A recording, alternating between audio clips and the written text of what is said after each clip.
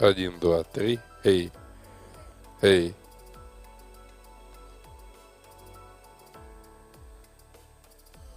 Один, два, три. Раз, раз. Один, два. Один, два, три. Раз, два, три.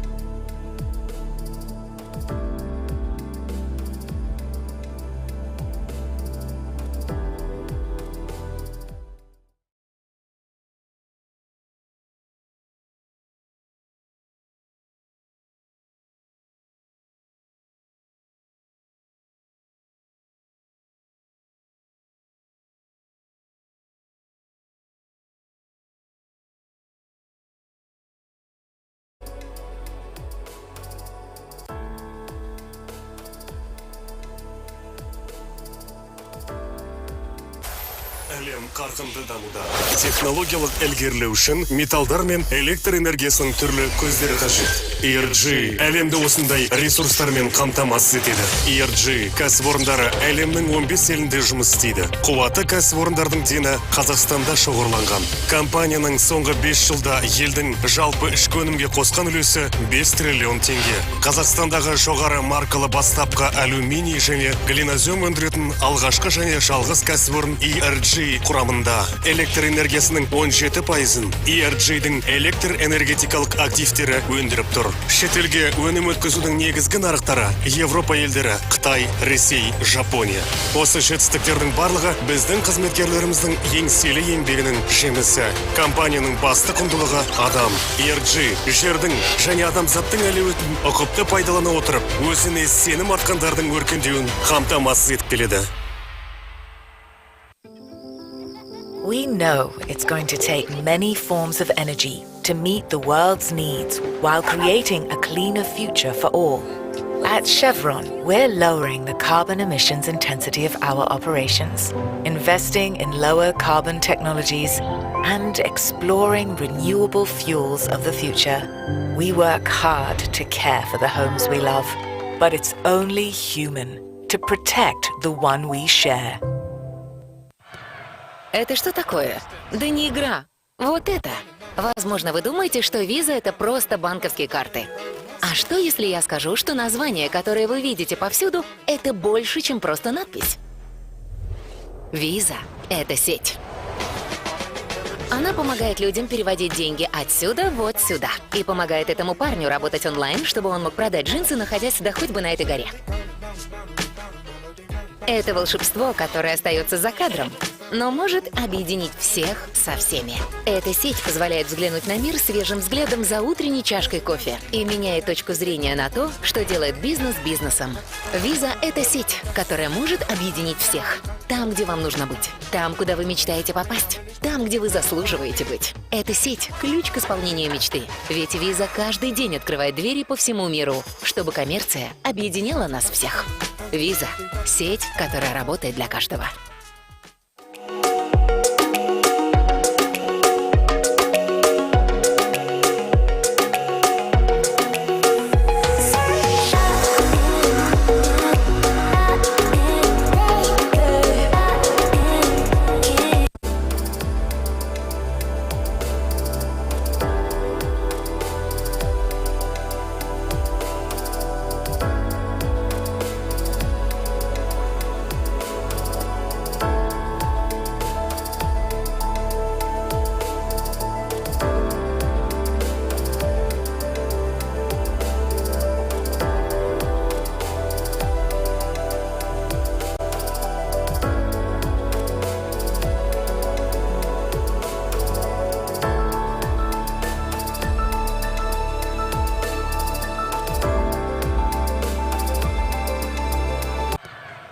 Бұл не екен? Ойын емес, мынау. Бәлкім сіз визаны жай ғана банк карталар деп ойлайтын боларсыз. Егер мен сіздің әр жерде көріп жүрген атауыңыз жай ғана атаудан әлде қайда зор нәрсе екенін айтсам, не дер едіңіз? Виза дегеніміз желі. Ол адамдарға ақшаны ана жерден мына жерге аударуға көмектеседі. Және де мына жігітке тіпті таудың басына шығып алса да онлайн жұмыс істеп джинсаны сатуға көмектеседі. Бұл кадр сыртында қалатын, бірақ бәрін бір-бірімен байланыстыра алатын ғажайып. Ол таңғы кофе ішкенде әлемге жаңа көзбен қарауға мүмкіндік беріп, бизнесті бизнес ететін нәрселерге көзқарасты өзгерте алады. Виза бәрін біріктіре алатын желі. Сізге қажет жерде, сіздің арманыңыздағы жерде, сізге лайық жерде. Бұл желі арманды іске асырудың кілті. Өйткені виза күн сайын бүкіл әлем бойынша есік ашады. Коммерция бәрімізді біріктірсін деген оймен.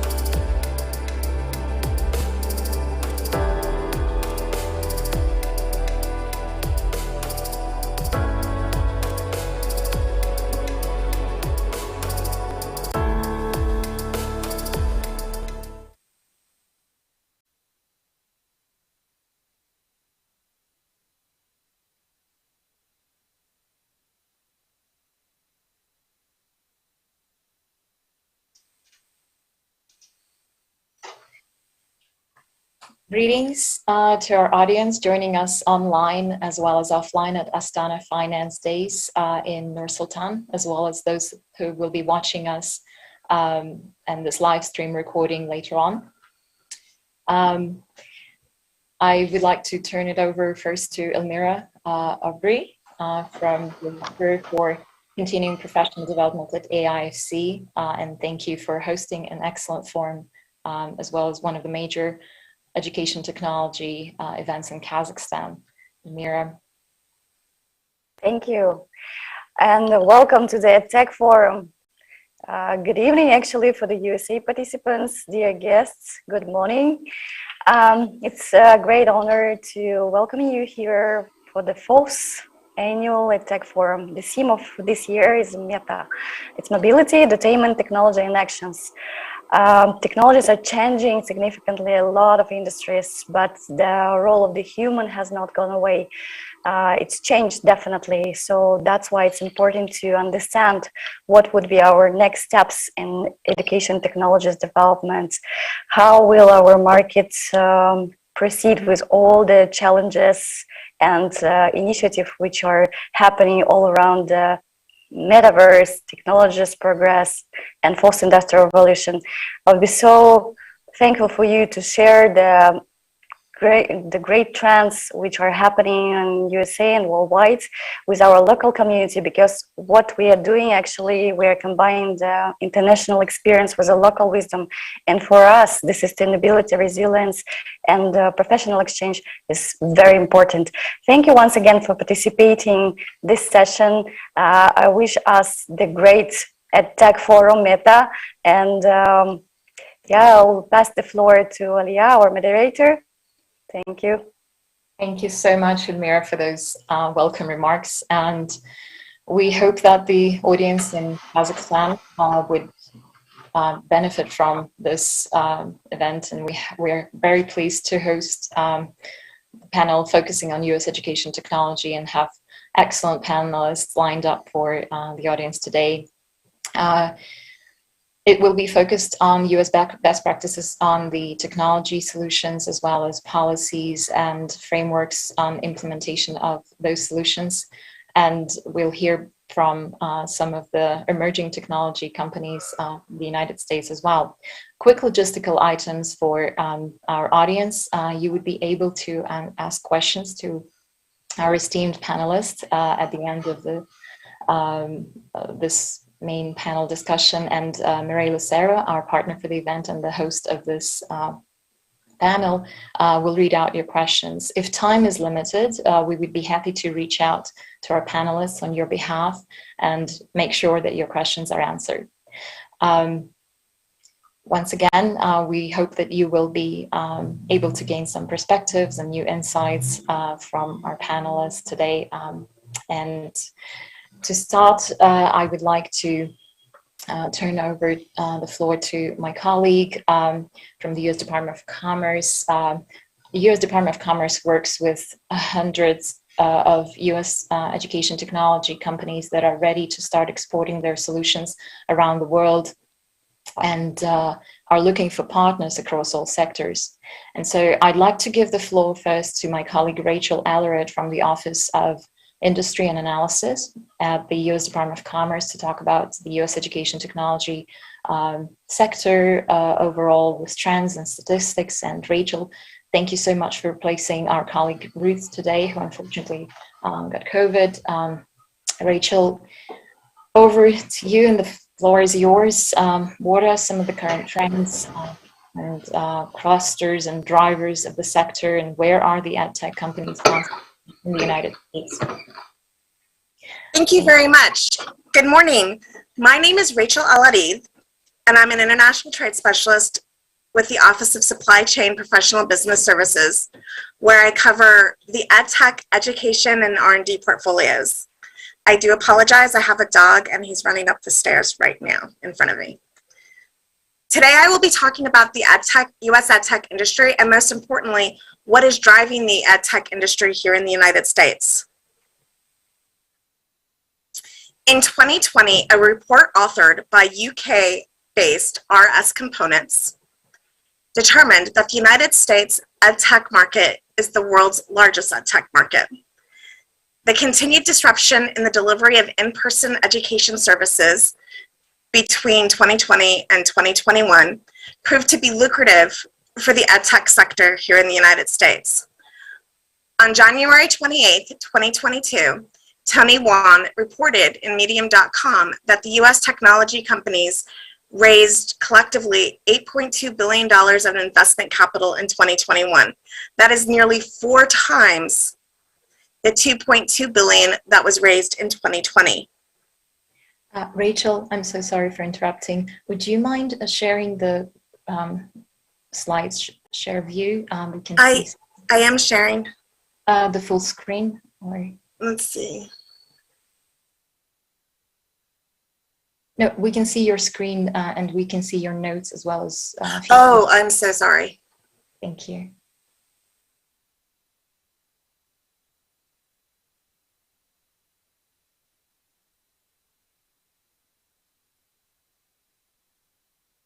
It's F5, or there's a button. F5?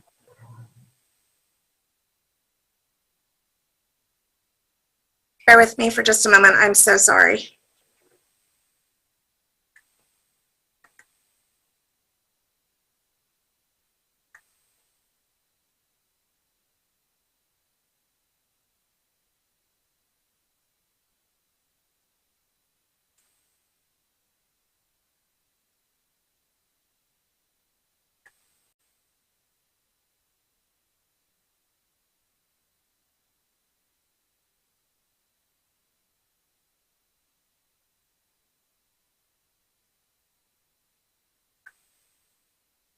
Okay. Bear with me. I do apologize for any inconvenience. The U.S. Department of Commerce, Bureau of Economic Analysis, the U.S. Department of Commerce, Bureau of Economic Analysis does not track trade in edtech. However, we do have a bit of a window into edtech services trade. In 2020, the Bureau of Economic Analysis started reporting on the exports of educational services, which is defined as online and digital correspondence classes. Over the past decade, U.S. exports of educational services have more than doubled. These trends have persisted despite the impacts of COVID-19. In 2019, the latest data available, the United States exported about $2.3 billion in educational services, a 16.4% increase from the previous year. During that same period, imports of educational services have also exhibited significant growth. In 2020, the U.S. imported $1.9 billion in educational services, a 16% increase from 2019. As I previously said, the U.S. edtech industry is massive. The University of Virginia's EdTech Evidence Exchange estimates that prior to the pandemic, the U.S. K-12 schools spent between $26 billion and $41 billion annually on educational technology. Given the impact the pandemic has had on the U.S. K-12 system, it is estimated that spending on educational technology during the 2021 academic year could possibly exceed $50 billion.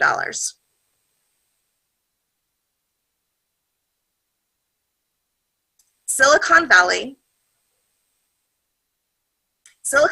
San Francisco, New York City, Washington, D.C., Northern Virginia, and Boston are the prominent edtech hubs here in the United States. However, there are other edtech hubs that are also revolutionizing education here in the United States.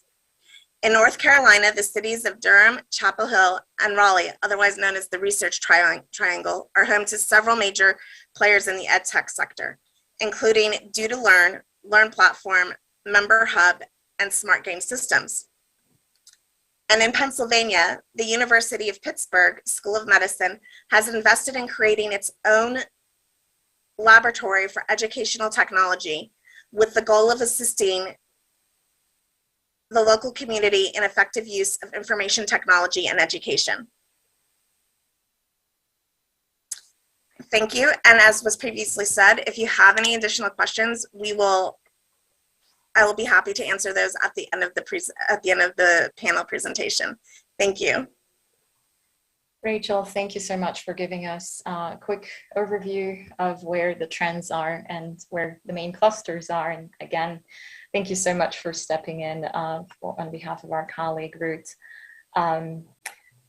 Secure and equitable infrastructure is very important for any technology, but it's especially significant and sensitive in education. I would like to invite Jody Lawrence from the U.S. Department of Education, the Office of Education Technology, to share her insights and policy best practices from the U.S. Department of Education. Jody, thank you so much for being with us here today. What are some exciting trends as well as concerns and challenges you see in your work? And what regulations does the Department of Education adhere to in order to ensure equitable and secure access to digital learning environments? Absolutely. Thank you so much. Before I begin, can everybody see the presentation? Yes. Give me a thumbs up. Thank you so much. All right. Well, thank you for that introduction.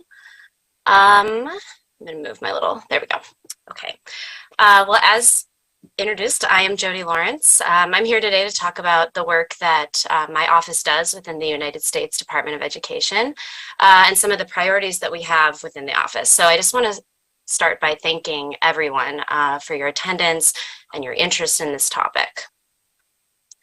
Very quickly, this is the OET team, so I'm just one representative for the team. We are led by our Deputy Director, Christina Ishmael.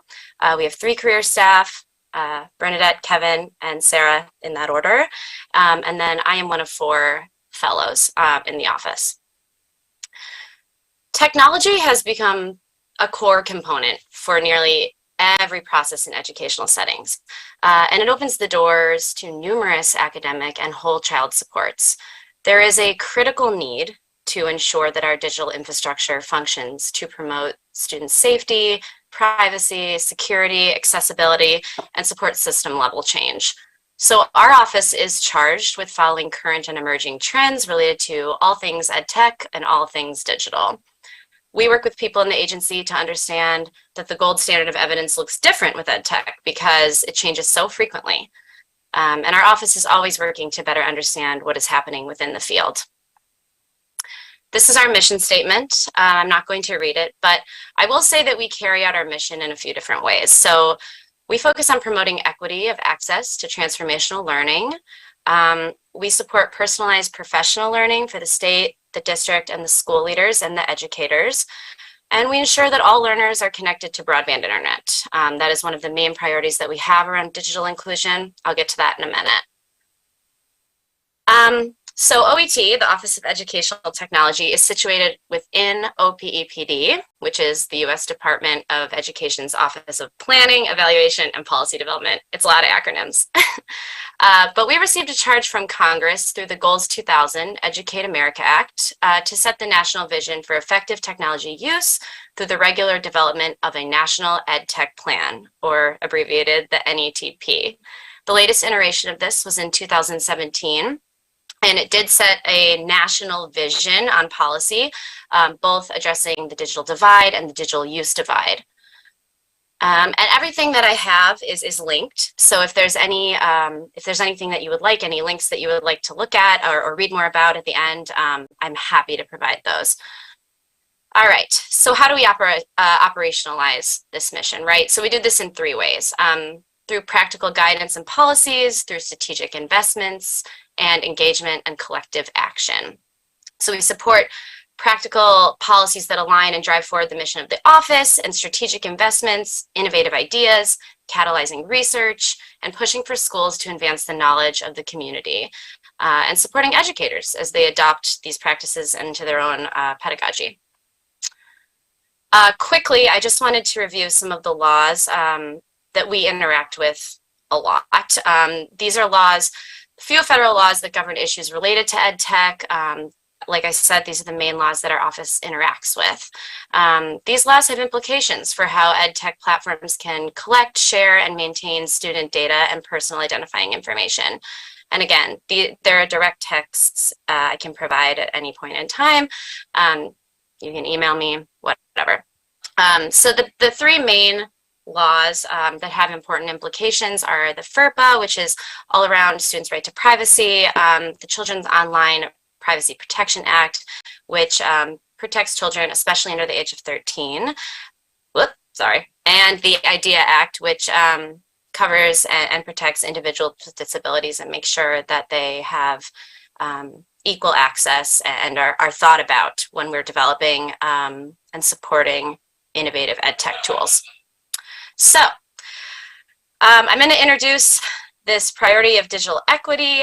This is sort of our umbrella term, right? So digital equity is defined, or it means the condition to which individuals and communities have the information technology capacity that is needed for full participation in society and the economy of the United States. So as we know, there's been a national refocus on the importance of technology, especially over the last 2 years. And we need to make sure that all students can take advantage of the recent and the upcoming investments in technology, especially those that have been marginalized due to the impact of the pandemic. So a gap that became very apparent during the pandemic was the access to internet from home. One estimate from earlier in 2021 found that approximately 15 to 16 million K-12 students were impacted by broadband access. So we have a couple briefs recommending strategies for states and districts to close that digital divide. We have the Home Access Playbook, which outlines comprehensive strategies like better data collection, collaboration with states, community partners, trainings, etc. And we have the Wireless Brief, which presents strategies for deploying off-campus wireless networks as a sustainable solution. Included in digital equity is the idea of digital inclusion. And that means activities that are necessary to ensuring that all individuals in the United States have access to affordable information and communication technologies, such as reliable fixed and wireless broadband internet-able devices that meet the needs of the user, and application content that is designed to enable and encourage self-sufficiency, participation, collaboration, etc., right? The bipartisan infrastructure law prioritizes and defines digital inclusion. And so within inclusion, we have 3 different priority branches or strategies. And just to preface, these are in draft. So everything that we're saying is in draft right now. These are not finalized priorities. The first is inclusion with connectivity and devices. The second being instructional models and content. And the third being digital literacy. I specifically work on digital literacy, so I can talk a lot about what digital literacy sort of means or the projects that we have going on in the office, but I'll sum it up for time. We know that we need to be emphasizing a digital literate and digital citizenship-esque society, right? It is incredibly important for people, especially as we are using technology so much today. We have seen how the lack of digital literacy skills can contribute to misinformation within our country. I work on the Digital Literacy Accelerator, which focuses on early promising innovations in ed tech that combat mis and disinformation and help the users develop their skill set in digital literacy. So that's just one of the projects that we have in the office that I am especially involved in. Another major priority in the office is around ecosystems. So I don't need to go into this too much. We focus a lot on digital infrastructure and what that looks like. The term interoperability, so how technologies are talking to each other, how that information is being processed, and how many different apps or technologies that someone has to learn to use in order to get their information kind of streamlined. We focus on educators and making sure they have professional learning opportunities, and families and communities are, of course, always one of the ecosystems that we prioritize. The last big emerging trend or priority is around emerging trends and technologies. So we aim to work towards supporting trends and technologies that support innovation and equity. As previously mentioned, OET has developed the NETP, the National EdTech Plan, and establishes the vision for how technology can be used to transform teaching and learning. We advocate for rapid cycle evaluation as a form of evidence-based practice in EdTech. This is sort of a new and emerging field, but technology is moving so quickly that rapid cycle evaluation is one of the more promising ways that we can gather evidence. And so we focus on that when we think about vision and responsible use and design, and catalyzing promising research. The last thing that I just want to mention, just because this is a wide audience, there are several things that our office does to engage with the community, and one of our priorities is around amplifying best practices, catalyzing research, innovation, right? The first thing that we do is we have an OET blog. We do a lot of different things with this blog. We have strategies to navigate different learning scenarios. We focus on teacher highlights and teacher capacity, and the role of EdTech coaches. We have blogs that highlight work that aligns with priorities externally, internally, to amplify and showcase what's working and maybe what's not, and the thoughts and the evidence behind that. So the blog is a great way to kind of stay up to date on projects and priorities that we are currently looking at. We also do Twitter chats where we engage the public. We ask a question. I'm not really a Twitter person, but we ask a question and the public can respond and engage with our other followers. We attend conferences, convenings, and events, just like this one, where we sort of talk about the work that we're doing and how people can get involved. And we collaborate at the state and the local level quite a bit. We engage with state tech leaders all the time. The last slide that I have is just around some resources for people getting involved in developing EdTech tools.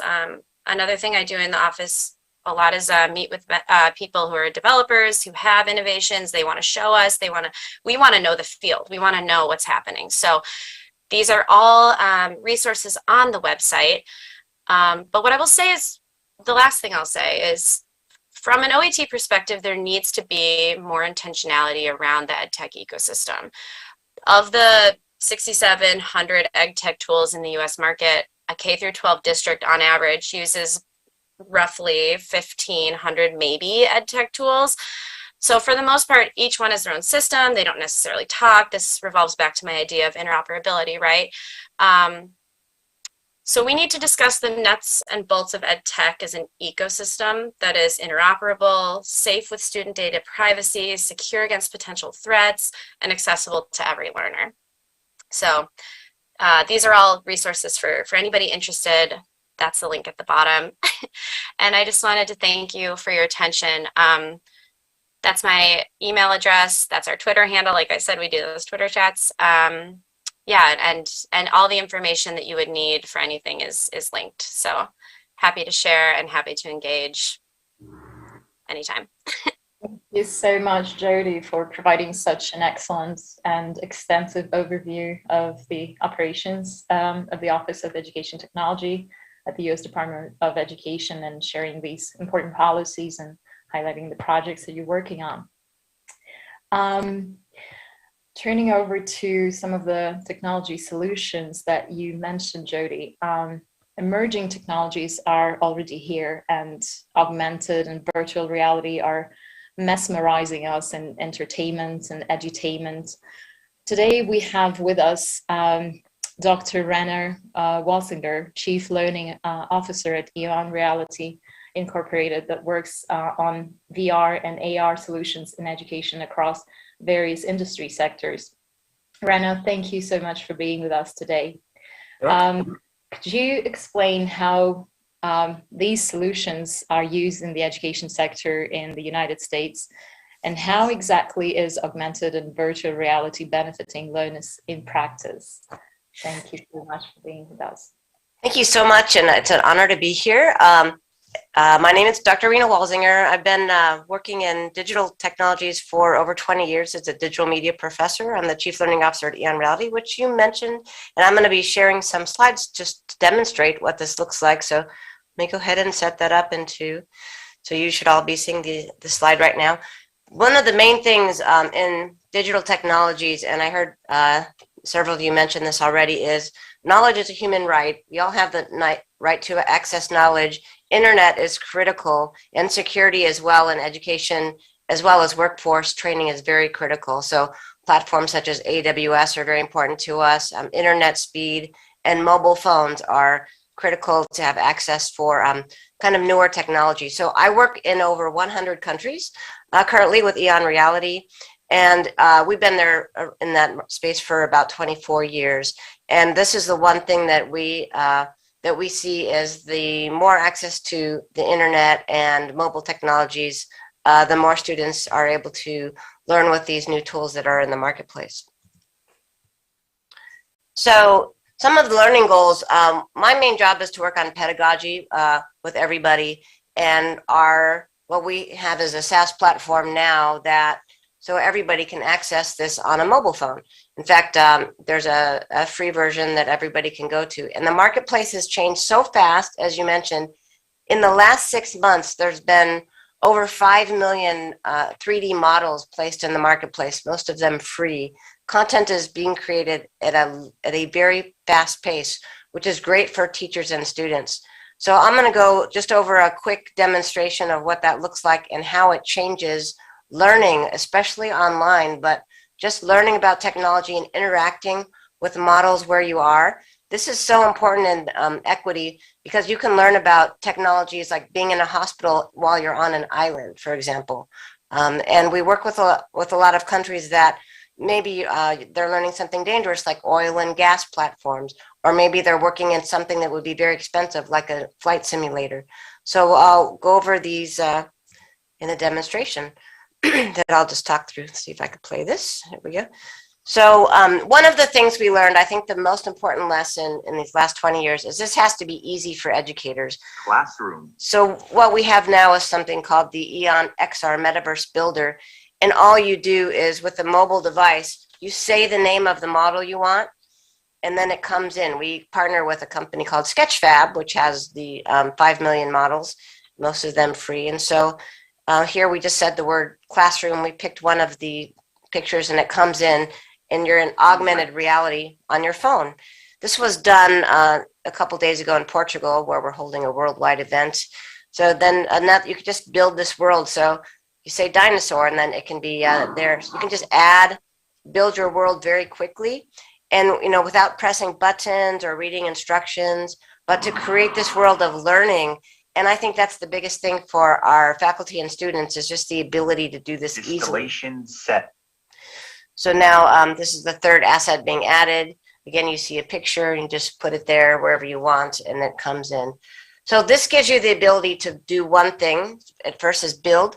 The second thing is adding knowledge. This is what we're here for. So you can see here there's choices of text, videos, images, PDFs, and audios. All of those types of things that you would normally teach. Like when I teach, I use a technology called Canvas, but an LMS system, learning management system. You would normally have lectures, videos, content, but we want to have it all in the same environment as the interactive content.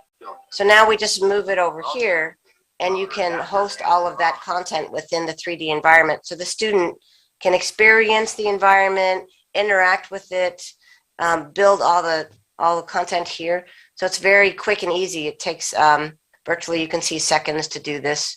So here's another, it's a lathe, animated lathe, and you can learn about it. You can label all the parts. You can understand, and you can you can learn all about it, put your own lectures in there as far as student reflection. Now, while you're seeing this, one of the big things that we've discovered also is diversity, equity, inclusion, and accessibility. So within this, everything is closed caption for hearing and visually impaired, or if you're physically impaired, you can move everything with your fingers. And this is what most of my publications are on, is DEI and education, especially in transfer institutions, which would be early college and university studies. So all of these things, you can say the name, and you can explain. Human skeleton. So this is just from the teacher, just explaining what this is. You can do a 3D recording. This total decreases to around 206. They're seeing brand new technology here. The This bone mass is of the skeleton is made up of about 14%. yeah. This technology of body is weight, motion capture and it is made up live. of several different It's types of super bones. exciting. We have short bone, we have long bone, we have flat bone, and irregular bone.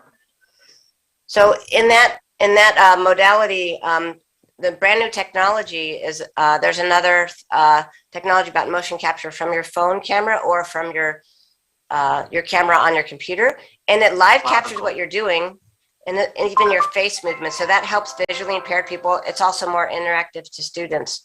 Okay, in this short procedure, please follow the following steps. You can also do assessments in the same space. So you take apart and put together models or repeat steps or orders of operation and then grade those things. Clavicle bone. Step 3, remove the rib cage.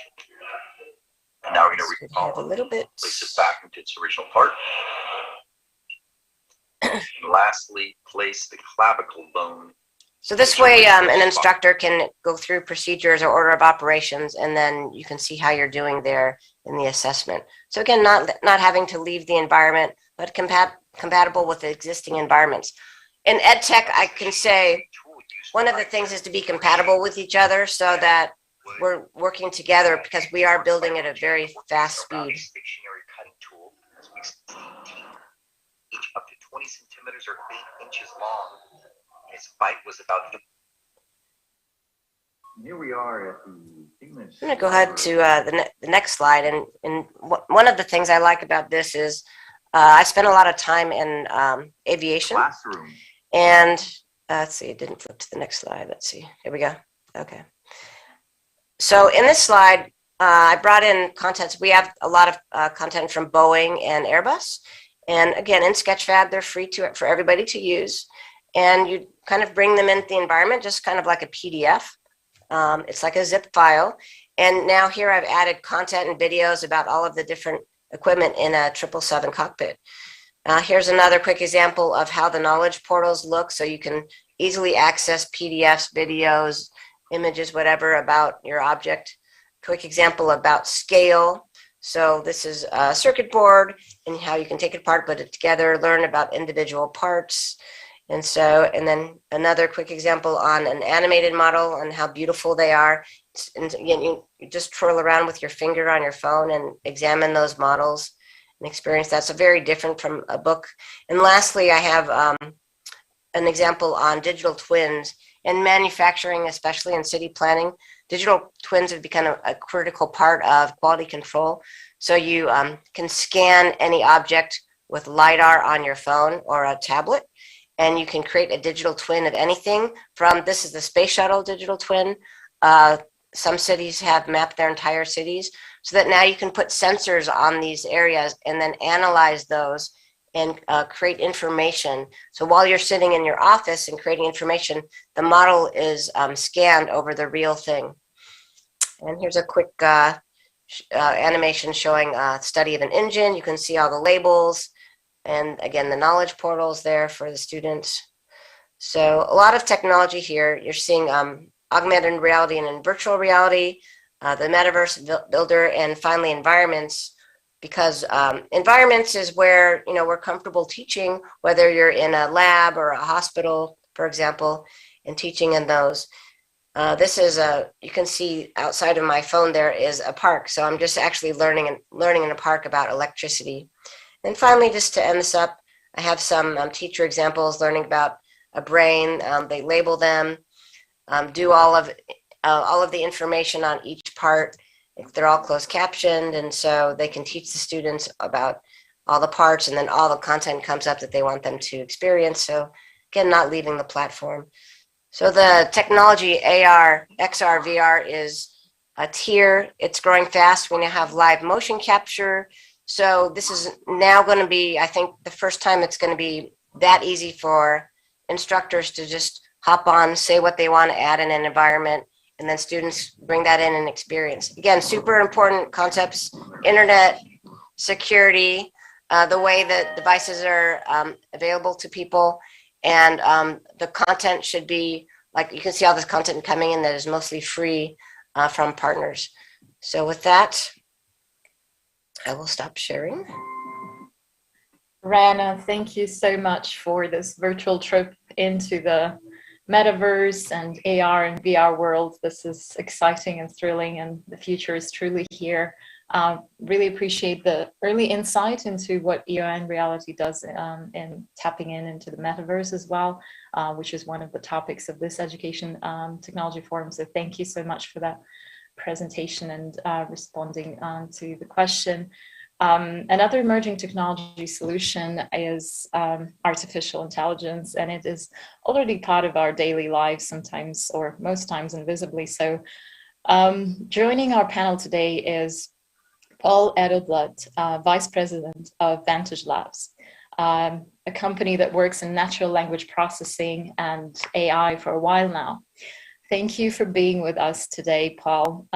Could you share with us how educators in the United States are taking advantage of AI solutions and on a daily basis, and how effective AI is in education? Paul, I think you're muted. Thank you. Thank you.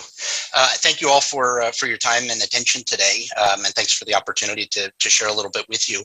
Just a little bit of background and to contextualize this. So Vantage Labs is a company that may surprise many of you in our depth and breadth of technology.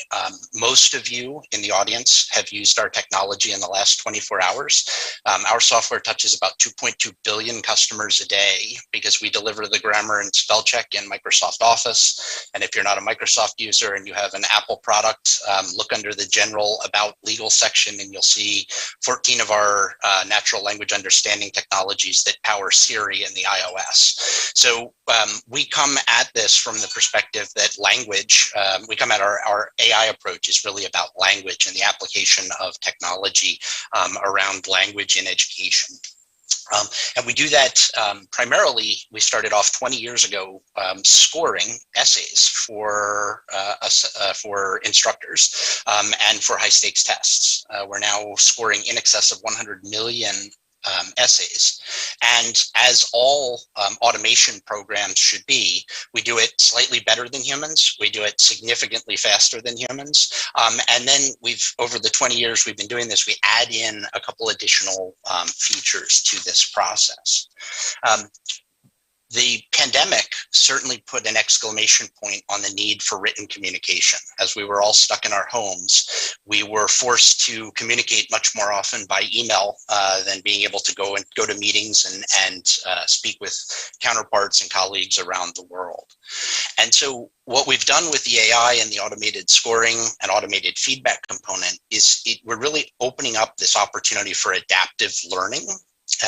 Because we're able to give immediate personalized feedback. And we do that by taking an input, the student's a sample of writing or perhaps a job candidate sample of writing. We can immediately score that, and the engine's able to provide not just a score, but multiple scores and then feedback to that individual that's customized to the very specific needs that they may have.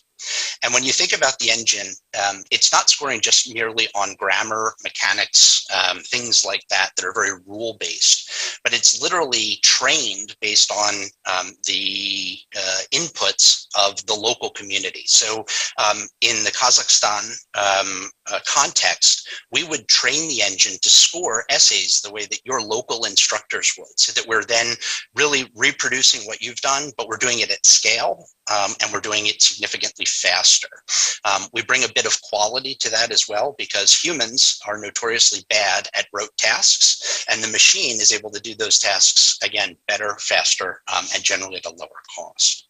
And so where we see this play out in terms of benefits to the students is that we've noticed after a study we did of 7,000 students across the United States coming from 40 different states, we saw a 16% jump in student scores when we were giving them automated feedback. And a 16% jump, for those of you who aren't sort of in the trenches of education, is a dramatic change in a student's performance. The outcomes were beyond our wildest expectations. And so what AI is doing, it's thinking like a human, and it's allowing your brain to get feedback in a way that best fits your the actual organic processes that are going on. So as you write, your brain lights up more pathways than any other task that we ask a human to do, because the brain has to have the prefrontal cortex for the organization. We have long-term memory in the back part of the brain. We have our language centers in a different part of the brain. And so when you're writing, you also have a physical component because your fingers are moving. You're either writing with a pen or you're typing on a keyboard. And the AI, because it's able to give that instantaneous feedback, gives it at a moment where all of those pathways are still lit up in the brain. And that instantaneous feedback at the moment while the pathways are built lends itself to storing that in your long-term memory. Whereas when we give the traditional model, a student writes a paper and we give that back to them a day later, 2 days later, 5 days later, all of those pathways have dissolved and they need to be rebuilt again. So this instantaneous feedback, and specific to that need of that student in that adaptive environment, allows them to internalize that feedback and carry it forward for long-term learning. So we're really applying a biological process on both ends of this system. As you think about AI in your context, I would give just a handful of recommendations as you move forward. The first is trust your students. The students love AI and they love this feedback. It's gamification for them, and they are not afraid of this. At the same time, invest heavily in your educators. The people are still critically important, because the best technology in the hands of an educator who does not actually understand how to use it or apply that technology won't be used, and it will be an investment that's lost. Localize. Localization is critically important. So as I mentioned, we work with 2.2 billion customers around the world. And it is, when I work, I was on a call earlier this evening with our project in Taiwan. We literally work with the local partners to ensure that that local context is being applied. So when you talk to a US education technology company, don't just take their version as the best thing for your context. Make sure that you get that localized for your needs, so that it fits best for you. And finally, keep moving forward. This old model of planning with a sort of a 20-year outlook in the education, or I'm sorry, in the technology world will never fly. You've got to constantly incrementally change and advance your programs as you go. Thank you so much, Paul. We appreciate your insights about the development of natural language processing and the use of artificial intelligence, as well as the background behind the technology. Thank you also for providing some advice and recommendations in the use of AI. It's all very exciting as well. Now that we covered best practices and policies and have featured some of the emerging solutions, we wanted to discuss some of the frameworks and tools for scaling and implementing education technology solutions. It's an honor to have with us today Professor Chris Deedy, a Timothy E. Wirth Professor in Learning Technologies at Harvard Graduate School of Education. Professor Deedy, Chris, thank you for joining us.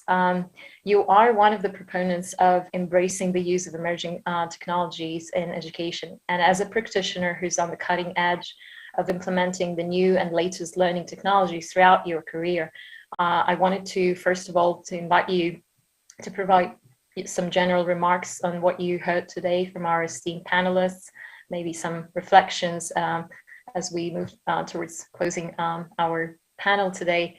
And perhaps to help you start, there are two pressing questions that I think would be helpful to hear from you for the audience here in Kazakhstan.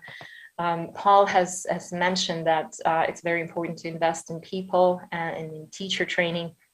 And one of the issues might be that I would see if the technology is there, the solutions that EON, Reality, and Vantage Labs presented today are in teachers' hands, they sometimes feel reluctant to actually use them. So what are some of the recommendations and ways you would have for teachers and educators on the ground or learning designers to implement those emerging technologies and embrace them like you did across your career? And the second question, there are many ideas and startups around the world innovating or attempting to innovate in EdTech. In fact, there is a gallery at this current EdTech forum with impressive and latest solutions from local startups in Kazakhstan, but not many of them reach the learners for a number of reasons. I know you work with and regularly feature some innovative EdTech solutions on your podcast, Silver Lining for Learning.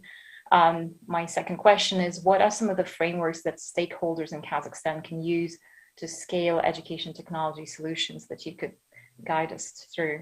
Thank you so much, Professor Didi. The floor is yours. The virtual floor is yours. Well, thank you so much for inviting me to share ideas. And I particularly want to thank Aliyah, who was a wonderful student in my classes at Harvard last year and who shared many insights about education in this region of the world. So where is all of this going? The vision of learning has always been guided learning by doing. We know that that's more powerful than teaching by telling. And we're finally getting to the point worldwide where we can move to performance simulators that allow people to wear the shoes of the person that they'd like to be and get coaching and feedback on how they're doing in terms of mastering that knowledge and skills. For example, all across the world, but certainly in the US, the pandemic has made teacher education difficult because pre-service teachers typically would have face-to-face student teaching as a way of validating what they've learned, but a lot of the schools were closed. So performance simulators, and my colleagues and I work in this area, allow teachers to interact with virtual children who are played by a simulation specialist. If you think about the Wizard of Oz, the wizard is big and on the screen. There's a little man behind the curtain that controls the wizard. Using AI, we now can control up to 7 digital puppets with a single trained simulation specialist, and teachers can interact with these simulated students. It's like a flight simulator for becoming a teacher. You make your mistakes with virtual people rather than with actual students. But that does pose a challenge as well, because teachers have been taught to teach by telling and have students learn by listening. And in fact, the modeling that they've gotten from all the teachers they've had has been largely teaching by telling and learning by listening. And so there's a tremendous amount of capacity building that we need to do to help teachers understand what it's like to have their students be in very rich virtual environments like the ecosystems that my colleagues and I build, where they wear the shoes of an ecosystem scientist, they wander around a virtual ecosystem, they find something that seems to be wrong, and they learn inquiry science and other kinds of skills in the course of trying to fix this. And combining AI and VR is a powerful way of providing that kind of rich experience, and then on the back end, collecting the kind of data that lets you provide rich feedback. And other speakers on the panel have talked about different pieces of this vision. But beyond developing the capacity on the part of teachers to be effective coaches and mentors, given these kinds of tools, there is also the issue of scale. And the 3 quick precepts that I would give about scale is, first, scale is not about adopting something, it's about adapting something. Something that works really well at Harvard doesn't necessarily work well in another college in the United States, and it's very unlikely to work well in a place like Kazakhstan. So we always have to accommodate to local goals, local cultures, local settings, and so on. And scale involves understanding how to take something that works elsewhere and adapt it to your situation. A second precept for scale is to make the beginnings of scale easy.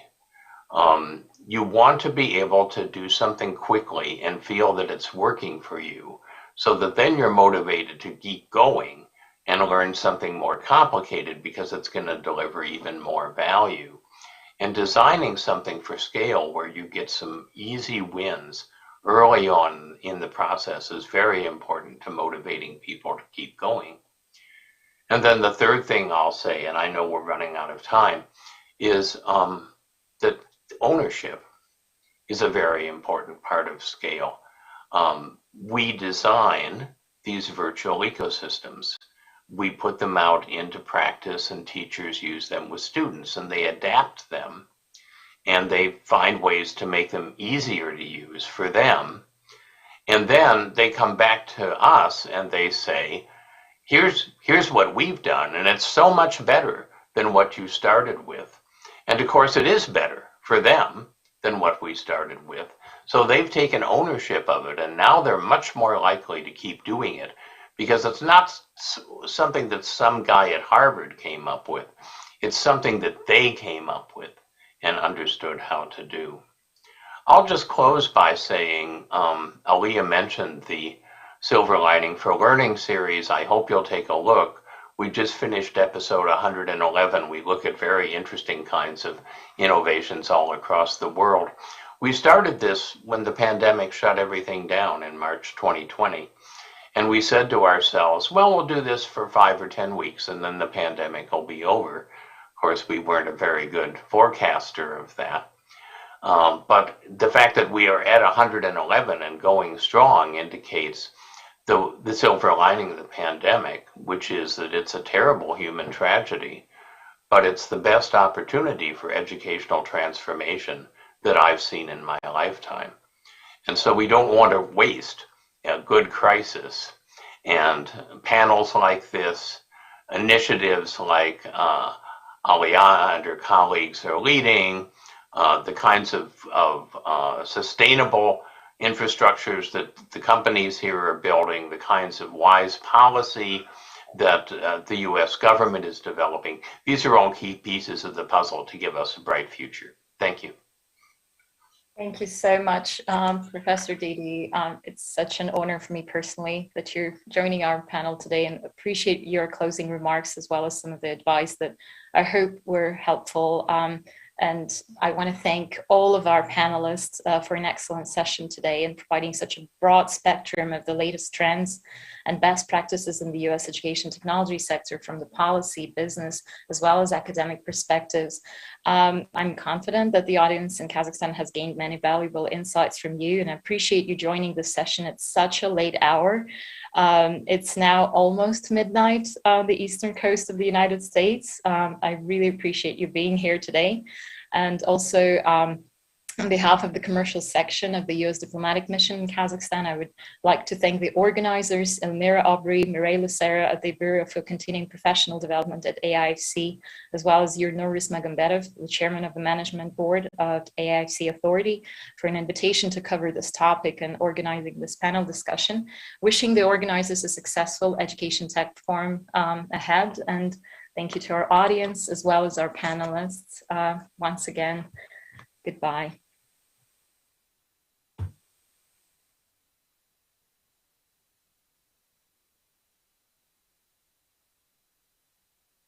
So, we're gonna have an astrophysicist in the family. Actually,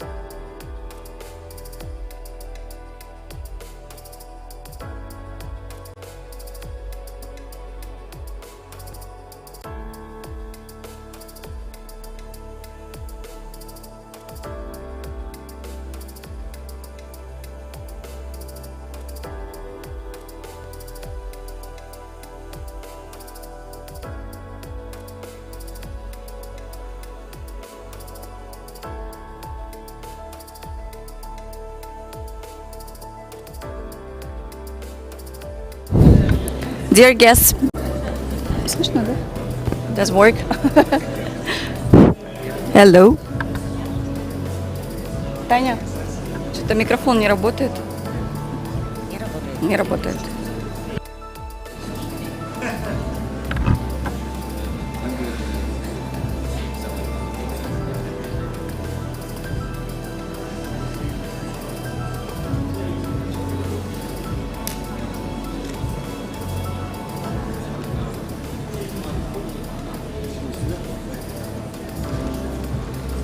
Dear guests, welcome to the Tech Forum, META, which is Mobility, Edutainment, Technology in Action. Before we'll start, in a few minutes, please switch off all your phones, because it's influencing on our microphones and technical equipment. Дорогие гости, добро пожаловать на Tech Forum META. Dear guests, welcome to META Forum. Mobility, Edutainment, Technology Action. A housekeeping announcement, please turn off your mobile phones because that can interfere with the equipment. Okay, we are ready to start. Welcome.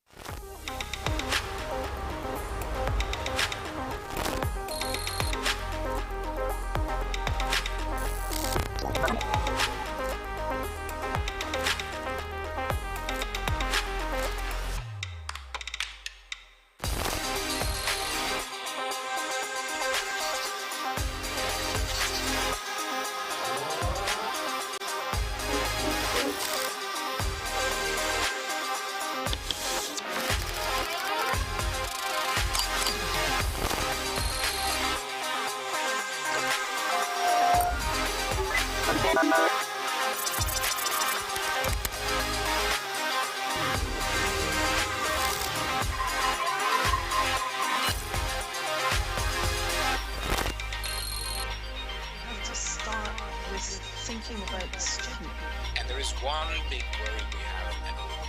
Changes of this pandemic have really changed everything about the future belongs to those who believe in the beauty of their dreams.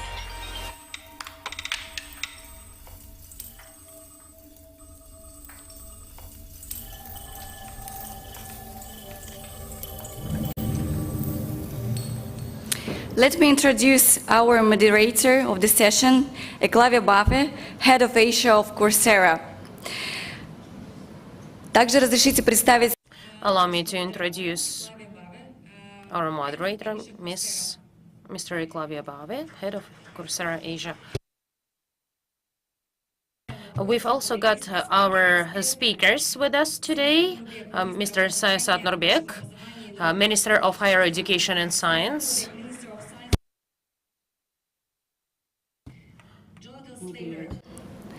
International Advisor on Public Administration, Jonathan Slater, международный адвайзер по управлению. Айнур Карбозова, Deputy of the Board of Нарикбаев Казгиу University. Айнур Карбозова, вице-президент Казгиу. Дархан Ахмедзаки, Rector of Astana IT University. Дархан Ахмедзаки, ректор Astana IT University. Передаю слово нашему модератору и хотел... I'll give the floor to the moderator, and also will be joined by the governor of AIFC. Later, he is delayed at the previous session. Join the governor of the Karat Kilimbetov. He will be just like later participate to us. Thank you and have a good session.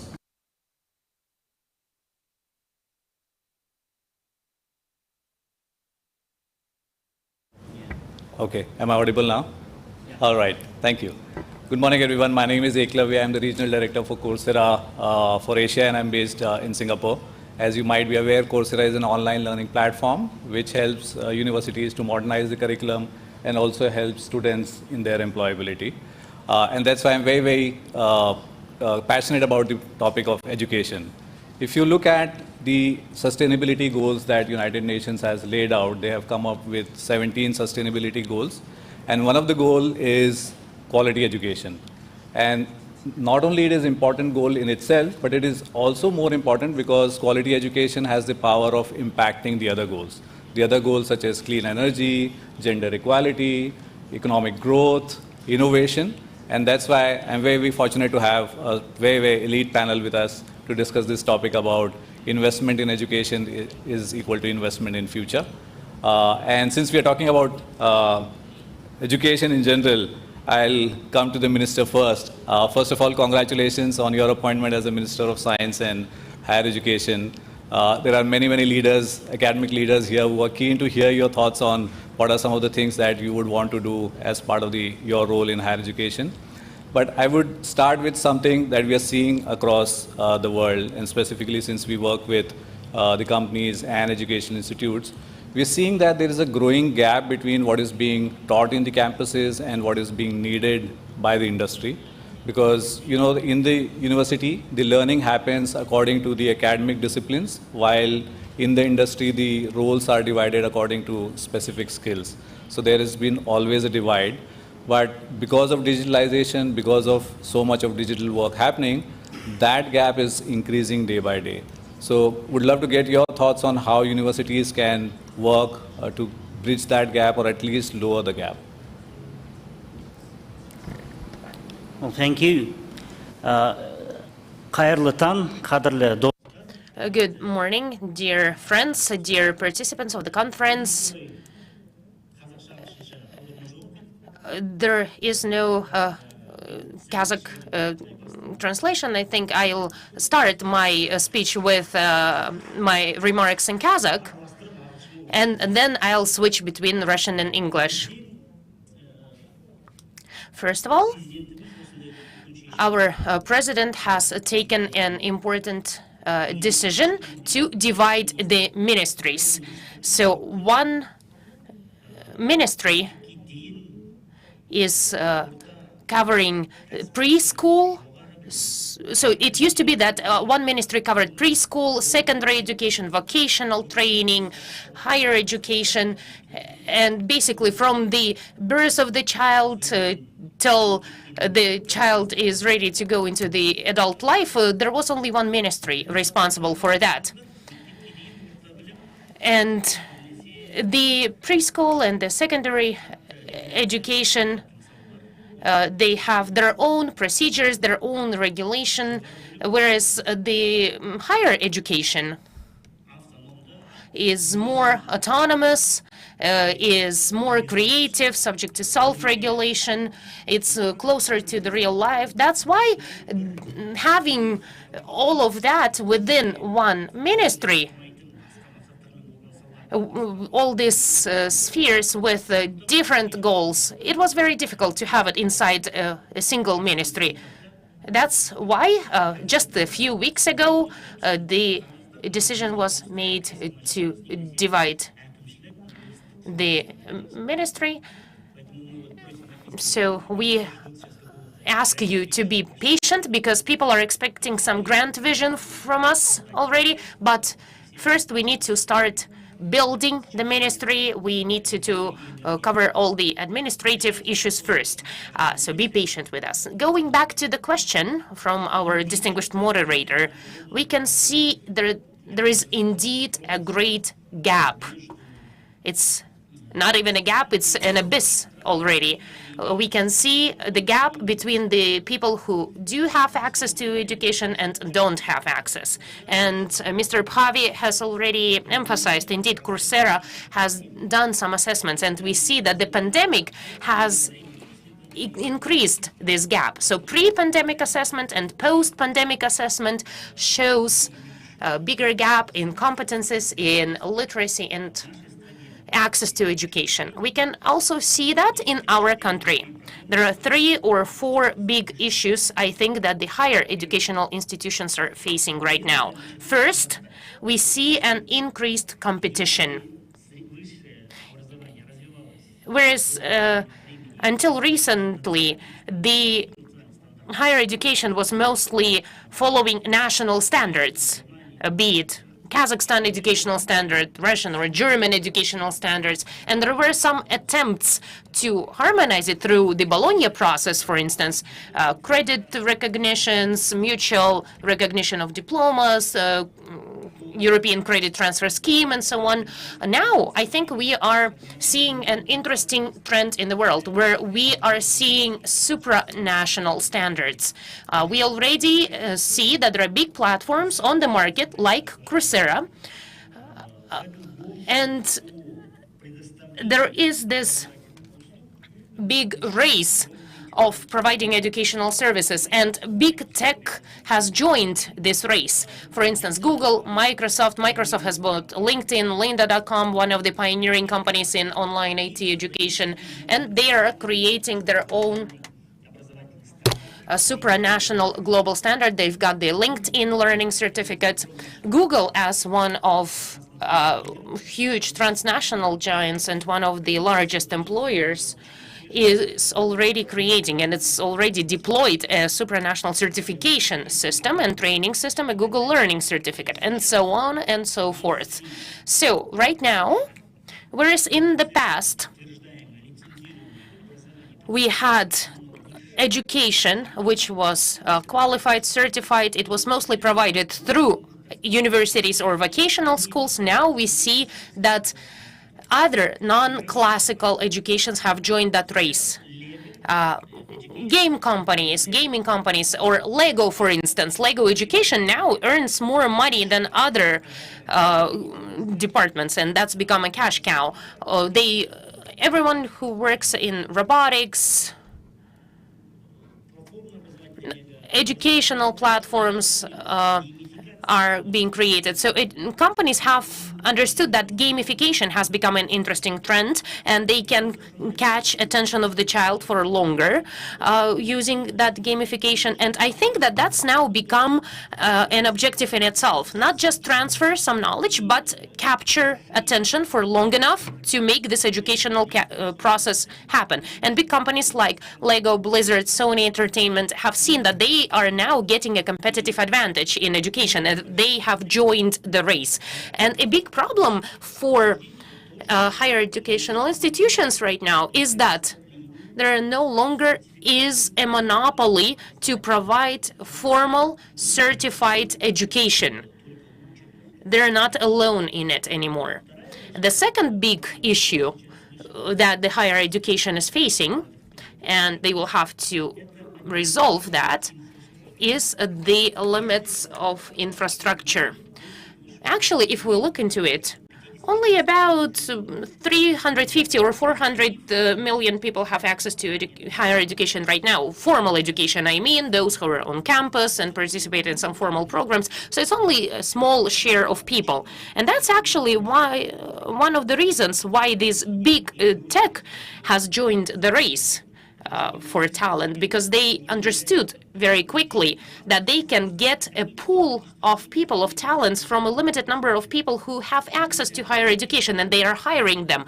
And now they're trying to provide informal opportunities, informal educational opportunities for billions of people, so that they can expand this talent pool to go beyond simply the graduates of higher educational institutions.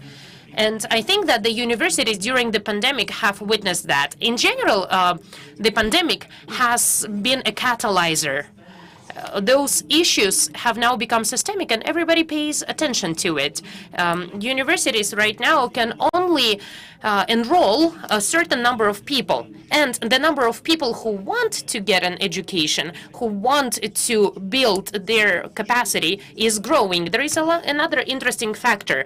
We see there is a growing life expectancy, and now they say that 60s are the new 40s, and we have a good case in Kokshetau University. They're called the Silver University. They've launched a pilot where they're offering classes for older people, because activity of people, because of expanding this lifespan, is being maintained for longer. They want to get educational services. They want to fulfill their dreams of the youth to get some degree and so on.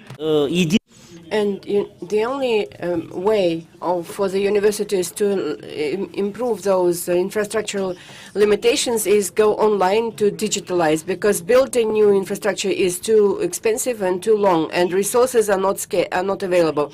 And the third limitation, the third issue that the universities will face is the fact that the labor market is changing rapidly, and the demands and the requests from the labor market change quickly and rapidly, as moderator has mentioned. And I will continue in English. And of the labor market, the landscape of the labor market is rapidly changing. And this change is so rapid, is so fundamental, right? That the education system, the formal education system, the national qualifications frameworks, the curricular development frameworks are not coping with the speed of that change. So we've been reviewing these mechanisms for the last 4 or 5 years.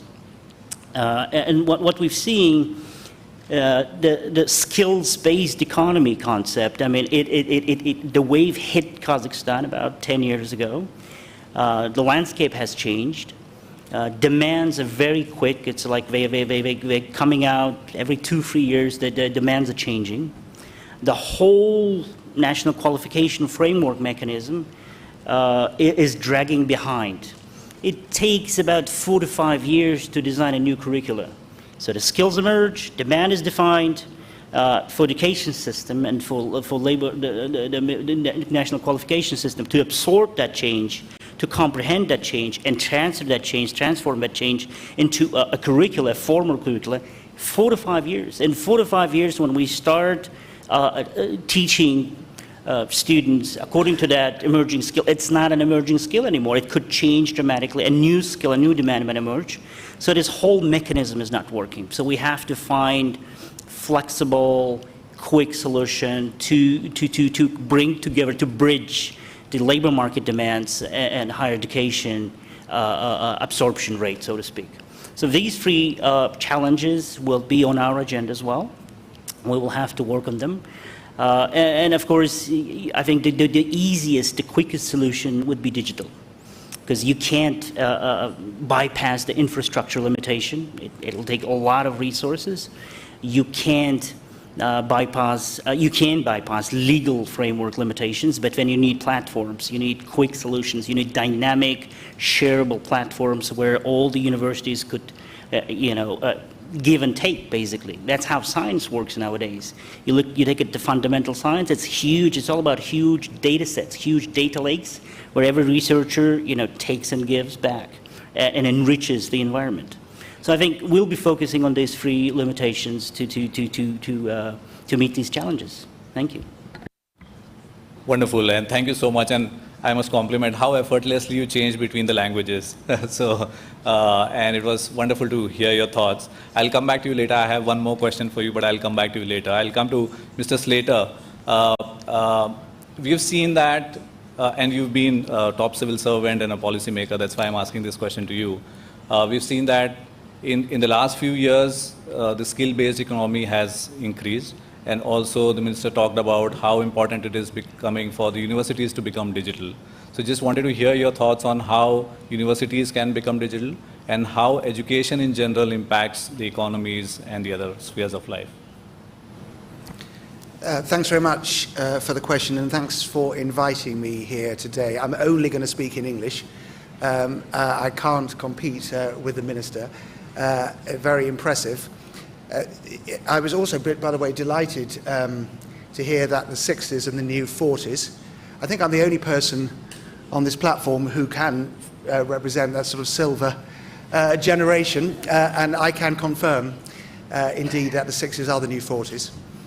I used to run the Ministry of Education in the United Kingdom, where I finished about 18 months or so ago, and since then I've been very honoured to have the chance to work with some of you on the challenges you're confronting in improving the education system and administration in this country.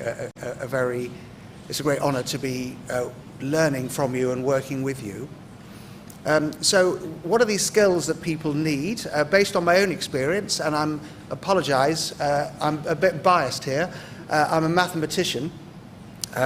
That's what I learned at school. And so I am going to start off by saying that all the evidence suggests that if you're good at numbers, you're going to go far.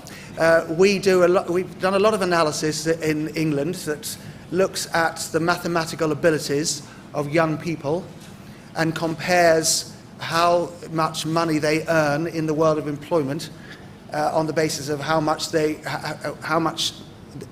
well they did in maths at school. And there's a very strong correlation. The better you do at maths, the more economic potential you have as an individual. And so a really fundamental part of the reform efforts in the United Kingdom in the last 20 years was improving the basic numeracy of the entire, of all young people. We designed a curriculum for numeracy for every single young person in the country. And although, of course, as the Minister says, what might be seen as an emerging skill today might be a rather old-fashioned one by the time you've left school, some fundamentals, the ability to count, the ability to understand data, the ability not to be scared by it, frightened by numbers, it does turn out to be pretty fundamental. You can't correlate earnings potential with anything other than mathematics and literacy. Numeracy and literacy are the key skills for young people to learn that will make a difference to their earnings later on in life. The other thing that we learned was the vital importance of teaching people how to learn. Building on your point, if the challenges facing the economy are changing all the time, in precisely the way you said, there's never going to be a moment when we know it all, where we know enough. We've got to be able to adapt to the circumstances we find ourselves in. So the ability to learn, to use the jargon, metacognition, that's a sort of fundamental skill that we need to help young people to develop. I completely agree with you also about the importance of a partnership between educational institutions and their employers.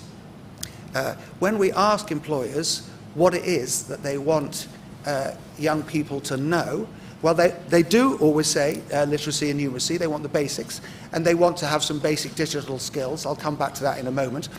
But more than that, they want what might be called softer skills. They want creativity. They want teamwork. They want communications. They want people who listen to each other. They want people who are kind to each other. That's what they want. Who can work together, precisely. And that those, what is the difference between a human being and a machine in the end? They want the human characteristics. They want emotional intelligence more than they want anything else. And the actual skills, the actual work-based skills, are typically better taught by the employer themselves than by an education institution. Why would that be a surprise? The employer themselves knows what skills they need from their people today. So a partnership between the education institution that can do the basics and can help people learn the ability to learn and can then meet the particular training skills, training offer that the employer wants. It's that combination of the two. We do, in the United Kingdom, offer sort of free literacy, numeracy training for any adults who've not picked it up sufficiently at school. And in light of the fact that, as the Minister has said, of course, we're in a digital world now, there's free digital skills training offered for all adults as well. But of course, if you look at youngsters in school, the typical young person is more digitally aware than their teacher and their parent, which rather sort of invites you to think about, well, what is the best way for people to learn? My 14-year-old daughter is perfectly digitally capable, not because of anything that I've taught her or because she's been taught by her teacher, but because she's on this, several hours a day. despite my best efforts. So yes, you need a combination of literacy, numeracy, and digital skills. But just to sort of finish off, the crucial question is, what have humans got that this hasn't got? And despite Google's efforts, we'll never have. I can be optimistic, right? And that is the ability to empathize.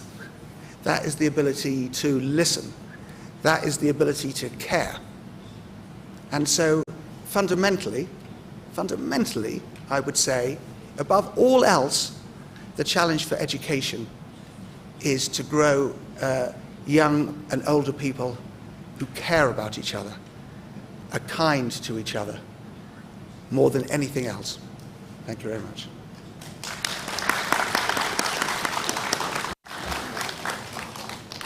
Thank you, Mr. Slater. And I took away 2 or 3 things from you, and this is kind of resonated with me. One was the correlation between the skill and the earning potential. And it got just reminded me of another report, another study that we did. And we saw, it is little away from the topic, but I just thought of sharing with you. We saw that the companies which had higher skills, the companies where the employees had higher skills, they performed much better on stock exchanges than the companies with lower digital skills. And that was true during the pandemic, because very easy to understand, right? During the pandemic, every company that was more digitally enabled was not only able to survive, but also do much better. So that's one. Second, you talked about human skills and soft skills as well. And this again we saw in Coursera when we looked at the top 10 courses that the people were taking and the skills that they were building in 2019. And then we compared it again in 2020. And there was a stark difference. In 2019, 8 out of top 10 courses were digital courses, IT-related courses, technical courses.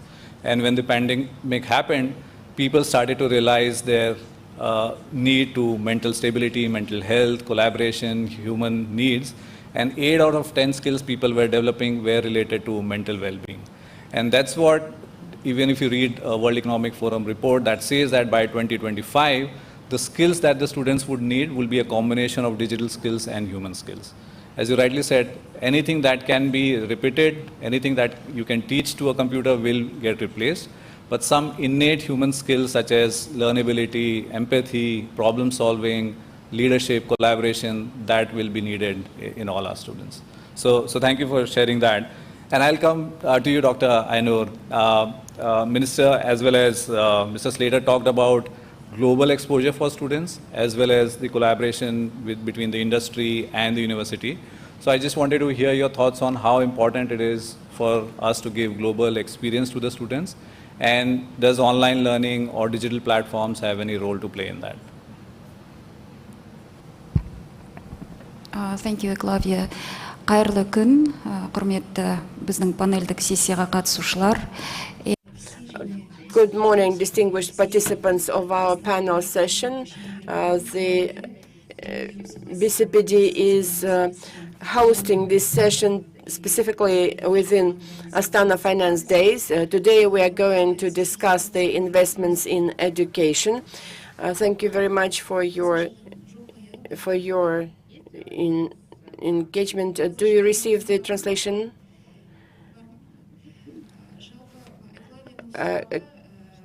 As for your question, Clavia, the students nowadays in the universities should gain experience at the global level. To what extent this is important, how important it is to gain the global skills and the experience that Kazakh Humanitarian University. As you may be aware, Narikbayev's Kazakh Humanitarian and Legal University is a private university that has its role in the education system of Kazakhstan. And one of the strengths of the university is jurisprudence, law, teaching, psychology, applied psychology.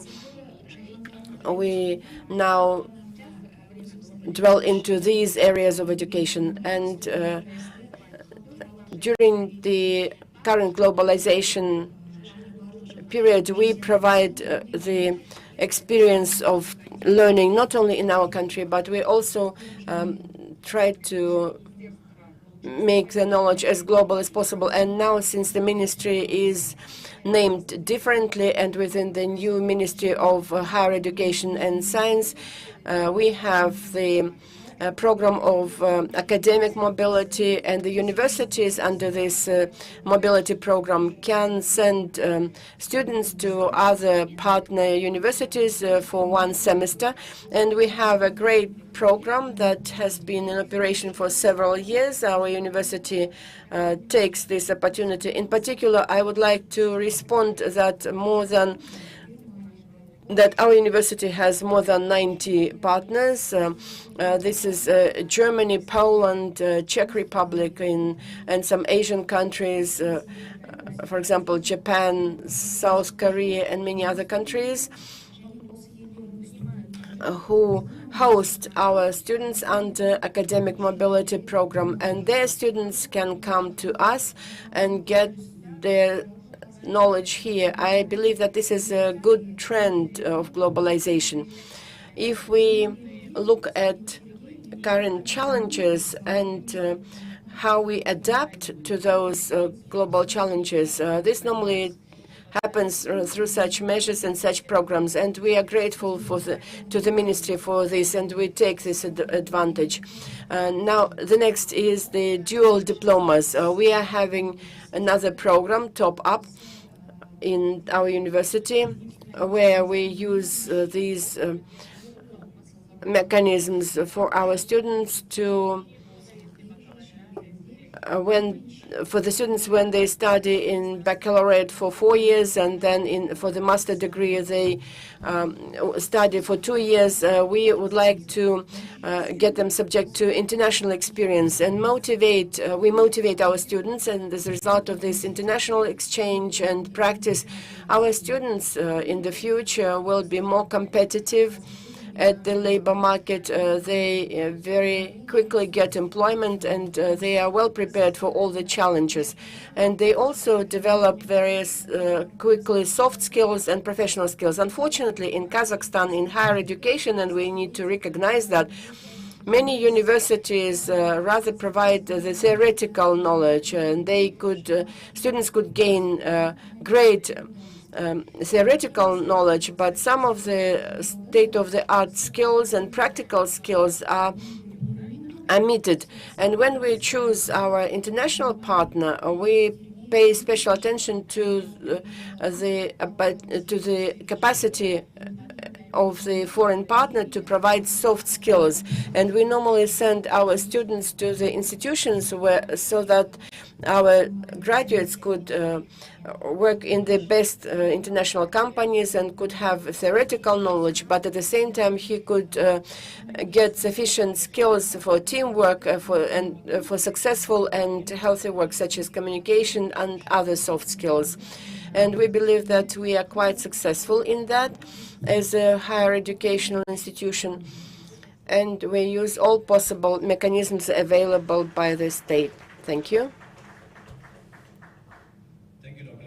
Probably you missed the second part. The second part I had was around online learning or online education. Do you think online education or online learning opportunities for students, can they play a part in this? I'm not yet doctor, but thank you very much. I wish for that. Yeah. Okay.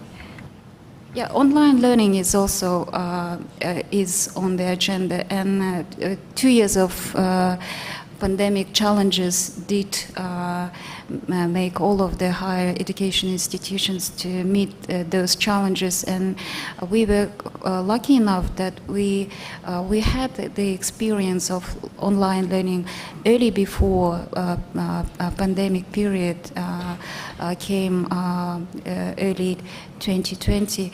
So online learning is essential part of curriculum in Kazgu university, and we have all the e-learning tools available. And you've been to KazGU these days, and you've personally, Yeklavia, witnessed all the programs we make available for our students, so they have a choice which of the program to follow and which of the online education tool to choose. So the sky is the limit, so we're trying to do our best to make all online education tools available as well in our university. Thank you so much. I'll come to Dr. Darkhan next. Minister alluded to the point that digital skills are becoming more and more important, but which is a good news for your university because you are a digital and IT university. But the other part that he also mentioned is by the time you learn a digital skills and by the time the student is ready to get into the job world, that skill may not be very, very relevant. It might be replaced by some other skill. So how do you prepare your students for this kind of changing environment while there's a lot of potential for your students, but also a need to continuously learn? So how do you prepare your students, or how can a university in general can prepare their students? Thank you for your question. Енді әрине мына алдағы келе жатқан жалпы талаптардың барлығы университеттерге бір Well, of course, when we speak about all those requirements, they are all applied to all the universities, and in future, we are going to enroll 200,000 students, and in our university, we do take into account that we have to ensure lifelong learning. After the 5th or 6th grade of school, we believe that we have to start forming the digital skills as early as possible through Java programming and robotics, and so that after the colleges, we can provide the beginning engineering knowledge and then applied skills at the stage of a baccalaureate, and when they go for master studies, these knowledge are being expanded. What we need is skills in mathematics, in logics, and our university, you probably heard that according to the national testing, we have our internal exam, and we enroll based on the knowledge of English, computer sciences, and logical thinking. Also, when we select the students, we have our in-house testing. So the students that get enrolled in 1 year can switch their majors. So if they enrolled into a certain program in 1 year, if they want to switch to a different major, an adjacent one, they will have this option. We had 600 people who enrolled for year 1, and only 523 have graduated because our requirements have become stricter, and they need to learn English, they need to do well in physics and math. Some students come to us thinking that they have a good knowledge of physics and math, but then they understand that knowing languages is important as well. So if we look at our projects or team assignments or other activities, we see that a very important factor is creativity. Without creativity, this science will become boring. And some people, when they come to us, they have a slightly different impression of what it's all about. And our president said that we need to train 100,000 IT specialists, and we are part of that objective. We want to ensure that we have 1,500 graduates per year in our programs, the undergraduate, graduate programs, and we also have a digital institute for continuous professional development. That's where the practitioners can come to get some additional knowledge, retrain, and we do have some other courses offered that are more like certification programs, and we've got over 4,000 attendees there. And basically, the requirements for the university are such that we need to provide a variety of training programs, not only formal degree programs, but also other professional development opportunities for practitioners. Consists of the instrumental part, which cover only knowledge closing with the programming language and maybe simple technology or mobile application design. And second parts cover only fundamental, which included subjects closing with the mathematical logic, artificial intelligence, and so on, and which consist basic knowledge with understanding and design the logical and abstractual understanding of the whole world and maybe future jobs. And the last part consists of the knowledge closing the industrial competence. In that place, we try to attract people from industrial company, and they are deliver the knowledge with closing with real competence and real industrial technology as a stack technology. And for our cases, we try to prepare new generation people which consist, which have the competence not only theoretical but also practical knowledge. And we now in Kazakhstan is new generation people who close working in digital transformation must have not only core knowledge with ICT, but closing with soft skills, and we also prepare specialists in IT management, digital transformation, and IT journalism. It's multidisciplinary knowledge, and we expect that's fully satisfying the requirements of our labor markets. Thank you. Thank you so much. All of you so effortlessly switch between the languages, giving me complex. One quick reaction from Professor Anur as well as Dr. Darkhan. Both of you mentioned about the importance of having real life skills more than the academic skills, and we are also seeing increasingly when we talk to the companies, they are looking for candidates who not only pass with good grades, but also come with some professional certificates or other certificates to show their competency. Is there any thought process on how your universities are going about that?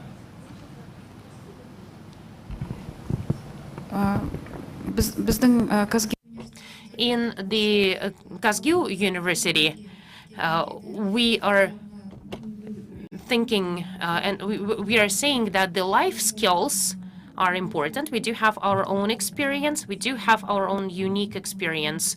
The graduates during their last year of education will also get some training on how to be competitive in the labor market and the best employment opportunities.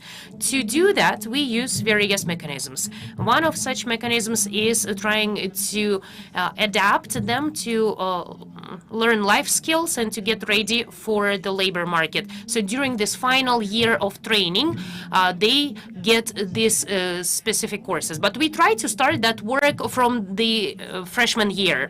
During the second year, well, in Kazgu, I should say that we have four graduates. We have four schools: law school, humanitarian schools, and some others. And in each of those schools, we have created business councils, and during their second year of training, the potential employers can come and select some of the students, and each semester the students and the schools will meet, and we do have some internship programs. Through participation in those internship programs and through the academic mobility programs or dual degrees and top-up programs, so there are various opportunities on how to work with international universities. We also have guest lecturers, guest professors, foreign experts, foreign scholars, so that's all part of our activities.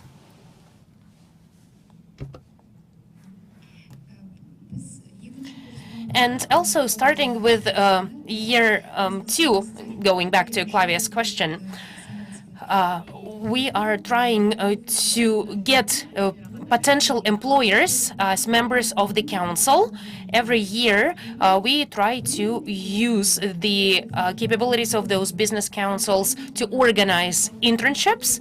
We can send our second-year students for internships, and through that mechanism, they can actually see the way they can apply their academic knowledge in practical world. They learn teamwork, and Clavia mentioned life skills, and that's the way for them to adapt to real life. And as a result, we have, since we have 4 schools in the university, the graduates of these 4 schools, I should say that up to 60% of them get some job offers immediately. They are invited by the companies very fast. And in the first year, 92% of the graduates get employed. And I should also note that it's not simply any type of employment. I'm talking about employment in the sectors related to their degrees. So 92% of our graduates can get a job in the sphere of their experience, their profession, and we think that it's all done thanks to our efforts and thanks to adapting, trying to adjust our students to labor market requirements starting from early stages of education, not just during the last year. And we try to use various mechanisms, domestic placements, international programs, and so on. And Dr. Kilomitov, thank you for joining. We thought we might miss you. And as you understand, today's topic is investments in education. And who better than you to talk about investment, right? You've been the governor of Central Bank and governor of AIFC now. I wanted to understand from you a macro view how the investments in education helps in economies in general and helps in the gig economy right now and overall in the nation building. Thank you very much. Very vast question. So let me, in a few minutes, maybe, to try to respond to, and why AFC is actually, as a financial center, trying to contribute to investment to education area. But first of all, I think for good sign for all of us on today's session, we do have a Minister Nurbek, who is, we are proud, former fellow of AFC, and he knows all the initiative, especially in the area of the human capital. So, which is, I think now we would like to also to push further using these great opportunities, and I know the great ambitious plans of the Ministry on Higher Education and Science, so I do believe that we can be helpful for the policies of the Ministry.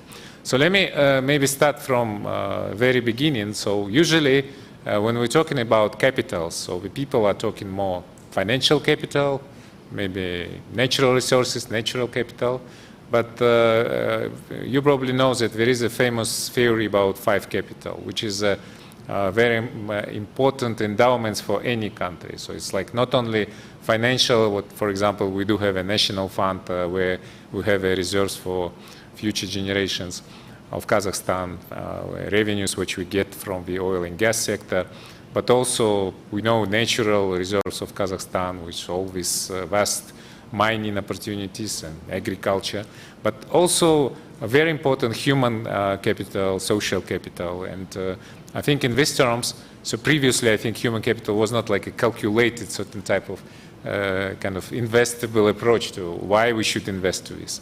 And I think we all realize that, especially when we have this leapfrogging now, so many developed countries are moving to so-called fourth industrial revolution. So it's like a technological breakthrough. But some country can break through, some country would be left behind if they will not really pay attention to this from one side. From the other side, we know that this generation of millennials, so that's completely different request to the government services, to the state itself, and to education area, to education process, let's say, and we should count on this. And I think that what we see, like recent decade, is a huge paradigm change in education area. It's not like anymore like routine and very conservative sphere. It's a tech equipment and tools are coming, so we all very much proud that, by the way, the AFC in 2017 first time partnered with Coursera. And I'm sure that everyone pay attention to Coursera or to edX, which is also like also another angle that not everybody has opportunities to study in the prestigious top 100 universities or has no money for this. But I think that this democratization through edtech system is very much important. So edtech, I think, is not less important than any other techs like fintech or techfin, let's say. That's why we invested heavily.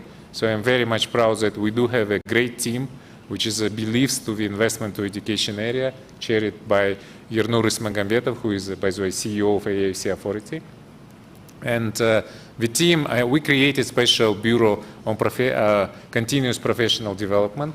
It's a special vehicle which is helping us to prepare the reserve pool of the candidates. So as we created the financial ecosystem, some people should work on there. And we are very much focused on the local, let's say, experts, who young local experts who can work. And I think we're proud that we went through 8,000 people went through our certification programs. I mean, even not our program, it's a global certification program in financial area, like Certified Financial Analytics, for example. So we have 15,000 people whom we know we can propose to many financial institutions that they can double check with those people, they can work with them. And I think that this is a very good proposal, that we do have very well-educated people who has a great certification, and at the same time, so we have more and less comparative salary vis-a-vis Western Europe and many other regions. So back to the particular AFC, so we invest to Bureau invests to many type of platform, which is well known. So we are sitting actually in the premises, which is Alfarabius platform, University of the Future. But one of the platform is very much close to my heart. So you probably know the Kazakhstan is focused to digitalization of the economy. So digital Kazakhstan is one of the priority for President Tokayev. And according to the national projects, we do have plans that we should endorse newcomers among the IT engineers, so we should bring 100,000 new IT engineers in Kazakhstan. So 100,000, I don't think that this is yet affordable for the higher education system. That's why I think that we need certain type of game changer decisions, or we need a asymmetric approach how to prepare it. And we know that many systems like École 42, or let's say School 42, probably you know, and so we know one of the founders, so we are good friends and partners. Together with them, we created the new school, which you know very well, Quant, so which is already start to prepare IT engineers. And we started 2020, and you remember 2020, 2021 was a COVID time, and we brought innovations, which I think was not just the model of the School 42, which is famous in the world, but also make it online. I strongly believe that this online or distant learning is a good opportunity. If you can provide certain type of standards or certain type of bring interest to the young people to learn through online, I think this would be the game changer. So these are something which we would like to pay attention, something which we would like to work with the government, with the Ministry of Higher Education under their leadership.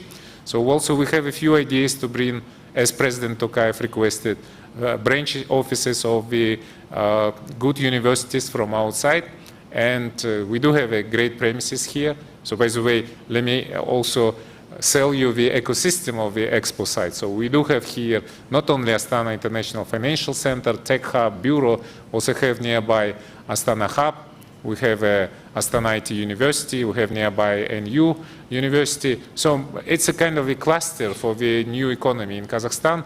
And I do believe that we will partner in with let's say, best technologies in the world. We can achieve a great result very soon. Thank you very much.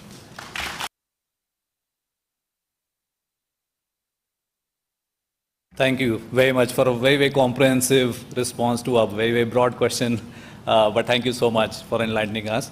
I want to come to Mr. Nurbek for the last question. You have recently assumed office. I don't want to put you on spot, but there are academic leaders here in the audience. They would love to know what are the kind of changes they can expect, what are the policy reforms that they can expect after you assume the role.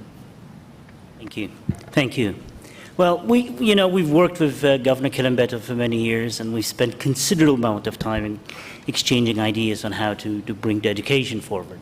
So there's a Russian saying that the stupid, the fools share the same thoughts. But I like the English version better. The great minds think alike, right? So let me quickly focus on 8 areas I believe we should introduce, formulate as a policy of newly created ministry. Number 1 is closing the gap between industry and academia. And I've been working on this issue the last 5 years. We've created a national project called the Atlas of New Skills and Jobs. And it's time to close that gap once and for all. We'll be revamping our national qualification system. We'll be revamping the whole mechanism of transforming the labor market demands and skill-based economy into fast, quick, adaptable, and flexible curriculum. So that'll be my priority number 1. Number 2 priority would be providing equal access to quality education. So we will strive, thrive, and fight for quality in higher education. I mean, if you take quantitative criteria, we're doing pretty good. I mean, you look at all the international rankings, equal access to education, infrastructure-wise, campus-wise, access-wise, we're doing quite good. But you take the qualitative criteria, that's where we're dragging behind. And it is time to fight for quality. We provide good access, but we don't provide good access to the quality education. So we'll be revamping our accreditation and certification policies. We'll be pushing and forcing universities to fight for quality education. A lot of ideas in mind, but we'll be giving public presentation of new policies. The third priority is digitalization, EdTech and digital technologies. The pandemic was the great lesson, but nobody learned that lesson, in fact. The most of the universities said, oh, a bad dream, thank you. And they went on. So we would be working closely with big international partners, and actually we had early morning meeting with Coursera, and we were working with a lot of international companies to bring all the higher education institutions to certain quality level of introducing digital technologies. The first decision I made actually is to introduce CDOs, Chief Digital Officers, to every single Kazakh university. So we had a big meeting with so we'll be building an infrastructure and digital team top down to bring digital and EdTech to higher education. The fourth priority will be pushing further academic autonomy. We started good several years ago. Autonomy, thanks to a lack of institutional mechanisms, went as planned. So there are 3 key things we need to reconsider and we need to refurbish. One is endowment funds, second the Board of Trustees, and trust management. And we will be leaning on your support, Governor, using the AFC legal framework for trust management and endowment issues. The 5th priority is self-regulation of universities. I do believe we need to decentralize the system. We have to give more flexibility and safe regulatory frameworks to universities so they could adapt quicker to changing landscape of labor force. They can meet those big challenges. They should have self-regulatory mechanisms plus autonomy plus our supportive frameworks to coordinate and focus on their local, regional, and sectoral problems. International academic mobility and bringing international perspectives. The only way to push our universities is to bring competition, is to bring big game changers to the local market. It's already started. At Governor and several of my panelists have already mentioned that. The president made several orders to open up branches of foreign universities. We'll be opening University of Arizona branch in North Kazakhstan State University. There are a couple of more universities entering our market. We have De Montfort University open in Almaty. So we'll be creating what we call a free academic zone. We'll be opening up our higher education market. And many countries did that. Malaysia is a good example. China is kind of opening up. So but seeping in some international cooperation. So our higher education institution have to be ready for big time competition. In 3-5 years' time, the whole higher education landscape will be different, dramatically different. And last but not least is bringing the student-centric approach. What happened in higher education, we've done a lot of reforms: infrastructure, financing, faculty, legal framework. In all that wave of reforms, we forgot our major client, our major focus, the student himself. So we'll be focusing on bringing back the focus to the student and student-centric approach. So we already started revamping our policies to work out with student self-regulatory bodies, student governments, students' alliances, and so on and so forth. So these 7 priorities, and it would be the mid-term and short-term priorities of our ministry. We do have clear vision. We're 2 weeks old, but I've been working last 15 years in kind of shaping that vision, and with God's help and with your help, we'll need all the help we can to make education great again in Kazakhstan. Thank you so much.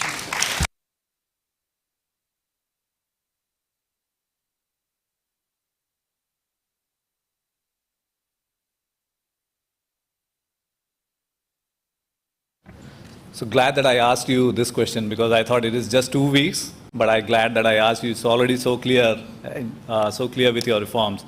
And we just, yeah, I'm just wrapping up. Yeah. So we are over time, so just wrapping up. And at Coursera, we believe that the opportunities are not equal, but the talent is equally distributed. So talent is everywhere, but the opportunities are not.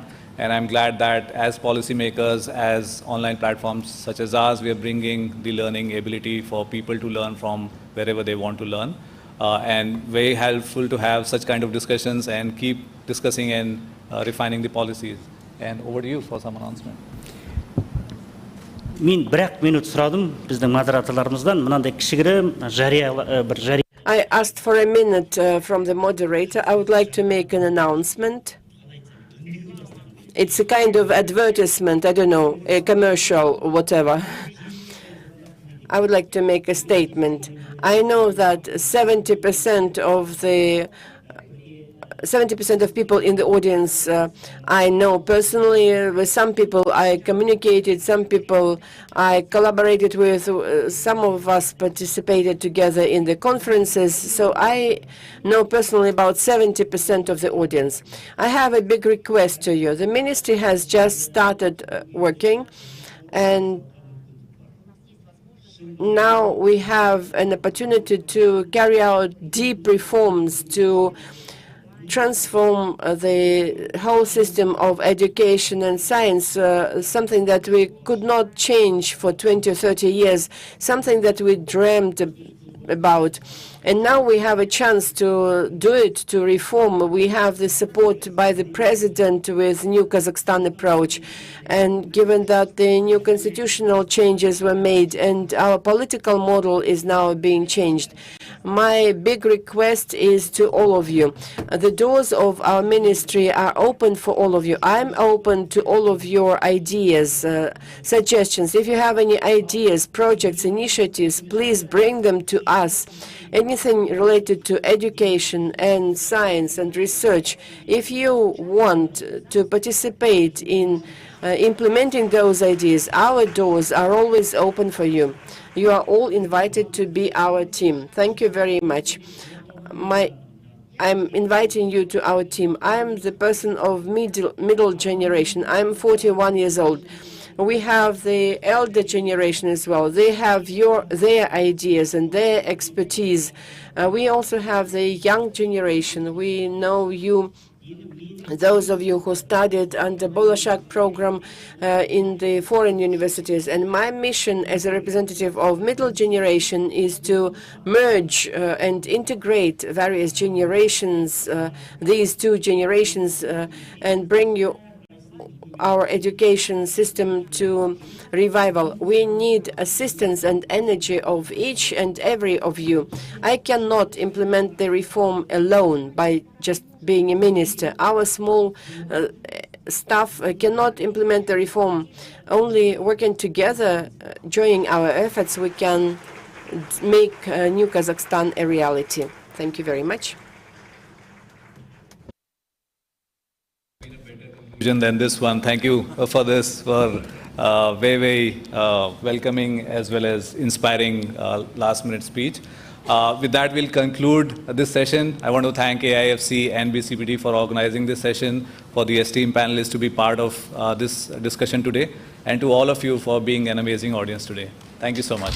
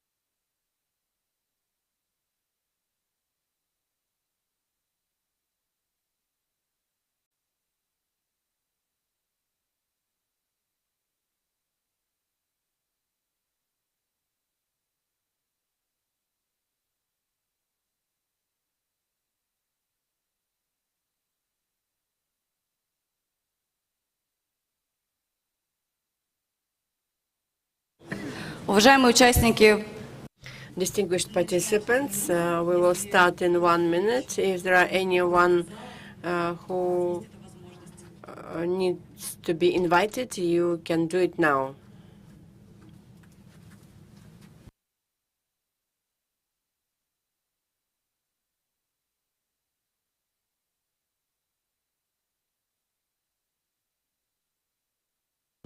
Write this paper. Will you help me? Let's take a closer look. What part of the solar system are we talking about? Saturn. If you were taking astrophysics, you could study in the metaverse. Did you know the rings are made up of billions of icy particles? Really? Look at this.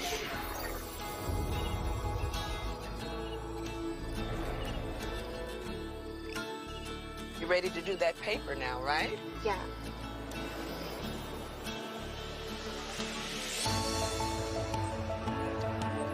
In the metaverse, you'll be able to teleport not just to any place, but any time as well. Ancient Rome.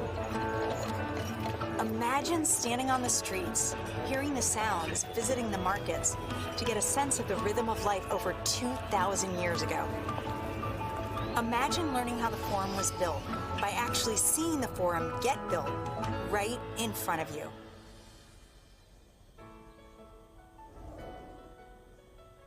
Hi, everyone. I'm Marnie Levine.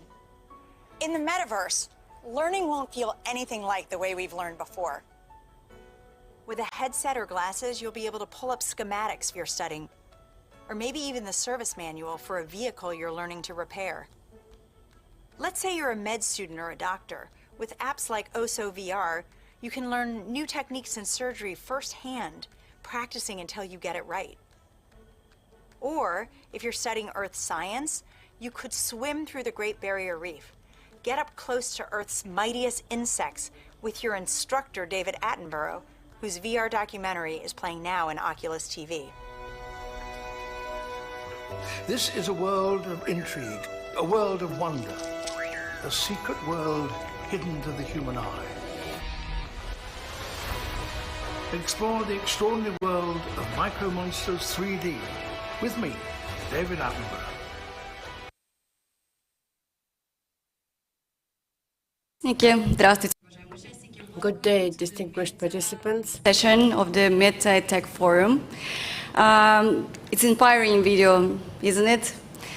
Как правильно отметили спикеры, As the speakers have correctly mentioned, Martin Levine is the director for the business development of Meta company.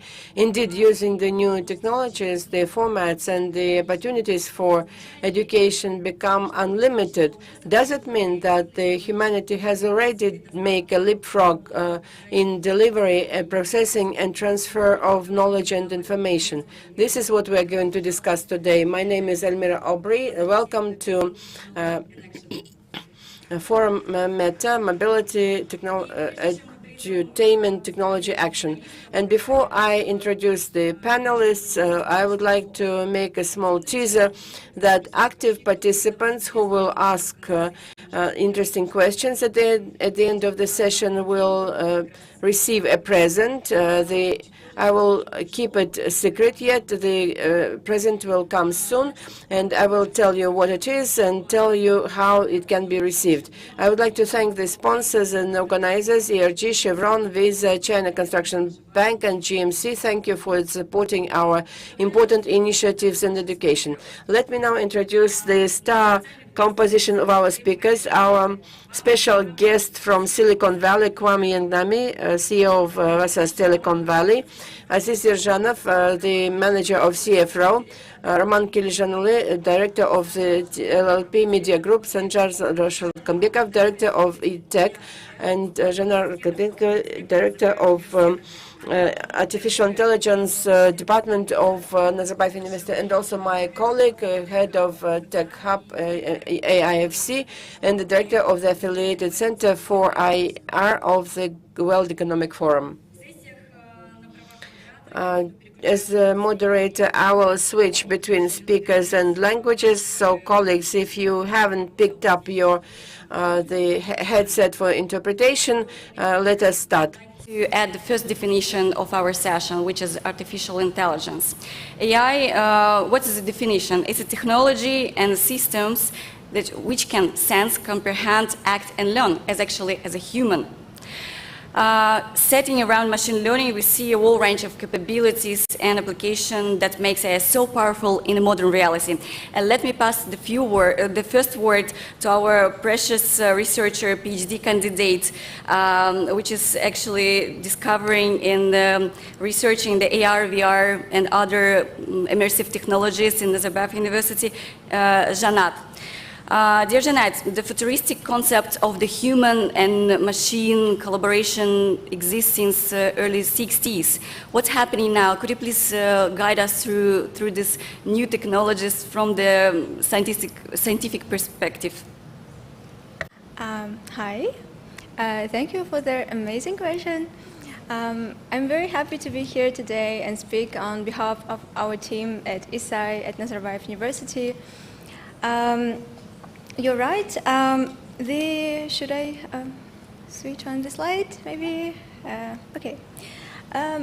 The concept of human-machine symbiosis were introduced by the researchers at MIT and Stanford long ago in 1960s, where they actually envisioned that at some point of time, technology would follow us as our assistants, and also the collaboration, the interaction between the computers and the human will move on to the level of collaborative work.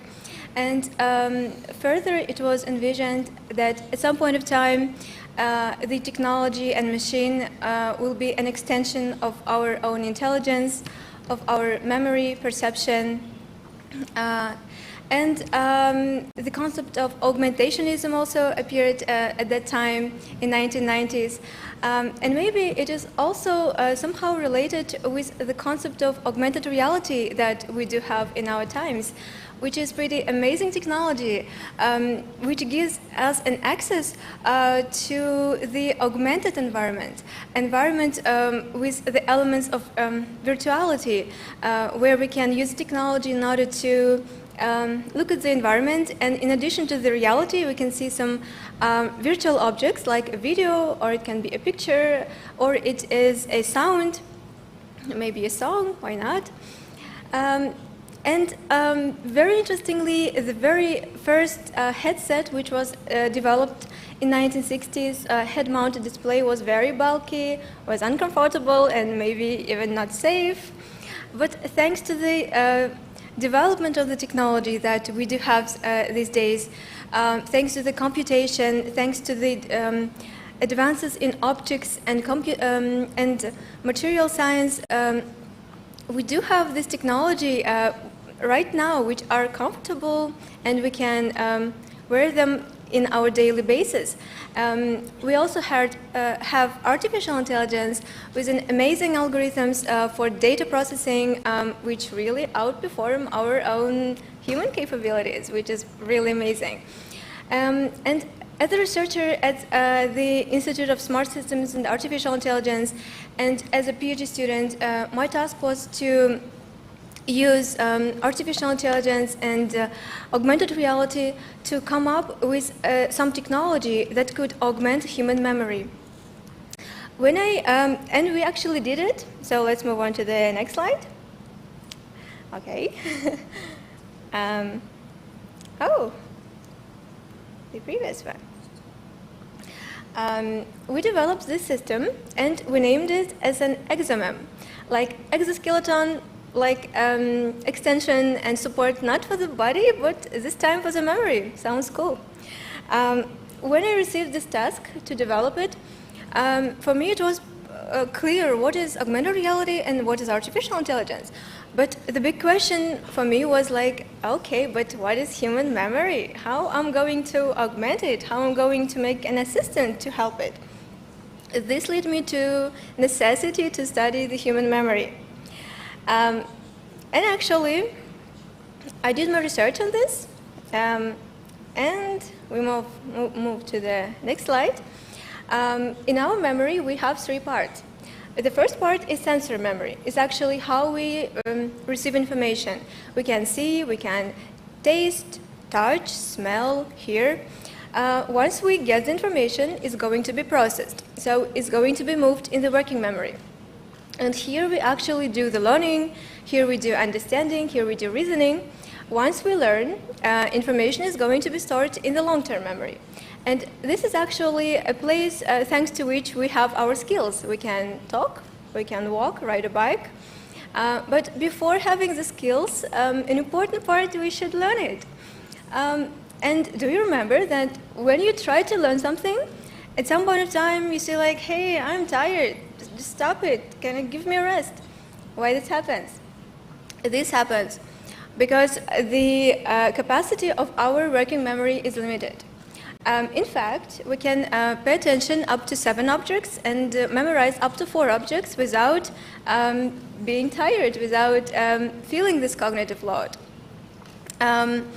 And at that moment of my research, I was like, okay, I'm gonna need to work something with working memory. So I need somehow reduce this cognitive load that we experience and feel tired.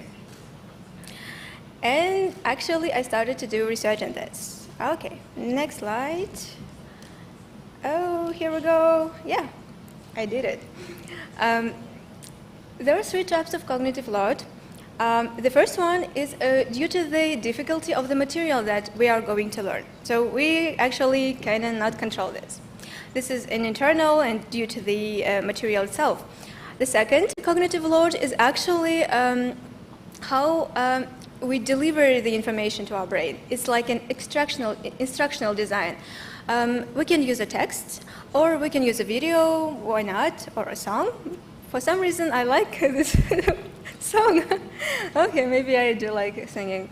And the third cognitive load is when the brain actually does learning, so it should have some energy. And the very interesting thing is, like, if we're going to overload our brain due to instructional design, so the brain doesn't have capacity to do the learning. Therefore, we can use technology, and for example, we can use augmented reality technology in order to make this instructional design comfortable to the human brain, such that we could become a much more effective learners, and maybe we could work better, and then we contribute more, and we, in general, be kind of happier. This idea that technology that technology can make us smarter, this is amazing. But what inspires me is that we can use technology in order to create environments where we could communicate, interact, learn together, and despite of our differences. I mean, we are people, and we are very complex, and we do have so many sensory functions. But what if some of our sensory functions somehow fail or don't work? This happens. Some of us might have problems with vision, maybe with hearing, maybe with memory and general perception. So it's amazing that we can use technology in order to do these environments which would be suitable for us to communicate and to interact.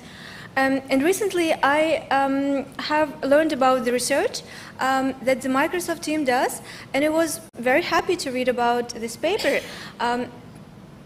What they do, they use augmented reality and artificial intelligence in order to make an assistive system for the blind kids, such that the kid could create communication and interaction with the surrounding peers. This is a head-mounted display which gives a two-way feedback for the surrounding people and for the kid itself. So the kids surrounding, they can receive a feedback that for some reason they are not recognized, so they can maybe change their pose, they can come closer to the system, they kind of flexible. And this way, the system recognizes the kids, and the blind kid receives a feedback saying like, hey, look, there's a Jane, she's sitting in the chair and she's reading a book. And this way, the blind kid receives information about the surrounding and can say like, hey, Jane, I see you're sitting in a chair and reading a book. Which book you're reading? Kind of, I'm a reader as well, so we could talk maybe. It's amazing that at the level of the kids, we already teach our kids, we can teach our kids to be in one environment, to be more understanding, to be caring, to be flexible, where they can be in one environment despite of the differences, learn from each other, learn together, maybe at some point of time work together, and at the end of the day end up living in one community and one team. Yes, so when I was designing my speech for today's session, I really tried to cover part on the human, part on the machine, and the end thing between them. Thank you. Thank you for such very interesting and inspiring presentation.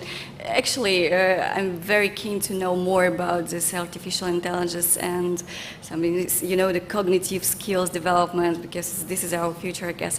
We'll continue to talk about artificial intelligence with our next speaker, and I'll switch to Russian if you allow me. So, well, Usually, perception of artificial intelligence happens through robotics, and we can easily imagine how a mechanized arm would work in an industry, or if there are some smart loading equipment in the warehouses, like in Amazon and others, or in logistics services.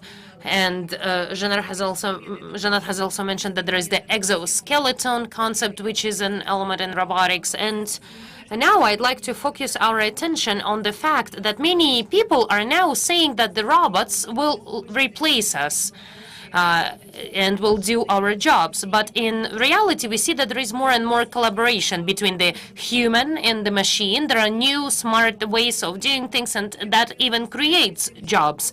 So my next questions will go to Sanjar Shalkarbekov. What do you think? How can we raise a new generation of Elon Musks or Bezos or others, especially saying that Rail Kurs, the futurist and technical director of Google, says that in a few decades, we'll probably all have our own personal robots, maybe as soon as 2030. How do we raise a new generation of technical experts in this environment in Kazakhstan? Thank you, Elmira. Dear colleagues, my name is Sanjar Shalkarbekov. I'm the director of robotics school called Robotech. One of our missions is to raise another Elon Musk here in Kazakhstan. And my team and I believe that robotics specialists should become part of Kazakhstan brand. And we do have talented children here. We've worked with children for many years. We train about 700 children per year, and we've got 52 winners of the robotics prizes. And these are talented children. The most important thing is to create the required elements. First, we need a good methodology, because robotics is a science, is a technical sector, it's multidisciplinary, it includes math, programming, chemistry, material science. So we need good training methodology for this niche. Another important thing is the teaching and learning process itself. We need to have trainers who are very enthusiastic about teaching, about working with children. That is a didactical process. And one of the key questions I ask when we hire new employees, we always say that those people need to be ready to make a contribution of raising another Elon Musk, and maybe we'll get such a person, and then in the future during a technical conference this person will be talking about the experience, and if they're asked a question on how they started in this technology world, I want these children to remember the names of their first robotics teachers who helped in shaping this person as a specialist. I don't care about him or her remembering the name of the school, but I want them to remember their first teacher. And that's part of our mission, and that's a big filter that we apply when we are working with our team. Every employee needs to remember that fact. Certainly, raising another Elon Musk or raising a robotics specialist is a long-term issue. We cannot do it overnight, and we understand it. And I see several aspects that need to be developed in Kazakhstan so that we can raise more and develop more engineers. First, we need to have a better link between schools, university, and industry, because one of the questions that the parents ask us is that, okay, we'll bring the children to your school, we'll invest into them, but will these children be able to find jobs in Kazakhstan? Because if you look at the headhunting website right now, you won't see any vacancies for robotics specialists, probably. But I've talked to large enterprises, large companies, and they are already thinking about robotics. Of course, they cannot do it all at once because there is a certain resentment from the employees who are afraid that the robots will replace them.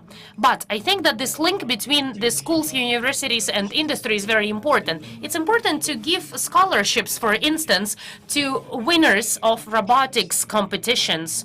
It would be great for those people if they win a competition to get scholarships, because to get to that stage, you need years of engineering knowledge to build the robots, to learn how the robots operate, and to present your work.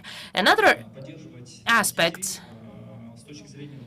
it's important to support children and support their participation in tournaments or competitions, because that's the highlight of their training process. The robotics tournament are not as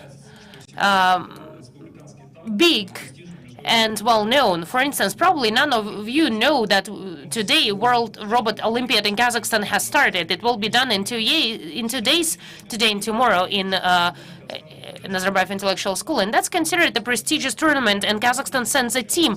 But this thing is only famous among limited audience, and it's very important to support participation in these tournaments and these competitions for children. And another important aspect is the support of the robotics schools. That's a different story. That's very capital-intensive sector, and that's probably why we see that there is slow growth of robotics schools. You need a lot of equipment, which depreciates, which malfunctions. The equipment gets updates quick, very fast, and certainly if we invest into that, we can raise another Elon Musk here. And I think as a team, we usually try to think about what should be done. And there was one of the radical ideas that we need a lot of robots in Kazakhstan because we've got huge distances and not too many people here. And actually, populating it with robots could help in achieving economic growth. Imagine if there are autonomous cars going on our highways, loading and unloading goods in the warehouses. Or imagine some drones that would monitor the biodiversity or the fields with crops. And I think that robotics can actually contribute to building the wealth of the population, and that can be of big help to the society. That seems like a grand idea, but maybe in the future we'll see it happening, and maybe we'll become one of the countries that has high density of robots. Thank you. Thank you, Sanjar. Thank you for talking about interesting things. Just on the 27th, we had a big session where we had 70 experts from education, and we were thinking about the future of education. And indeed, it's very important to think about this long-term vision. And actually, at that session, one of the statements was to work on that drones, on robotics. We also talked about the role of teacher as a facilitator. And it's great that you have a highly motivated team, and it's great to see that you help our children in preparing for competitions. Thank you. And I think Sanjar identified the second trend of our metaverse, that is robotics, automation. And to continue the digitalization topic, I'd like to switch to our next speaker, Rawan Kenjihanoglu. He is one of the pioneers and founders of EdTech in Kazakhstan. And many years ago, Rawan has started working in this sphere, and now he's the head of a big holding, Bilim Media Group. So my question to you is, what's happening in the industry? Do you have any good news to share? What's happening to you? Any achievements that you'd like to highlight? Thank you. Thank you. Good afternoon. Indeed, we are celebrating our 10th anniversary this year. When we started this work, we didn't have the term at Tech that was called Information Technologies and Education back in the day. And the task was quite simple. The schools were getting access to faster internet. They got more computers, interactive boards or projectors, but there were questions on how to use that equipment, how we can support teachers in using that equipment, and that's where we saw an opportunity. And then the infrastructural changes and access to internet, growing number of devices have made our activities even more interesting, and it turned out that educational content is in high demand. We now have a team of over 200 people. We are present in Kazakhstan and Uzbekistan. We work with all schools here in Kazakhstan. We've piloted a program in schools in Uzbekistan as well, but we understand that we are just in the beginning of this road. And I actually liked what Sanjar was talking about. He was thinking about the future, and he was visualizing what we could do and what we should and try to do. In our understanding, an in-depth digitalization of education for Kazakhstan and countries like Kazakhstan is probably the most important thing that could happen to us and should happen. Because in developing countries, and countries like Kazakhstan, there is a demographic pressure on the educational system. It's already been challenging, and it will become even more challenging. And that prevents the system from overcoming the challenges and finding resolutions of the problems in an analog way. What do I mean by that? We don't have enough schools in the country. We are lacking 3,000 schools. About 40% of our schools are smaller schools, rural schools, where you cannot have a full set of teachers, and children sometimes have to go to mixed school years. And Kazakhstan is not unique in this challenge. There are similar challenges in other developing countries. And overall, if we look at the world today, we will see that high-quality education is rather an exclusive service available only to a small percentage of learners. And you've heard that today from our new minister, Mr. Nurbek, and I think that the situation is even more challenging in secondary schools. I'm not trying to find someone to blame, but I'm just describing the situation in general. The system that was designed in the current form of education system is not enough to solve the modern challenges. Last year, the World Bank has published a report, and there were interesting indices there, and there is an interesting human capital index. And when they presented it, they gave some interesting numbers. We've been talking about it for a while, but when you hear that from organizations like the World Bank, it certainly has a different emphasis. So according to their data, only 1% of learners in Kazakhstan have access to what they call high-quality education. So our schools that are specialized schools, advanced schools, be it Nazarbayev intellectual schools or our schools that are now called Bill, they cover only about 35,000 of students, but we've got 3.5 million of secondary school students in Kazakhstan. So our job is to make sure that the methodologies, the content, and advanced practices that are now available to this 1% would be available to the rest. And this is no trivial job. And all the instruments that we have available now are the technologies, the methodology, and we are doing it by trying. We don't have a certain reliable solutions on using the technology regardless of the location of the children. This is rather still as a object of research, and we are doing many things empirically. We are testing our hypotheses, and we are seeing what works.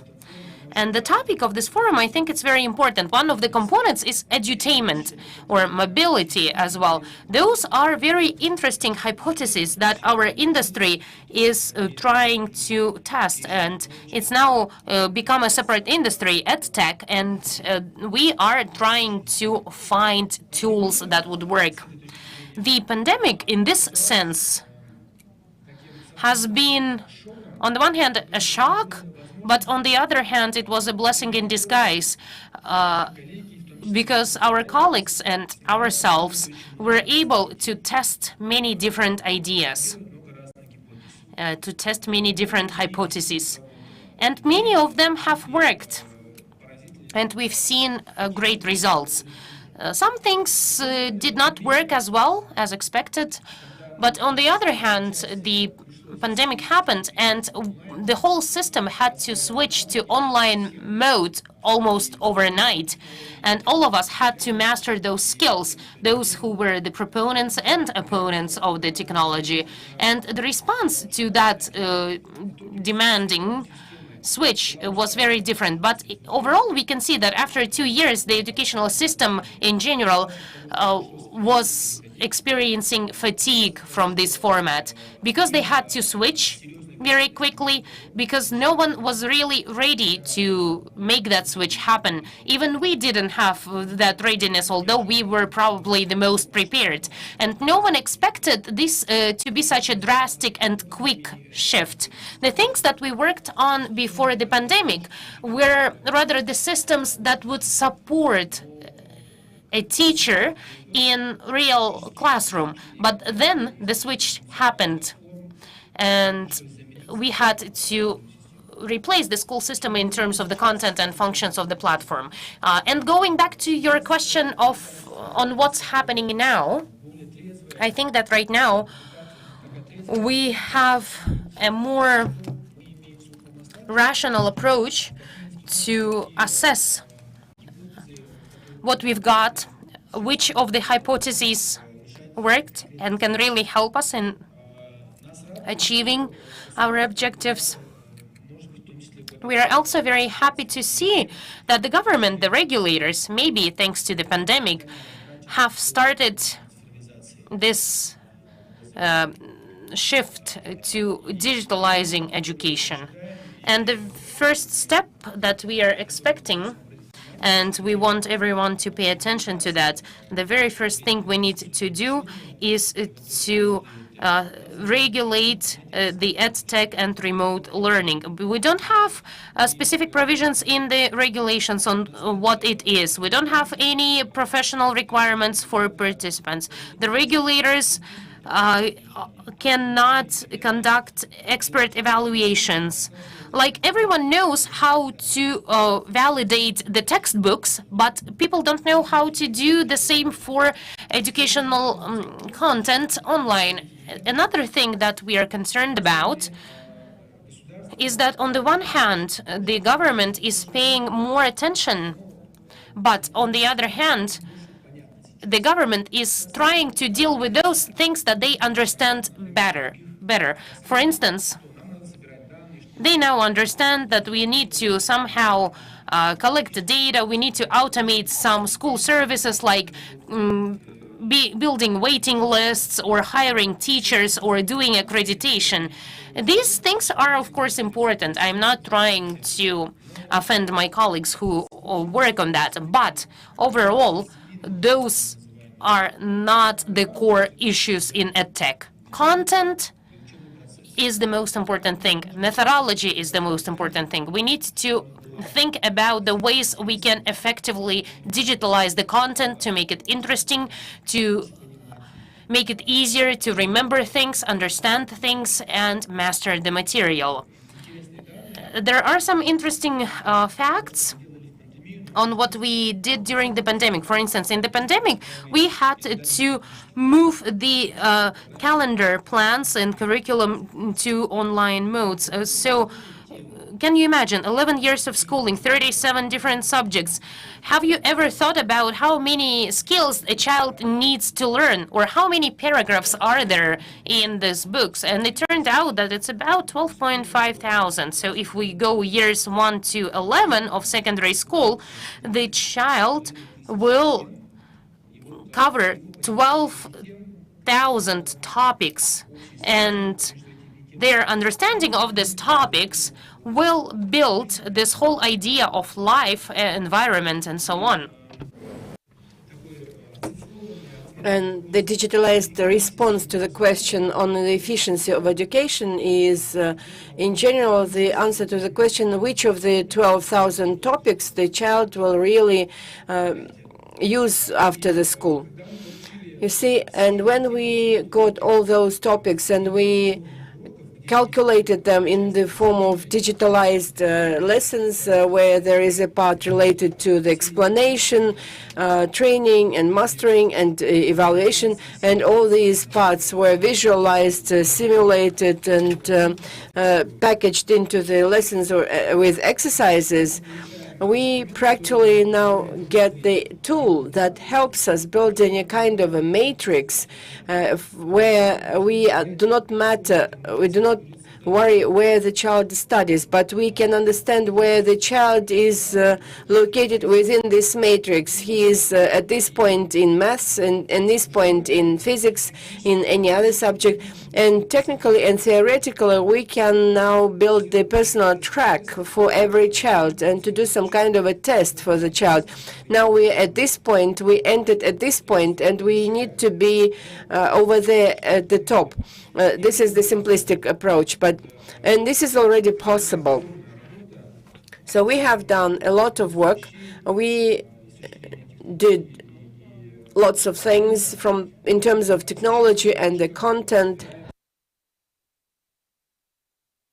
But now we are facing the opposition, but this is the opposition by the system which is not really realized by the system, and it is somehow frightening for the teachers and for the regulator, because it is a kind of unrecognizable fear of losing control, of losing job, of losing interest, and so on. Yes, and these are quite exciting challenges. On the one hand, we all realize that this solution, we are not naive. We are not saying that we address all the issues using EdTech solutions, but it is absolutely obvious that there is a high capacity of improving quality and ensuring access. However, there are some challenges. Thanks a lot, Arman. Let me shed some light. We are probably being listened by the Ministry of Education. That probably individual track of education in digitalization is indeed important, and it is important to deal with the teachers and to communicate all this to them. Just a small question to you. Who should be digitalizing education, state or business? This question is quite relevant for all the countries. Many countries tried to do it themselves at the level of the state. We also had this attempt. You know, there was a big project called e-learning, and we all know what it ended up with. Developing such system in a consistent way until this with the state financing is extremely important. I used to be a civil servant, and I do understand that on the one hand, the government wants to control and to have the full ownership of the process, but at the same time, the development of such systems requires a lengthy and consistent work. But the state is built in such a way that people come and live, and every newcomer, new manager comes with his own vision or her own vision. And it's not true only about Kazakhstan, but all over the place. And if we keep changing the vision under this platform, because there are lots of issues that need to be borne in mind, and they have to be consistently developed, including functionality, methodologies, and many other elements. Therefore, it better works in business. However, at the same time, the state should remain the regulating facility, and the state as the regulator should have the competences to go ahead of time and to set up new requirements. But now we quite often observe that the industries and businesses are much quicker than the state. That's exactly so. Thank you very much for your very open view. Continuing the topic of technologies, I would like to shed light on the new trend on immersive learning using the new technologies. You can sometimes come across XR notion, which is the merge between AR, VR, and a lot of other technologies related to virtual environment. I would like to ask the next question to Aziz Irjanov, the manager of CIFRA. Aziz, your project is exciting, and I'm sure that you will surprise us today. And I would like to check with you, what are immersive technologies available in Kazakhstan, whether if they exist? Do we have any chance to become a part of metaverse? Thanks a lot for your question. Good day, distinguished ladies and gentlemen. Before I answer the question, I would like to express gratitude primarily to the organizers of this event. For us, as an IT company from the southern region, I'm from Shymkent city. Events like this and platforms like this play a great role, and they open great prospects. For example, during our participation in this event, we built a productive community between the regions. We identified the partners that we would like to collaborate in our future projects. This is indeed great. So thanks a lot for that. As for the immersive education technologies, let us first answer the question, what is immersive education? Immersive education is a method that actively uses artificial or modeled, simulated virtual environment. It could be VR, as you may heard. And as a result, the learner, it could be a student, a school child, a business person, can better learn. He is better concentrated in learning, and he is deeper immersing in the education. By using gamification, you don't have to motivate the person. He is self-motivated. Therefore, this method is the future of education, and these technologies are going to be actively used. Another question is whether we have such technologies in Kazakhstan.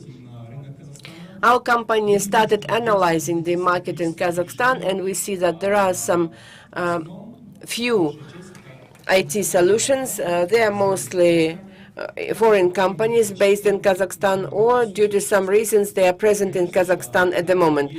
However, there is an advantage because the local IT companies are gradually starting working in this. For example, when we participated yesterday in the exhibition, I would like to comment on one project, which is Academics 3D, which is a very nice product that allows students of health institutions during the studies to apply virtually, but practically apply the theoretical knowledge. They can see the anatomy of humans and can do the surgery. So this is a very good product. In addition, we also saw other good solutions such as VR technologies. So we do see some prospects here for the future.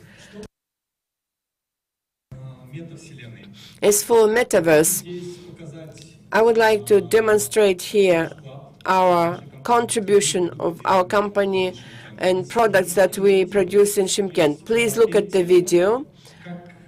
That is, before we launched the school, we didn't know that this is going to be this opportunity. This is Shymkent city. For those who visited Shymkent, this is Baydibekbi Avenue, which we completely digitalized.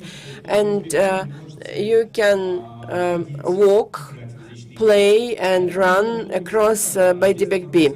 And this is a famous shopping mall in Shymkent, which we also digitalized. What opportunities does it provide? Your virtual avatar can enter this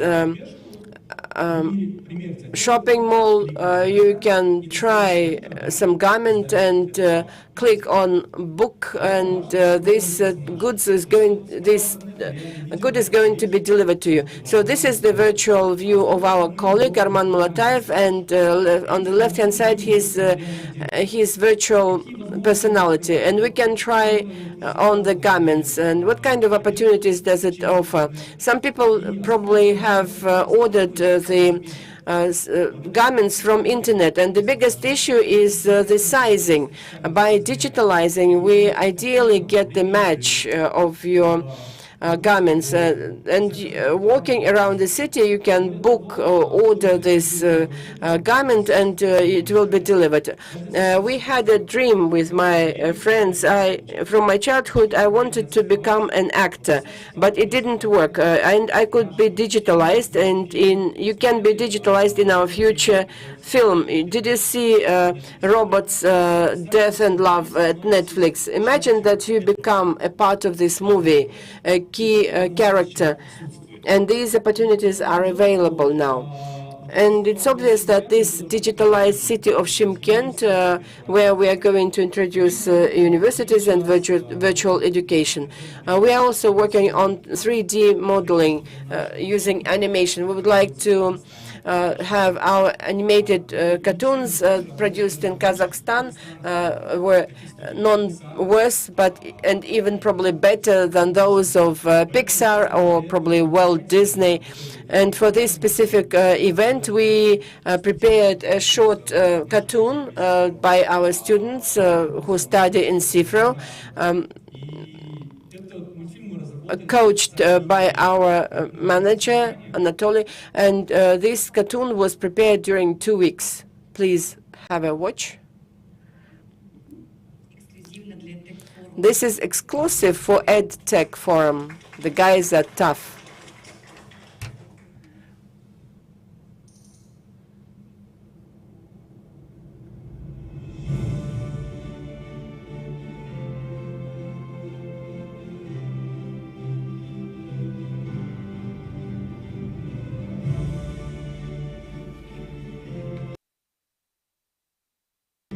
Oh, how Shymkent has prospered much with mountains. The city doesn't have any mountains, just for your information.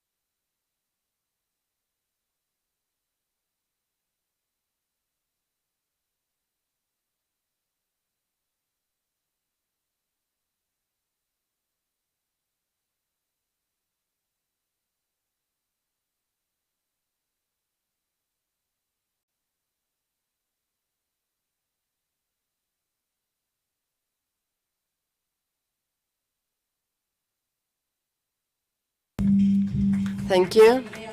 Guys, you are incredibly tough, and I want to be frank. I visited the guys 2 weeks ago, so during the 2 weeks, they put together such a great rendering. If you do it within 2 weeks, I cannot imagine what you can do within months or years of your work. Indeed, it's a great project. If there are any investors here in the room, please pay attention to this. Intelligence, and let's talk about everyone's favorite. What do you think? What is this? It's work. AI is a new work colleague, which is actually hard to get to know at the first place. And we all know that not all of our colleagues are easy to understand. But in my opinion, the AI is this kind of the new work colleague, which is we have to understand and get to know more closely, because it's not going away anytime soon. Gartner says that artificial intelligence created more jobs than actually people are looking for nowadays. Dear Kwame, what do you think would be the future of the workforce according to all these meta things happening globally? Thanks a lot. So first, I would like to thank you to invite me to the. It's always great to come in Kazakhstan. So it's my third time now. You know, it's growing here, so it's worked very well. So about about AI, and so I think that was like interesting to see like AI is a very technical. Is a very technical matter. Like you had like at the beginning of the conference today, like an example of what we can do with it, and you see like it's you need like to be like, I would like to say, a PhD to talk about AI, and it can be like a bit, you can be like some fear about. Kwame, sorry, could you please get closer to the Yeah, of course. You can be a bit like scared by the AI, but in fact. The good thing is, in fact, you are working with AI today, you are living with AI, and you don't know that you are living with AI. And that's the same for most of the parts of what's happening with digital or electronics. If I talk to you about, like, for example, like quantum physics, it's a very, very difficult topic to talk about. Like, you need like to be very high-end to understand what we are talking about. But all of you, you are using quantum physics like every day, okay? I guess you all have like a phone on you, and in a smartphone you have a processor, and the processor is built over like transistors. And for transistor to work, it's work on one of the basics of the quantum mechanics, which is called superposition. So I will not give you a masterclass about superposition in the quantum physics, but the most important thing to hear is to think like, finally, you are using it like on every day, even you don't know that it's maybe part of the transistor system, how does it work, but finally, you are using it like on every day, and it's the same for AI. So, who's got an Instagram account here? Okay. So you too, you are part of the people like walking in the street like like that. Huh? So if you are so beautiful on Instagram, it's not because you are beautiful, huh? It's because there is an AI that imagines that you are beautiful in your mind. It's just like, okay. But so you see, like, you are using AI all day long. And I guess also if I ask the question, who is working with an email? You're going to say to me, like, we are all using email. But behind all emails today, there is an AI because we need to manage spam and things and security and whatever. So you are using AI as a colleague today, and you don't know that is your colleague. So from that, AI, and it has been said by my dear colleague on the right side, who's PhD, is something that enhances the human. The same way you are using glasses today to have like a better vision, and through that better vision, I guess you understand, like you are analyzing the world a different way if you are blind or if you can see. So it's very important to have like an enhanced system that enable you to have a better vision of your environment, and as a human to take like more decision. So, and this like is gonna influence a lot your work. Like for instance, for example, you take someone like me, if you remove me my laptop, I'm a completely useless person. In fact, I don't know if I can get home tonight, and I don't know if I can take the plane tomorrow. Like, no idea about that. Like, it's my enhanced system. So you remove my laptop, I'm a dead guy, okay? I'm a software engineer, no laptop, I'm a dead guy. No electricity, no laptop, no network. I have nothing to do on Earth, okay? So that's why technology, somewhere, I hope you understand, really like impacts what's going to happen on the world. So don't be scared with your AI colleague. You already get it, and you take already picture with it on your Instagram. So, and you are beautiful. Thank you. Let's continue to talk about the technologies. Previously on the session, Ministry just mentioned about the skills gap. And I guess this is a critical element. A lot of things has to be done on a governmental level, on a social level. And I guess we are on a stage where we're facing the huge social challenge, how to intervene and interact with the technologies nowadays and even further. So what are the critical skills needed to just make this all medicines happening and to play out finally? So it's so here it's a fundamental question. Like, honestly, it's one of the most challenging things that we are talking about today. We have strictly no idea of the job of the future. Okay, strictly no idea. We don't know what's going to be your job tomorrow. We can prepare kids for robotics, but we don't know if robotics is going to be an area of the future of work or not. We see that maybe something's going to happen. I do software engineering. I propose software engineering as an education. I don't know if software engineering is going to continue to exist tomorrow. I'm just going to give you a very good example. I have a high school degree in computer science that I passed in 1993. I'm quite old. When I had like my computer science major in high school, we did some internet things, but the HTTP protocol did not exist. So when my teachers, they used to teach me like some course about, you're gonna learn how to code using like language that does not exist anymore. You're gonna learn what is Gopher, what is Wise. You are staring at me like, what is talking about Gopher, Wise? But that was before HTTP, and nobody knows about that. So the big problem is you have on one side an education system where basically you have two major issues. The first one is they try to teach you about things that they are kind of sure is the right skills you need to have. But in fact, teachers like me, like any person here, we are not able to know what's going to happen tomorrow. And if they say to you that they know the future, it means they are lying to you, okay? So we don't know, simply we don't know. We teach people mathematics, physics, English, Chinese, history. Nobody knows exactly why in terms of skills and how you're going to use them tomorrow. Like, how many of you did, like, I don't know, course in mathematics during at school? Okay, all of you. Okay, how many of you use mathematics every day at work? And that's it. Okay, and on the other side, we ask like all the kids, and usually things can turn really bad if you if you come back to home with a bad mark in mathematics. Okay, so you have to work, and nobody knows why you work on that. So this is one of the major problems, and the second one is the completely incapacity of the educational system to do something massive.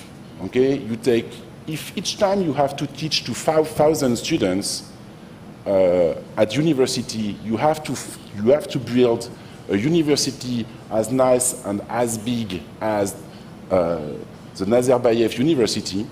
How you going to manage to bring university to the world, to billions of people? Like, it's not sure that the Earth can support all the construction in terms just of brick and mortars. You need just to have enough universities for people.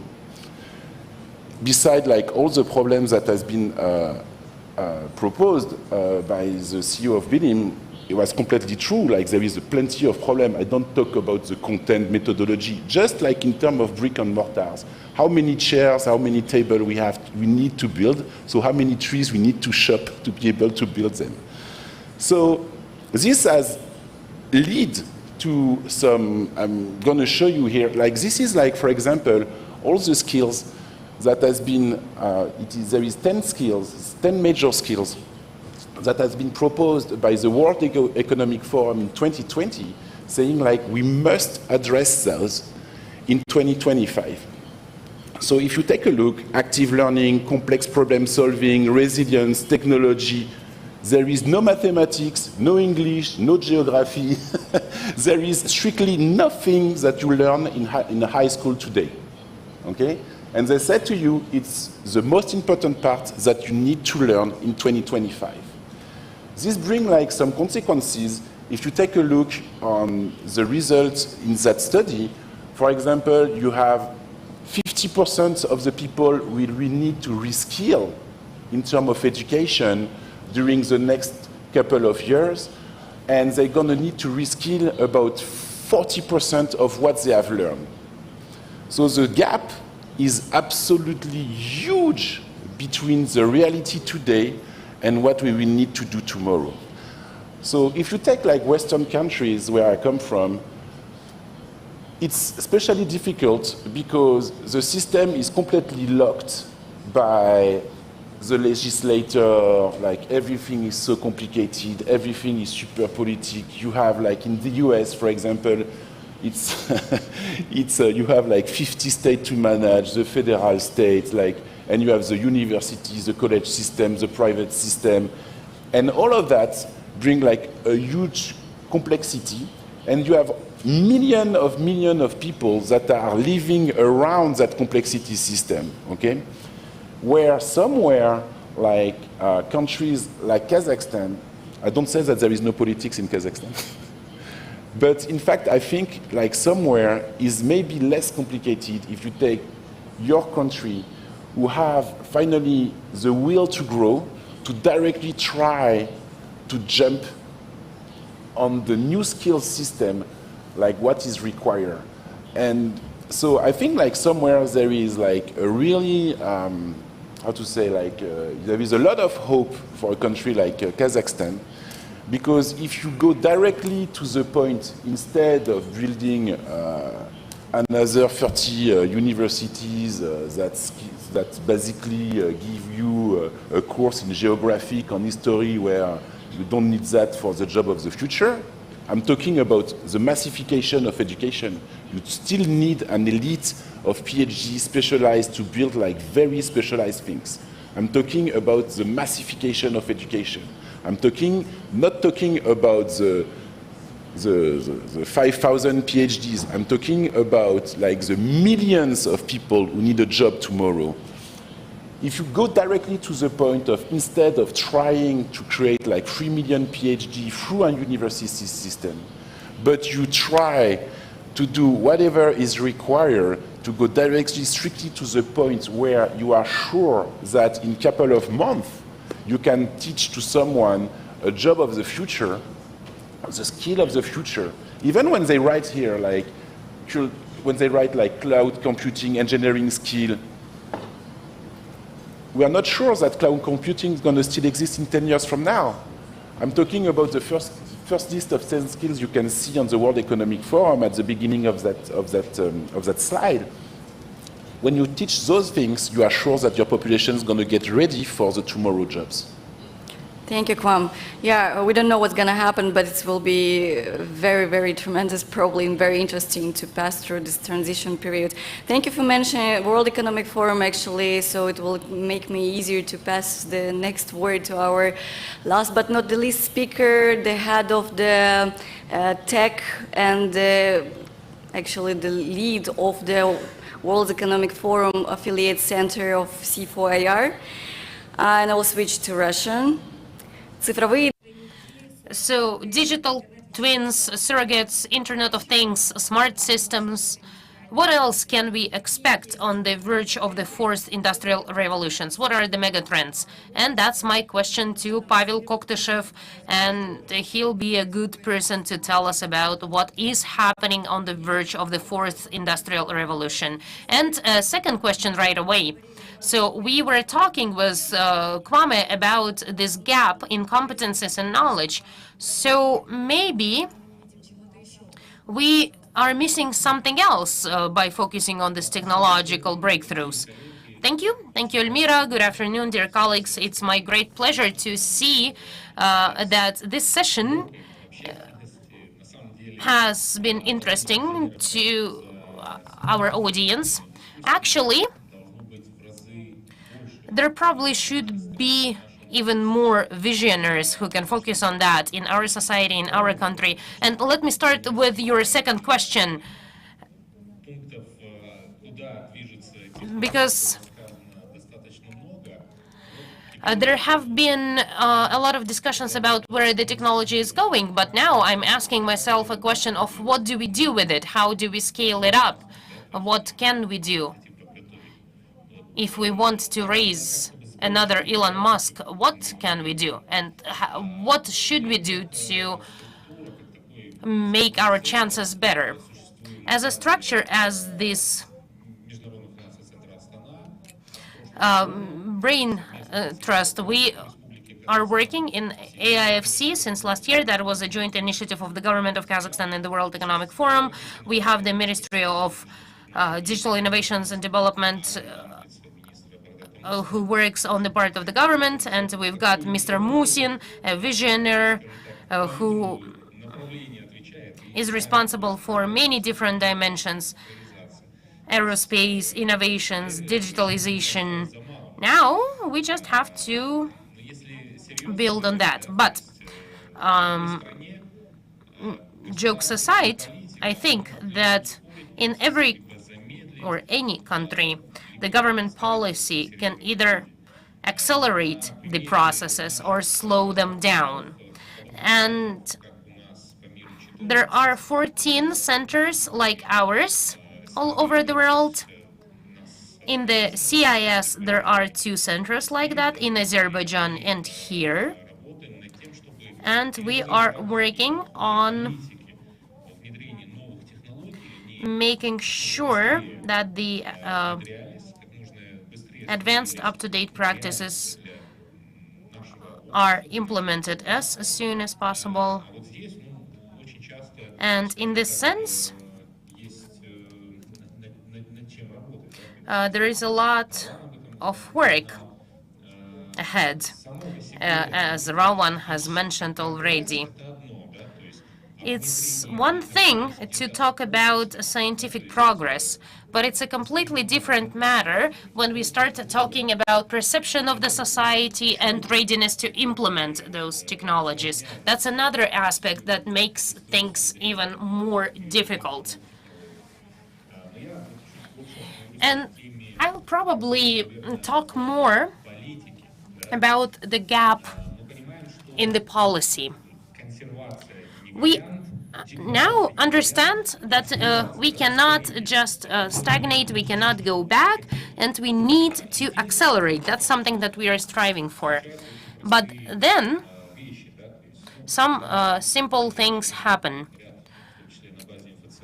When, for instance, we work on investment projects, large projects in AIFC, among others, imagine what happens to a project if it becomes part of the mandate of even 2 committees within one ministry. It's like a Bermuda Triangle.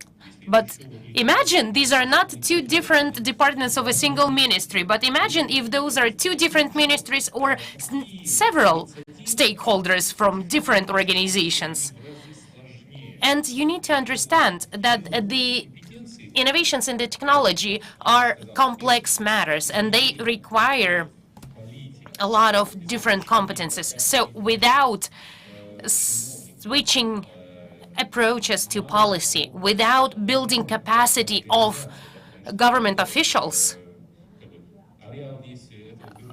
this won't be possible. Otherwise, this Bermuda Triangle will just grow and grow till eternity. And I don't want to be too pessimistic at the end of this very motivating session, but individuals indeed can change the world. And we do have great individuals in the room, be it Sifro or Bilim or others, but we need more visionaries like that. I guess some people don't like what I'm saying, so they're switching the sound on. But in this case, I think it's very important to make sure that those practices will include this management skills, agile approaches. So it's not about the technology itself, it's about managing the technology. We need to bring those management skills into the governance structures. In Kazakhstan, the role of state is very big. About 70% of country's GDP is generated by the state-owned enterprises or quasi-state enterprises. And then, if we expand this to sectors that are subject to regulation, that's even bigger piece of the pie. And on the other hand, civil servants are not aliens. They haven't come to us from a different planet, right? There are people we meet every day, in my opinion. Today, I think we just don't pay enough attention. We aren't proactive enough in building their capacity and retraining them. That's one part. And let me mention a thing that we are doing as a Fourth Industrial Revolution Center. We conduct benchmark analysis of international technologies, be it we look into regulation, like how Chile, Brazil, or Rwanda regulates drones, and then we try to bring that analysis in the ready-to-digest form to the government officials. We're saying, hey guys, take a look at that, you can make use of that. And the second thing that we can do, and that's more of an appeal to the EdTech community as advocates, as promoters. And I don't have the answer to my own question. Maybe we actually do need these immersive technologies to train, to educate people, to make sure that they have a proper understanding and comprehensive of technologies, because the gap in skills is there. And it's not only the gap in skills of drone operators or people operating the machines in the industry, but there is also a gap in skills of the regulators. And being a libertarian myself, and I would probably think that it might be easier to live in the world without the state, but the reality is different. We are living in a country with a huge government participation. That's why we need to raise their awareness. We need to build their capacity, not just introduce the technologies to them, but maybe we can use the immersive technologies or others to build their capacity quickly. Because if we don't build the capacity of the civil servants, they will become the barriers that prevent us from raising another Elon Musk's. And there is a joke that goes like, if Elon Musk were born in our country, he'll still probably be in prison for PayPal. So what I'm saying is that let's change our approaches. We need to change ourselves, but we also need to change people around us. Thank you, Pavel. Thanks for your remarks and being very open. And some closing remarks. That's experiences are going to become bigger and more immersive with the ability to interact with the millions of people of all over the world in a single shared virtual world. Digital assets and avatars will be more between different aspects and full economies will emerge to support a wide range of contributors. Being a change manager, I know the magic of the little steps. We don't know what's going to happen tomorrow, but it's definitely sure that the new era has already started. Спасибо вам большое за то, что были с вами. Thank you for being with us. It was meta interesting, and as I promised as a moderator, we will allow 3 questions, and the best question will get a book. And that is actually a book that helped me to become a woman in tech. That is the Accenture book that has blown my mind at the time. So we'll allow 3 questions. Please, someone will help us with the microphones, and let's be fair, and first raising the hand will ask the question. Hi, I'm a teacher in Belim School. I have a question on robotics, and it's a question to Sanjar. Do you have schools, robotics schools for children in rural areas? Do you have any progress? Because those are usually the children left behind. Thank you. That was a very good question. Actually, that's something that we are working on right now. Our team is now digitalizing the methodology and the materials that we use in our work. Those are materials for children aged 5 through 14. There are 32 classes per year. We are trying to digitalize all these materials now, and then we will expand that as a subscription model to the schools in various regions. And there is a big request from the schools that we talk to, and indeed, that will somehow reduce the burden on the teachers in the schools, in rural areas, in the remote regions, because they are overloaded with routine work. And robotics is a separate science, and it cannot be learned overnight. So hopefully the materials we prepare will help in getting into that business, starting the training process, and hopefully this will make the robotics classes even more lively. Thanks a lot. This was the second hand, and that young man over there can ask the third question. My question is to the person from California. You drew a very bad picture of a laptop being removed. What is your happiest picture in their life? No, I just said, like, if I remove my laptop, I'm useless. I had not said that I will not be happy to be useless. Huh? It's okay for me. No, there is like many things that makes you happy, but there is, so usually the most important part is to have, like, I think, like, good relationship with people around you. I could have been a software developer at Facebook, maybe participate to create like Instagram filters. I think this is completely useless even if you give me a computer. And I prefer to have dedicated my life to try to educate and create a good education for everybody. So this like fulfill myself, okay? Even if I'm a software engineer, I prefer to do something and try to serve humanity than to do nothing. So, so there is no problem with this. Третий и четвертый вопрос. Okay, question 3 and question 4. My name is Aljas Boshakirov. I am from academics company in innovations in education. I have a question to each of the speakers. Can I do that for everyone? No, only one question.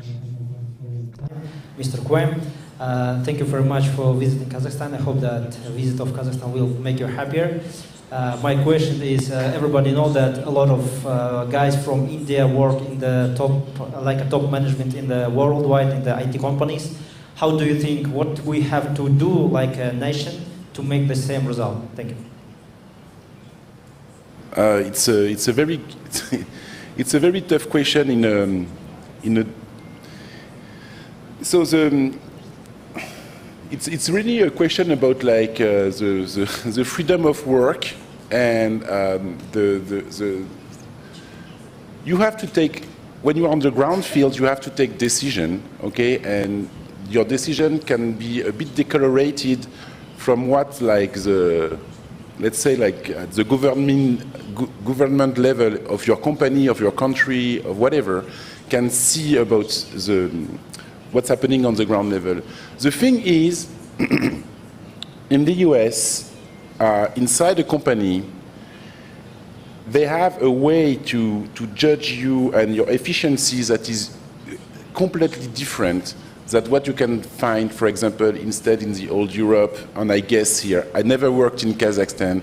We provide software for quant school, but I never did myself some work in a company in Kazakhstan. So it's difficult for me to really answer. But if you take, like, for example, the old Europe versus like the US, in the US, whoever you are, okay, you can come from Kazakhstan, whatever, they will never judge you where you come from, what is your background, what school you did. You see what I mean? What is important for them is to know if you bring cash or not. Okay? So you like it, you don't like it, whatever. But the thing that is, it's a clear rule. And inside like Silicon Valley, what did happen is like software company, like the big ones, I'm talking about Apple, I'm talking about HP, I'm talking about Facebook, Google, this kind of company, the software engineers, they have bring money inside the company. I'm going to give you like an example that is very well known in the Silicon Valley. You have, when Facebook has been created, it's a software that was working on a computer. And at the same time, the mobile device just arrived. And Zuckerberg is a guy who has been born and raised with like a laptop, okay? So he was on his laptop, on his built Facebook for laptops, and suddenly some of his guys arrived and said like, hey, you know, there is a mobile device and things happening. And he said like, no, we're going to continue on, you know, big browsers and things like that. And he said like, okay, try and show me. They try and they bring more money at Facebook than what he did with the computer. So finally, he decided, okay, we're going to switch the company to laptop, from laptop to mobile device, and we're going to do it right now. And now you're the engineer who creates this thing. You are the head of the whole division at Facebook, and that's it. There is no like, you are part of the good political party, you come from that university, or I don't know how does it work here. But at Facebook, it's just like, you are the best, so you get the best job, and that's it. And of course, in a software engineering company, what is the most important guy is the software engineer, okay? But this brings a lot of issue for marketers or people who used to have the power inside other company, okay? Who wants to have the COO or the CEO or the CTO seat, and they can't have it, because in fact, the most important guy is the software engineer. So yeah, the software engineers are eating the world, and that's it. But maybe in 10 years, it's going to change to something else.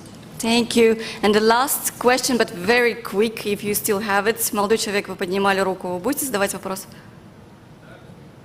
Девочки, можно микрофон, пожалуйста?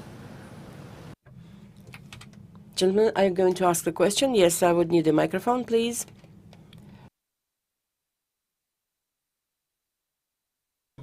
Colleagues, good afternoon, everyone. I'm from Invest Future Company. Thanks a lot for the discussion that we had today. I have a small question and a statement. It's going to be brief. We are actively studying the market of EdTech and study education in Russia and in Kazakhstan. We can see how the guys are employed, including those who are studying at schools and universities. And we can see that when people are employed, 80% of the skills that are learned during the technical interviews are 80% hard skills. And after the employment, those people who remain at work, they remain because of the emotional intelligence. And unfortunately, during today's discussion and during the exhibition, we didn't see any projects related to the emotional intelligence.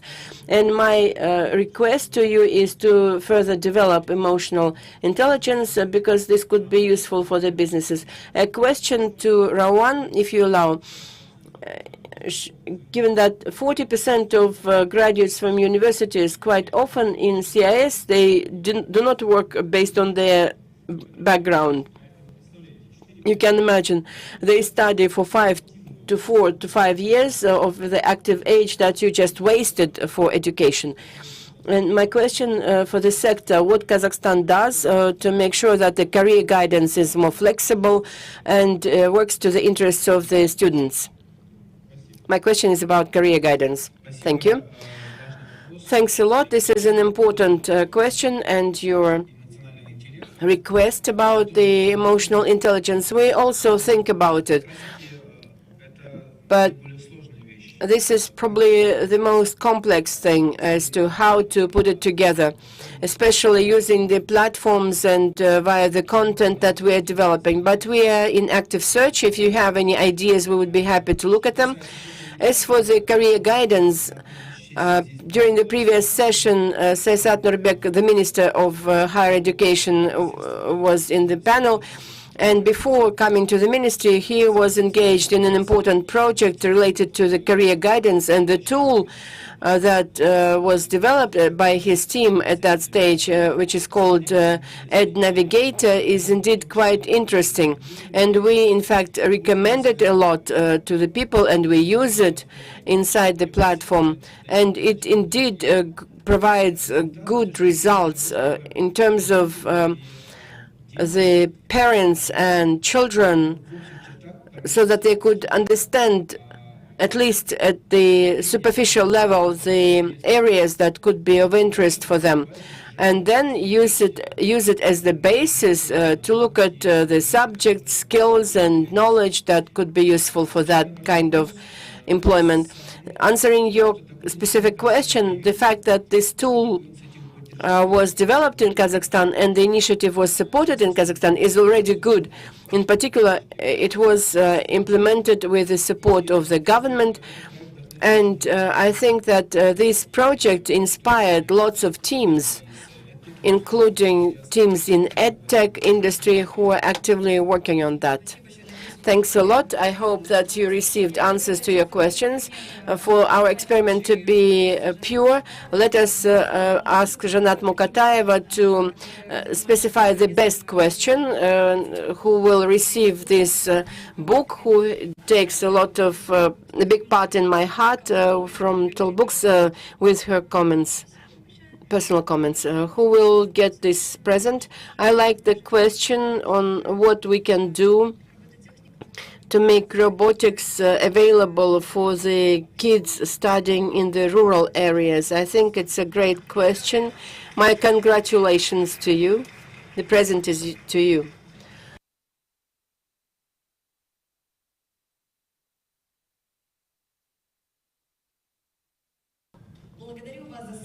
Thanks a lot for your session. It was meta interesting with you. Please come to our next session. Goodbye, everyone.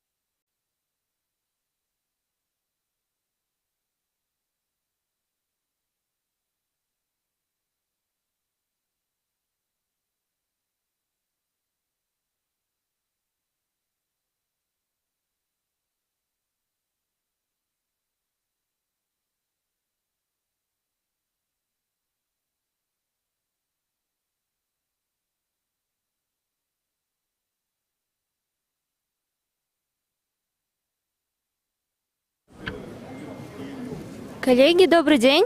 У нас начинается следующая сессия «Перспективы развития профессионально-технического образования. Обмен опытом с Colleagues, we are starting the next session, the issues of the vocational education and training, sharing experience with UK. Сейчас, окей.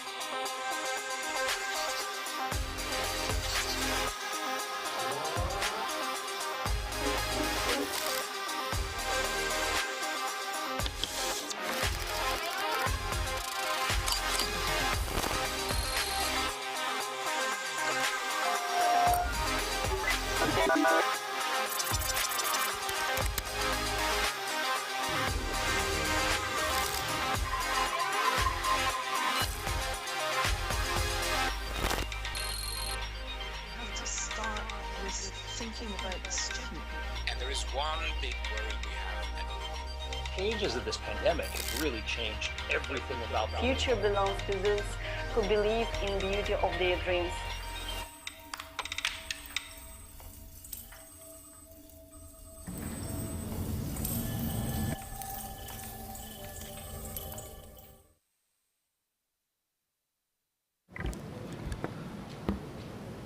Добрый день, уважаемые. Good afternoon, distinguished guests, friends, colleagues. To begin with, let me introduce myself. My name is Olja Sordabayev. I'm going to, today, together with you, have this session interesting, useful to discuss the vocational education and training. I am a representative of non-commercial company, Talap. We are the development institution in Kazakhstan as a daughter company of Ministry of Education. Our session today is devoted to the prospects of the TVET development in Kazakhstan, sharing experience with UK.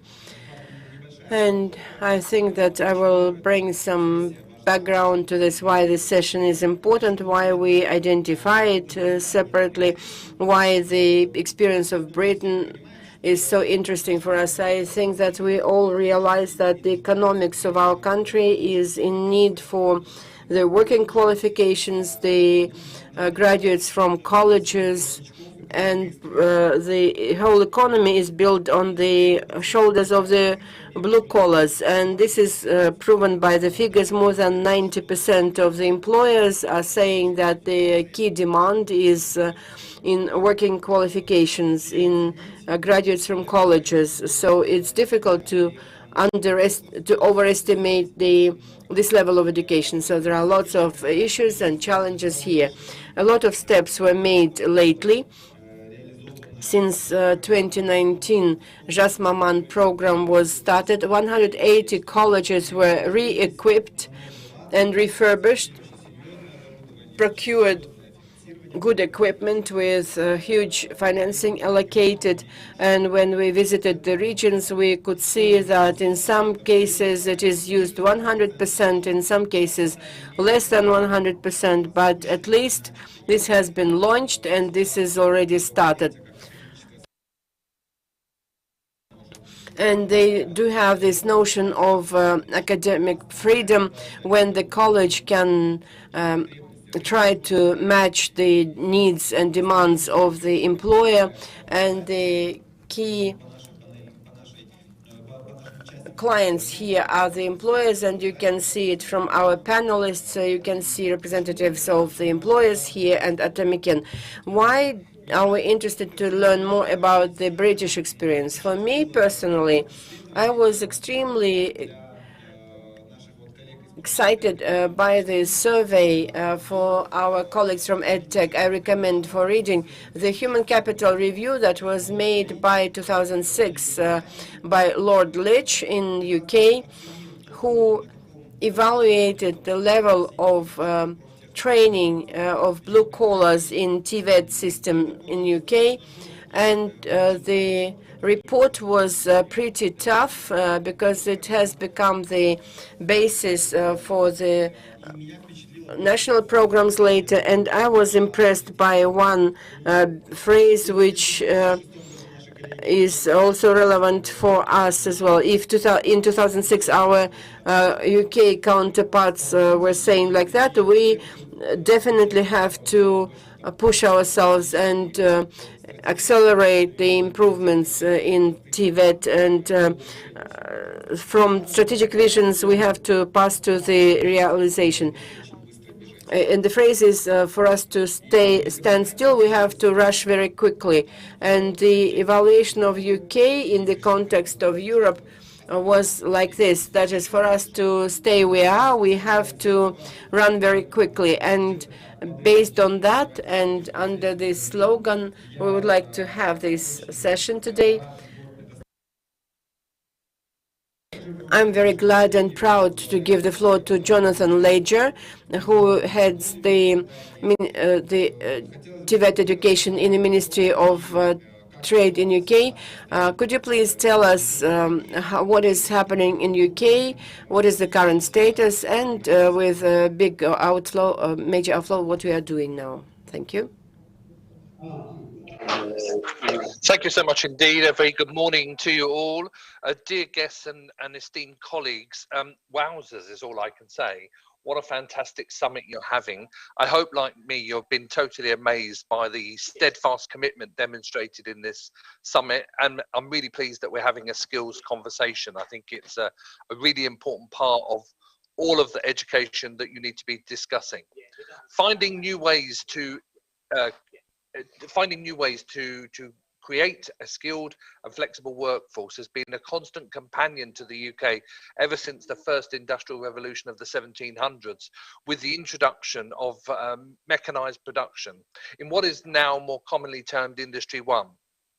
Through the evolutionary process of mass production of the Industry 2 and the ever computerized late 20th century workplace of Industry 3, to the present day's rapidly advancing Industry 4, where cyber-physical systems operating through virtual processes utilizing big data in connected information networks are requiring a whole new capable workforce, and one that is capable of meeting this challenge head on, regardless of the industry that you're in. In a fast moving world where trade has few physical borders and where we all struggle to keep up with the increasing pace of change, is it any wonder that 75% of young people currently in primary education will work in jobs in 20 years' time that have not even been thought about, let alone created? Like technological advances, demographics are undergoing their own revolution, where, contrary to belief, the greatest migration of labour is from rural landscapes into city economies, where burgeoning youth populations have been allowed to become the architects of a future, their future, one that's yet to be envisaged, where low-skilled workers by the thousands need to move into advanced jobs, where real-time global and borderless trading requires nanosecond cognitive thinking skills. It is time for us all to create and build upon a solid foundation that enables both academic, professional, and vocational and technical qualifications and skills to be symbiotically aligned to workplace and employer demands. We, all of us, that is you and me, are custodians of the current skills and education system, one that needs to deliver work-ready skills that employers recognise and that workers can use, as well as highly important socio-entrepreneurial and employability, and in some cases just stick-at-it ability, on top of a portfolio of other dynamic skills that can be called upon in a moment's notice. There is a real symbiotic relationship between environments, economies, and human well-being. The rapidly rising challenges of climate change, for example, reinforce the need for a rapid inclusive transition towards clean and green energy, alternative supplies, and in climate and decent friendly jobs. That transition, of course, is well underway. Creating that skilled workforce includes creating roles for project managers, scientists, engineers, technicians, electricians, pipe fitters, truck drivers. There are many, many others, and balancing those skills demands and the supply of education and skills requires a close coordination of industry, government, education and training institutions to attract a broader and more diverse set of candidates for the future workforce. Education and skills training, labour market challenges, social protection and regional development efforts are essential tools to help local economies innovate and to overcome potential misalignments between job losses and job gains. Skilling plays a critical role in empowering future and current workforce to benefit from job opportunities emerging from such a transition. The right policies and skill system capacity are vital for building sizable human capacity necessary for achieving national plans, and matching the skill supply with the anticipated demand requires clear identification of skills needs from employers and education and training pathways that everyone understands and target priority groups. So on that basis, the UK for some years has really been working very hard on making sure that in our system we have an academic pillar and a technical and vocational pillar that sit side by side. So many of you have heard of the German dual system, but the UK's dual system has actually been documented since the 12th century, with the first laws passed in the 15th century and the first apprenticeship certificates in 1635. So we have a long history. Let me tell you about some of the more recent updates. We have a new introduction of technical level qualifications that will see students develop more advanced technical science, math and other skills, and to make sure that they're more work ready when leaving school and college. And my colleagues online today will showcase some of these things.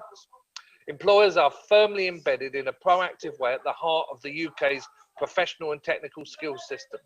Not only do we ask our employers for information about their sectors, workforce information, we ask them to help design apprenticeships and qualifications. We also get them to evaluate. We also get them to be part of the system in the sense that they provide training, coaching, sponsorship. They also provide endpoint assessments. And again, my colleagues online will demonstrate some of this.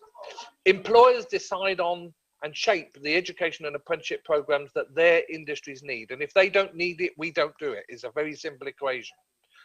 And they work really closely with awarding organisations and further and higher education institutes.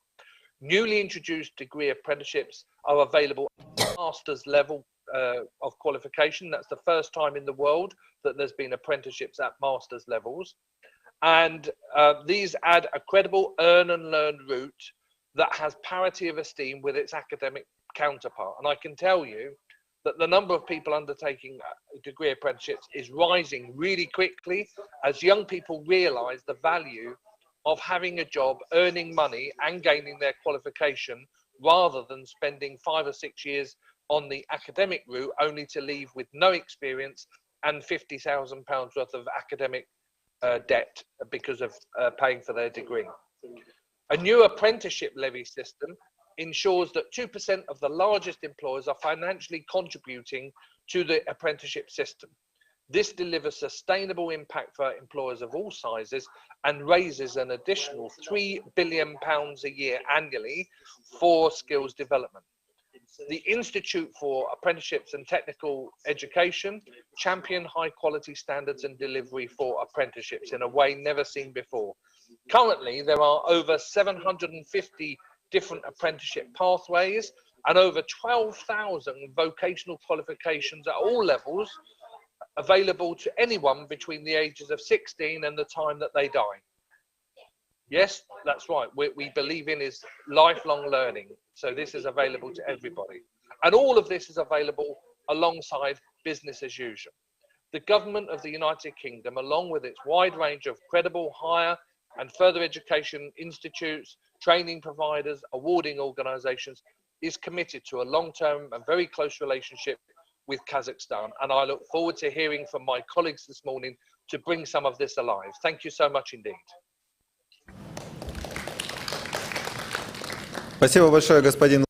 Thank you very much, Mr. Ledger. I think that it's become clear how much attention you're paying to that and what an important economic element it is through the practical apprenticeship.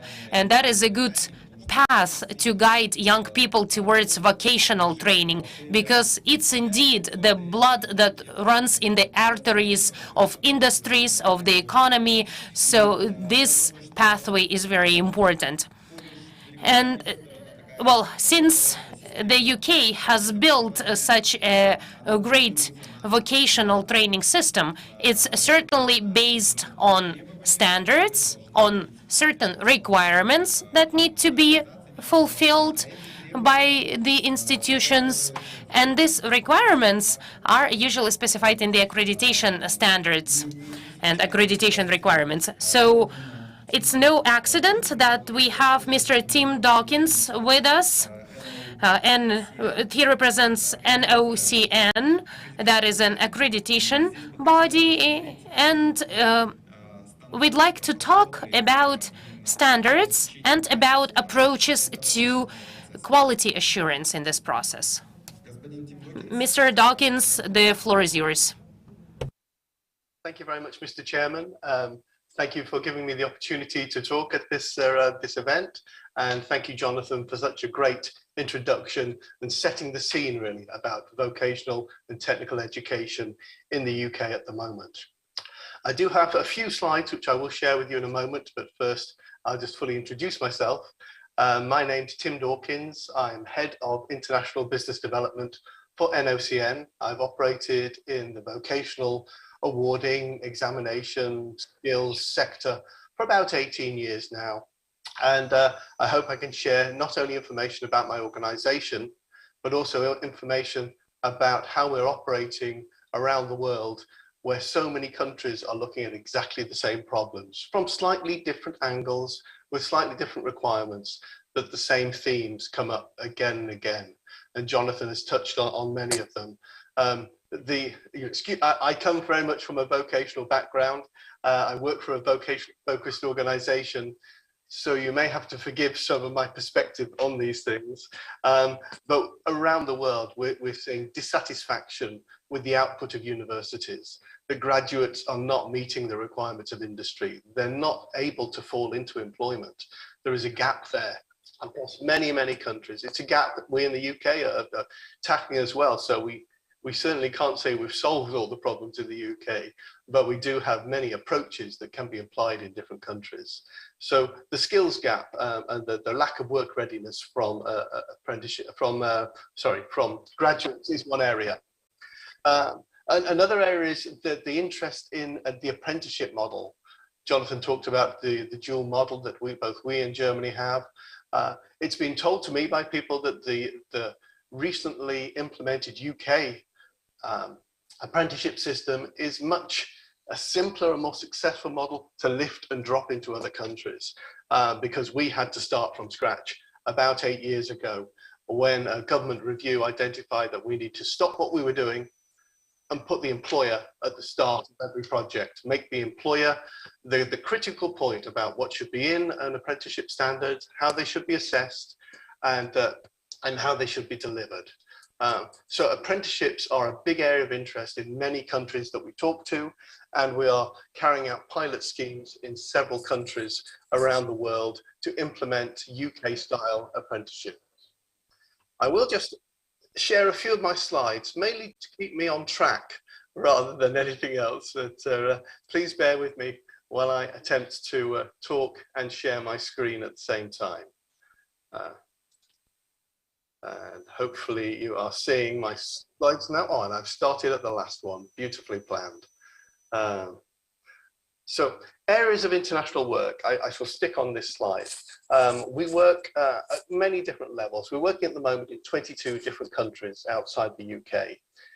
My organization, NOCN, was founded 35 years ago, but for the last 8 years, we've also been working outside of the UK, taking the qualifications, the standards and the structures from the UK and supporting different countries to implement what is required in their countries, not dictating what's required, but working with governments to bring our knowledge and understanding to their region.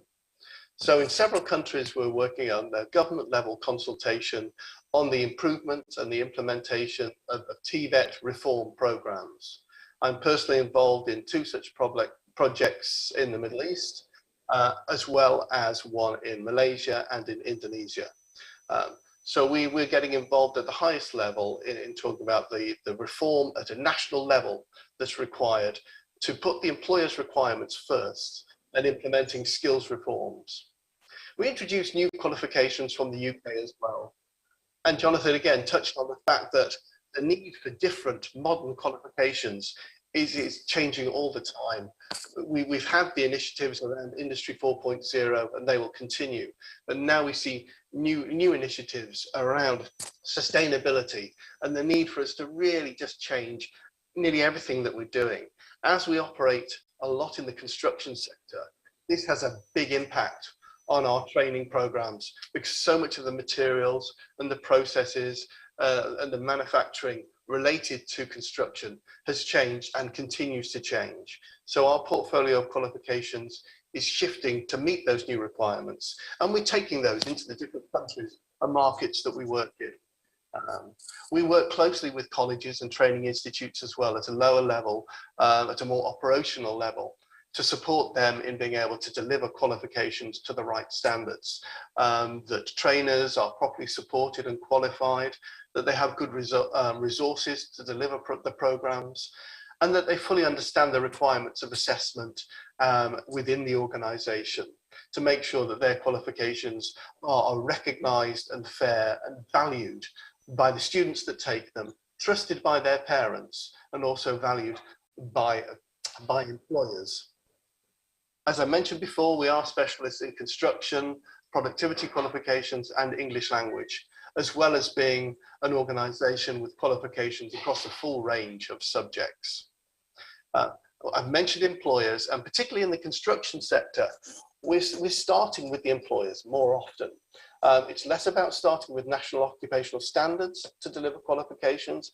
It's less about starting with the mandate from government, much more about working directly with the employers to understand the skills that are needed to use equipment, to deliver outcomes, to work effectively on the construction site in the workplace. So we work directly with many employers to both create and deliver qualifications to their workforce. A lot of the work we do also is working to endorse local programs. So we will work with training organizations, government bodies, to look at the training programs that are already being delivered in the country, but to bring some of our knowledge, experience, and standards into those qualifications.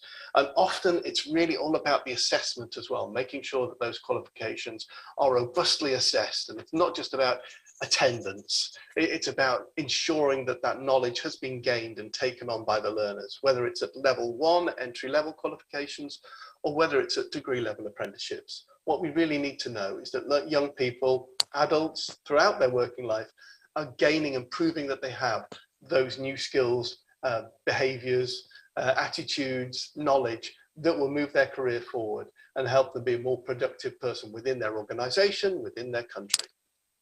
Now, I think that's about my 7 minutes up. So I've given you a very kind of quick run through my, my one slide, but I believe there's going to be questions afterwards.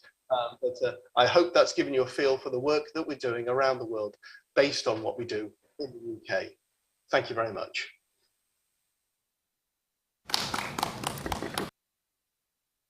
Thank you very much. Well, from our UK colleagues, we'll now switch to our Kazakh colleagues. And we have Mr. Azamat Bisinbenov, Managing Director of the HR Development in Atamiken. And to let our UK colleagues know, we have this so-called National Chamber of Entrepreneurs, Atamiken. It brings together employers, both SMEs and large businesses. So that gives us a good window into the world of business. And Azamat represents that organization, and he'll let us know what the perspectives of the employers are.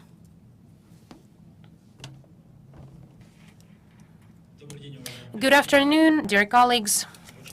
It is my great pleasure to see all of you here to talk about this topic.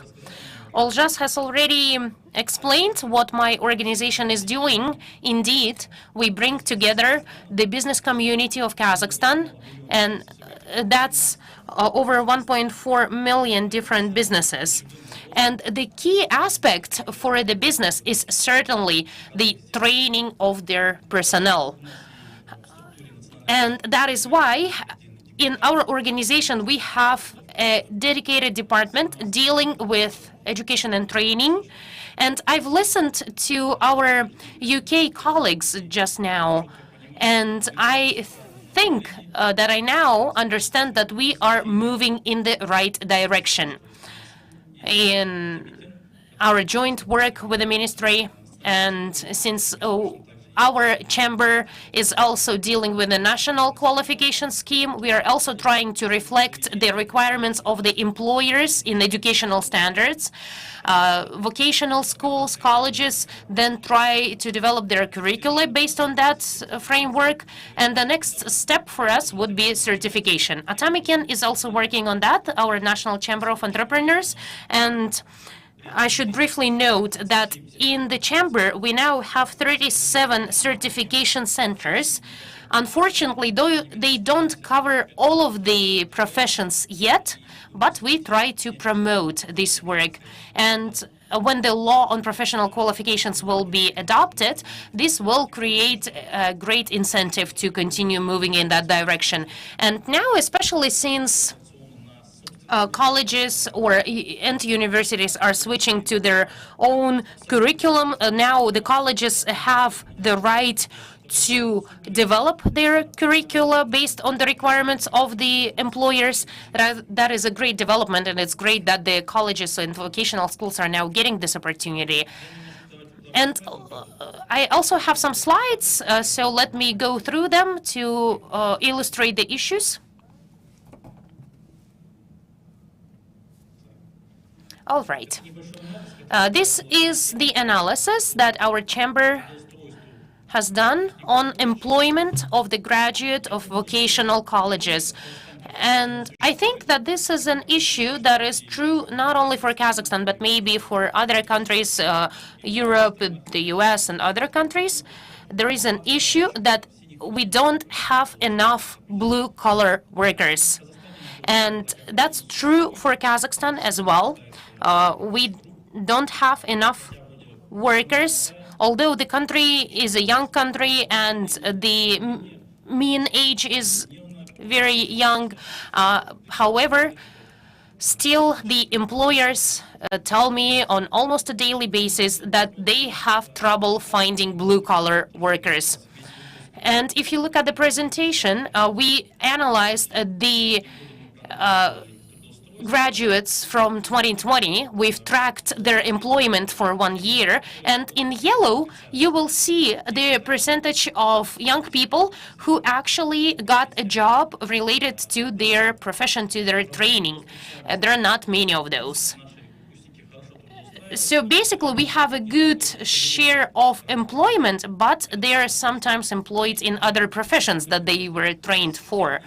And only a small amount is unemployed. And look at the two columns, the very last ones, the education sector and healthcare sector. That's where we see many graduates getting into the jobs they were trained for. And that's probably the result of systemic work of the Ministry of Health and the Ministry of Education.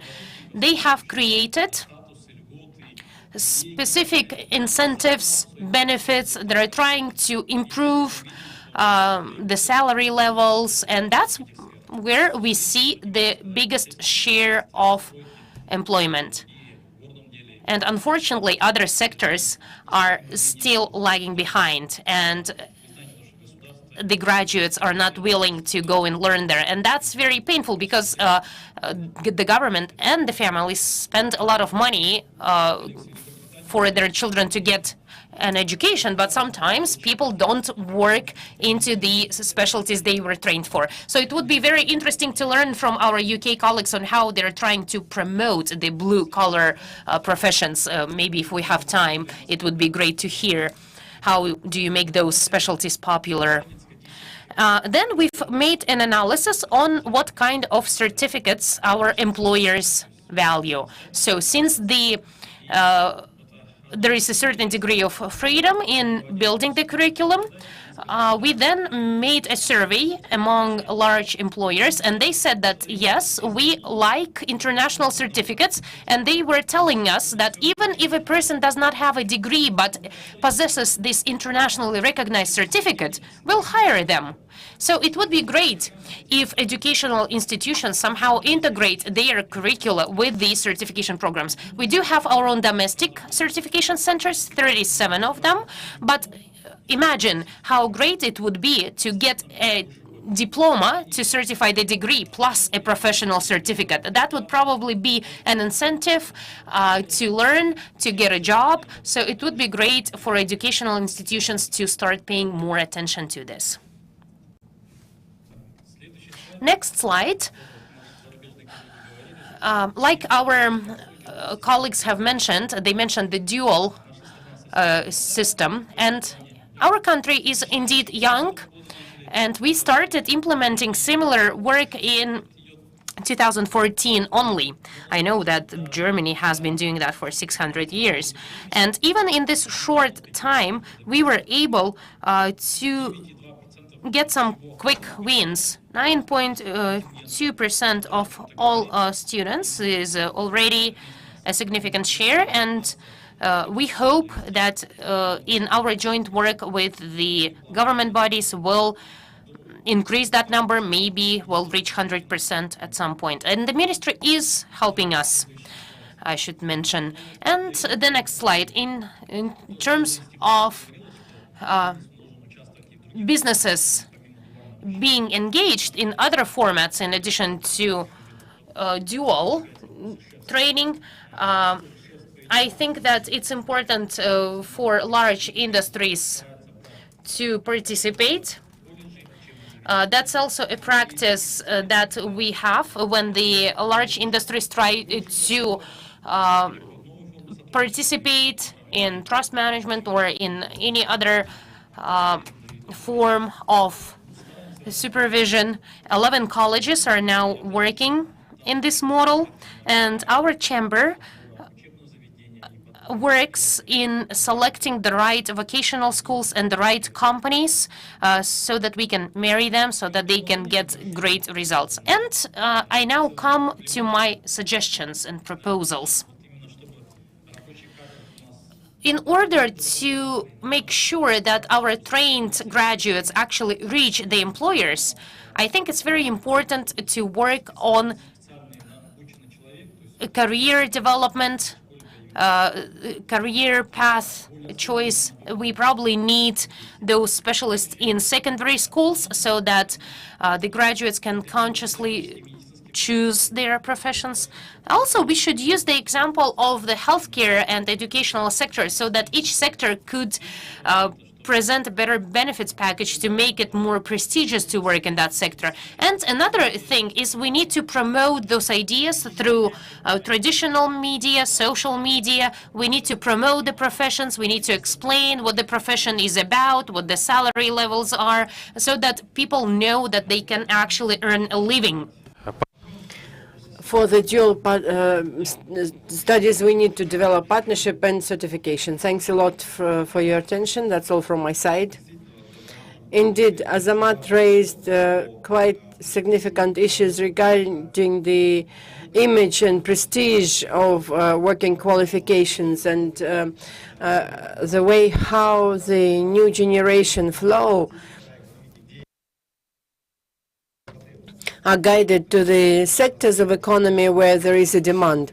I think that we'll have a little bit later some chance to discuss it with our colleagues from UK, because indeed this is a challenge not only for Kazakhstan but for other countries as well, equally.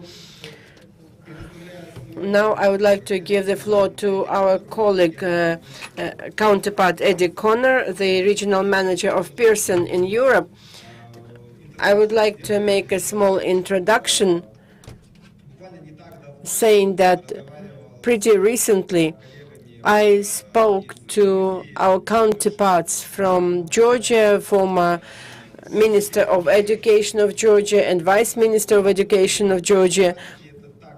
And during the discussion, since in fact this was the team who transformed the education system during the Saakashvili term, when they radically changed everything, and the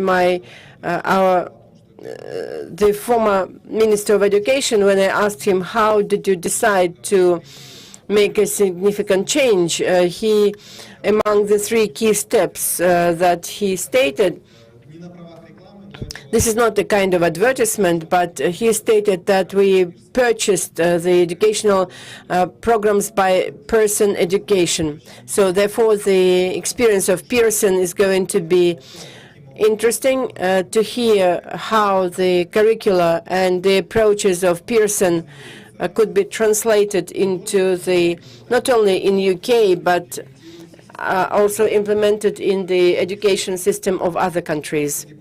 Eddie Connor, the floor is yours. Thank you. Thank you very much, Mr. Odabayev. It's a very nice introduction as well. So thank you very much for that. I hope you can see the slides. I'm going to give you a quick overview so that you understand a little bit about Pearson as well. And I think one of the things that Pearson believes in is that learning is one of the most powerful forces for change in the world. And we have around about 20,000 employees looking to deliver our products and services across 200 or so countries. And we're all working towards this common purpose really to help everyone achieve their potential through learning. And we do that really by working with governments, with employers, and by providing high quality digital learning content and learning experience. And we provide assessments and qualifications that help people build their skills and grow with the world around them. Pearson is a regulated awarding body in the UK, but as you've heard, we've spent quite a lot of time, over 25 years, working in Central and Eastern Europe, working with learners, educators, parents, and governments, looking to address the specific needs of each of those stakeholders. And as a world learning company, we're committed to helping people across the globe, wherever and whenever and however it suits them. So we work with partnerships to understand their precise needs and expectations and look about how we can match the products and services that exist or what we need to create and how to develop those so that we're continually improving the best possible learner outcomes. Now, I think you all mentioned earlier as well about demand for technical vocational education and training. And certainly there is an increasing demand around the world for this. And it's not just a priority for individual governments such as the Kazakh one or the British one or Uzbek, but it's for international institutions and employers as well, as has been mentioned. There are some well-founded concerns about the skills gap between what people leave the education system with and what they really need in the workplace. And Jonathan Ledger mentioned this as well about the number of learners or the percentage of learners who say were 12 years old in 2018, that around 65% of those would be doing jobs when they were 30 that don't exist right now. And so the conundrum for us is to how we can help prepare those learners for the opportunities that come to them and to give them the right sort of skill sets to be able to adapt and be successful in the future. So the program, the portfolio that we use around this is called BTEC. And it's our vocational suite of qualifications. And they range from small low-level awards to very large diplomas that can lead to degrees and master's programs. But each of those programs follows the same philosophy. They're work-related education programs. And we've designed those closely with employers, with higher education establishments, and also professional groups. Because of the design, the modular design, it allows progression from one level to the other, and they are practical. So we would help set the assessments, but that is internally assessed by the centre institutions. But we're applying international standards across all of these qualifications so that an employer can be certain that a Kazakh learner or a German learner has the right skills. But that context, how to apply those skills in their work, might be different. And one of the reasons for that is that all of our qualifications can be delivered in any language or through any medium. So here's just a quick overview of the sort of the portfolio. And the educational levels here are based on the UK framework. And you can see that they start from entry-level sort of qualifications to 14 to 16-year-old learning, but that can also be applied to learners who've come out of education and want to come back into it, just so that they can access the next level or upskill themselves to get that new promotion and a new job. And what we see here is that there's a big demand for technician level programs, which are around level 3 and level 4. And that learners also want to have that option to be able to have qualifications that give them the right skill sets to access jobs and employment, but also to be able to be recognized by higher education establishments as well. So we have quite a lot of subjects and sectors that we work in. And I heard you earlier talking about robotics. And we partner with leading organizations. So our computing programs, our cloud computing qualifications we've developed in conjunction with Amazon Web Services. The sport program is produced in conjunction with Liverpool Football Club. And our new robotics program with the research and development arm of the Fiat Chrysler Group. And the other thing I don't know is that if that's interesting, but a lot of a lot of innovation in the world is also being not really well supported by education. For example, esports. It's going to be a billion-dollar industry, and we've developed some programs now that not just focus on the gaming, but it's the whole scenario around that. So online provision and support, technical and sales areas. One of the other things that's happened with the pandemic is obviously how you support qualifications. And more that needs to be through a digital process. So we now have a digital platform where both learners, institutions, teachers can interact through that, upload their work and have that work assessed online. Most learners these days have access to a mobile and they can record evidence of them completing tasks, upload that into the system, and that can be checked by the teachers. But that also gives us the opportunity then to externally assure that. And it means that the centres running through their BTEC journey can have access to data on how their learners are progressing, how the teachers are delivering, and if there are any needs for teaching training or for extra syllabuses to be provided, then we can do that, and Pearson will be more proactive along that lines. So one of the things I think that I just wanted to quickly say is that really it's the BTEC benefits there are around having trained specialists with the knowledge and the professional skills confirmed by that international recognizable certificate that will support human resources mobility. And it's gaining an importance in modern economies. And these benefits are just a few that might be applicable to the different stakeholder groups inside the education landscape. And finally, I just want to say that no education system works without effective teacher and leadership development. There must be focus around capacity building and sustainability. You must work in partnerships, and all the key stakeholders must be engaged, and there must be an institutional ownership of the outcomes that the land is trying to provide.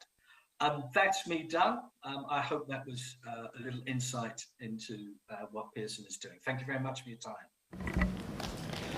Спасибо большое, господин Коннор. Thank you very much, Mr. Connor. Colleagues, please mind to what extent the system of qualification BTEC is interlinked, intermingled with the educational content, with the validation of qualification. So this is a single, integrated, seamless mechanism. And the national qualification system with 8 levels, with all the educational curricula and frameworks are integrated. So we need to study it as deep as possible, and the last slide shows the benefits of the employers, which is the guaranteed highly qualified staff trained to the international standards, and qualifications are confirmed by independent certification centers. Thank you very much. I believe that BTEC is the system that needs to be studied for us, and this will have future development steps for us. The next speaker is Yermek Kuzimbayev. He is the representative from the employers. He is the manager of educational programs of ITAS KZ joint stock company. Yermek, my colleagues are telling me that we are a little bit ahead.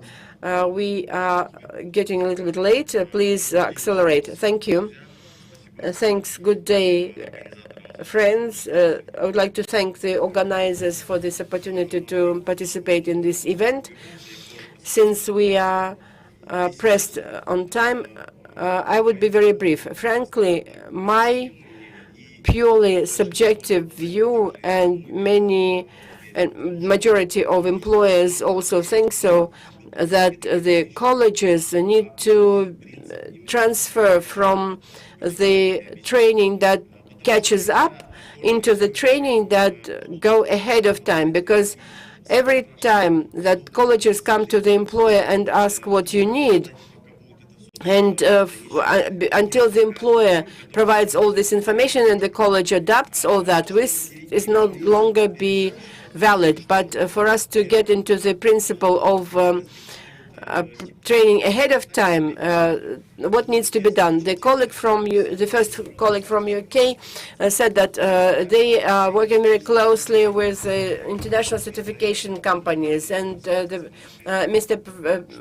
Connor from Pearson said that they provide training that is recognized by the international certification institutions. Why do I say? There's a standard IADC, Azamat presented that in his presentation. This is the international standard recognized by all countries of the world for drilling and major overhaul of wells. If this certificate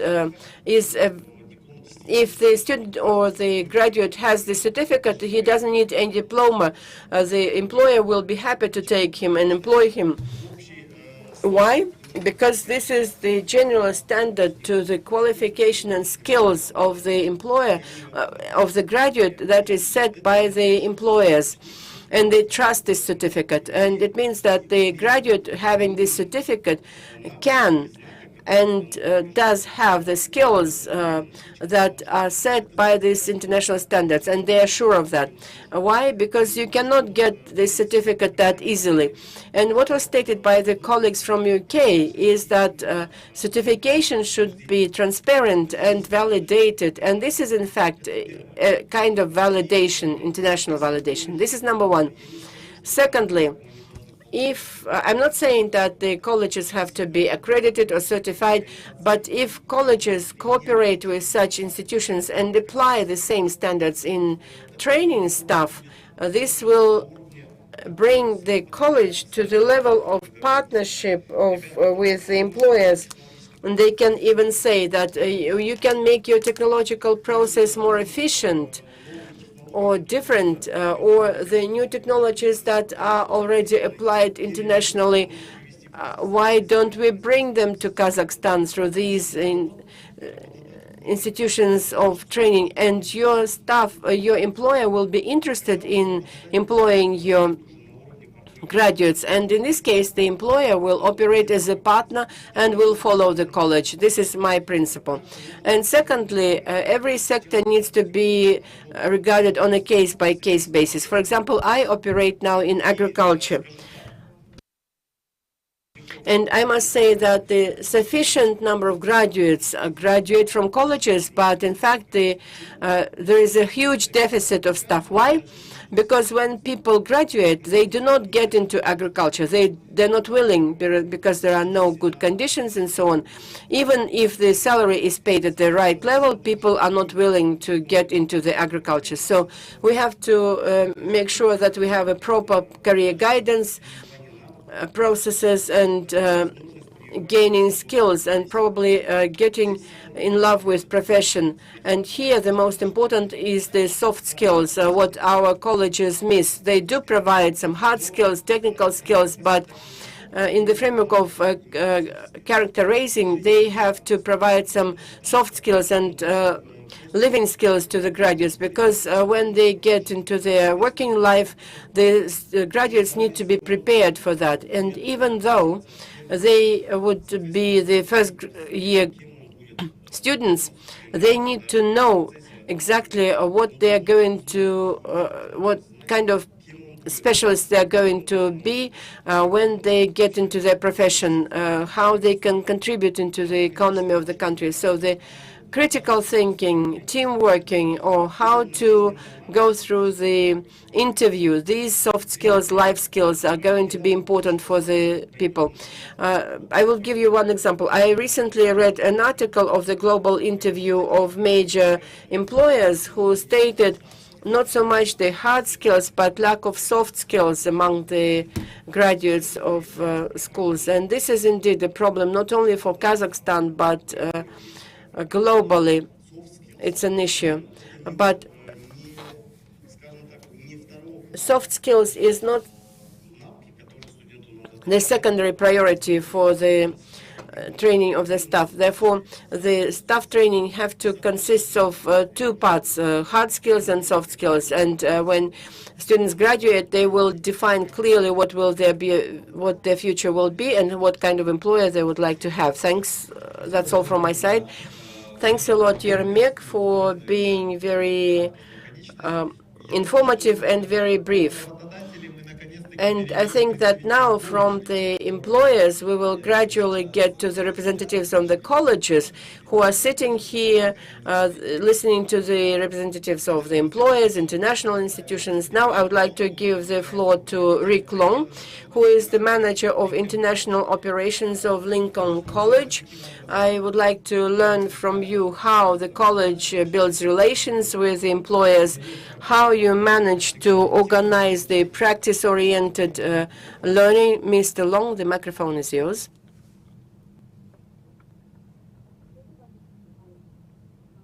Thank you very much, and thank you to all the colleagues that have been before me. Hopefully you can see my my slide now. Lincoln College is the bridge between the organisations such as TIMS and EDI's organisations in terms of the awarding bodies.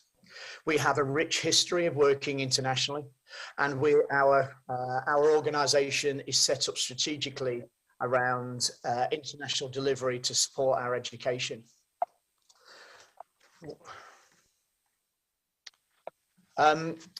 We have over 130 years of delivering skills and knowledge training within the UK and internationally. We've operated for 10 years with successful partners in China. We have 7 years running with colleges in the Middle East and over 20 years of welcoming international students to our UK campuses.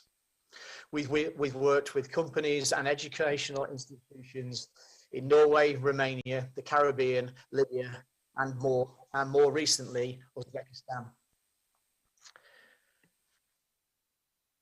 The recognised education from the UK has their pieces awarded by the government but are run by awarding organisations.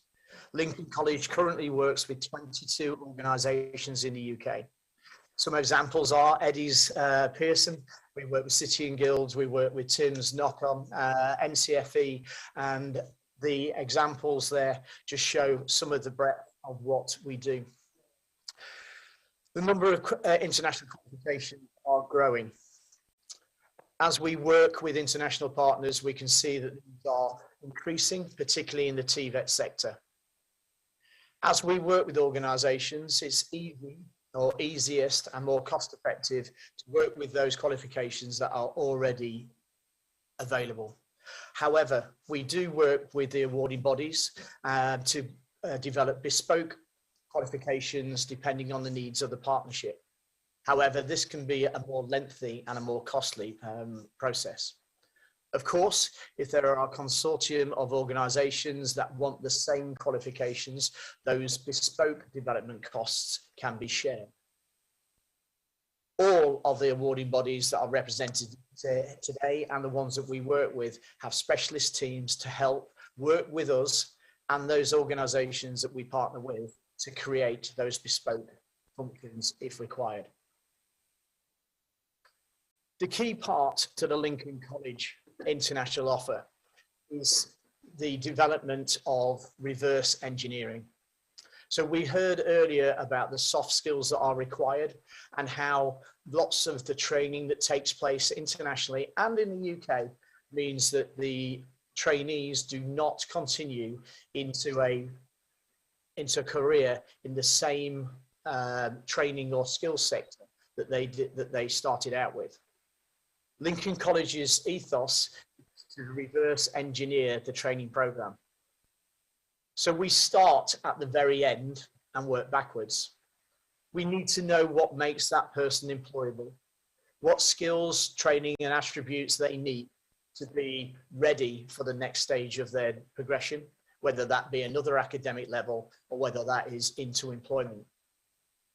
So once we realize what the outputs are, then we work with the organizations, both educational and employers, to create a training experience within the certified time frame that builds those skills, knowledge, attributes that are needed to make sure that the trainee is equipped for success. By building the curriculum backwards, it enables us to make sure that the content is correct and is used to its maximum, and time and experiences are not wasted. This is a really important process for us to make sure that our collaborations internationally provide the success that is required by both employers and their educational partners, but more importantly, to supply the trainees with the right skills, knowledge, and attributes to be successful.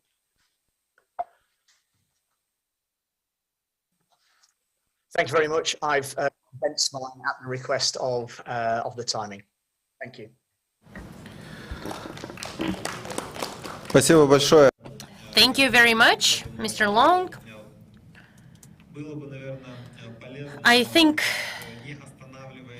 it would have been great. It would be great if we can continue interaction and cooperation between the UK and Kazakhstan vocational schools and colleges. It would be great to see that going forward with Lincoln College or with one of the colleges here. We have a speaker here, Zhana Rahimova, director of the Karaganda Polytechnical Vocational School. It would be great to establish partnership relations and exchange experience, especially since you said that you are already present in the Central Asia. Maybe that's an avenue for future partnership. And we have an interesting experience here in Kazakhstan of a vocational school in Karaganda region, which is a large industrial region with specific industries. So, Zhanar, tell us about the way you build relations with big businesses and the way you train students for them. Thank you, Oljas. Indeed, that is a very interesting session. I was listening attentively to our previous speakers. And let me say a few words about our vocational college. This college is 90 years old, and right now we have over 20 technical vocational specialties. And we've got over 2,800 students, over 200 faculty members, and certainly we have a big number of our social partners coming from SMEs as well as large enterprises. And I'd like to note and explain the way we work with the employers. So let me focus on that primarily. Today we already have some positive experience. Although the college has been in existence for 90 years, but that's sufficient amount of time, but maybe not too long. And it's great to see that right now our employers are actively engaged in our training process, educational process. We do have some contracts signed for dual training. Many of the companies are willing to provide internship spots for our students, and our faculty members also can get internships or apprenticeships in the companies. In 2017, we've also opened a Center of Competencies or Center of Excellence in open space format, and we work on developing 7 competencies there. And in 2020, we participated in the Jasmaman project. We got 365 million of tenge from the budget for developing young specialists. And the equipment that we bought for this project was actually the equipment that the employers indicated as the equipment they need. And we actually were already thinking about the future. Some of the pieces of equipment that we bought was not even available at our employers' sites yet, but they were thinking about it. So hopefully by the time our students graduate, the employers will switch to that equipment and they will be ready for that. We've also opened some new professions, new specialties in the last few years. We are trying to focus on world skills competencies. And the skills that we are talking about are in high demand right now, but we don't want to work only on those programs that are specified in our standards. We are also working on revising the standards, revising the curricula, and that's where employers play an important role. And we already have some positive experience on working with large industries, be it ArcelorMittal or others. We work with them. We cooperate closely. And thanks to these companies, we were able to strengthen the equipment available and the facilities available in our vocational school. And that is another sign that the employers are interested in cooperating with us to get fresh blood into their companies as our graduates. And we should also mention that getting the students ready for real life is just as important as our educational component. So it's important to build trust with our students. And we do have a psychological service, and they do a lot of work. And we even do small little things like building your CV, getting a job interview.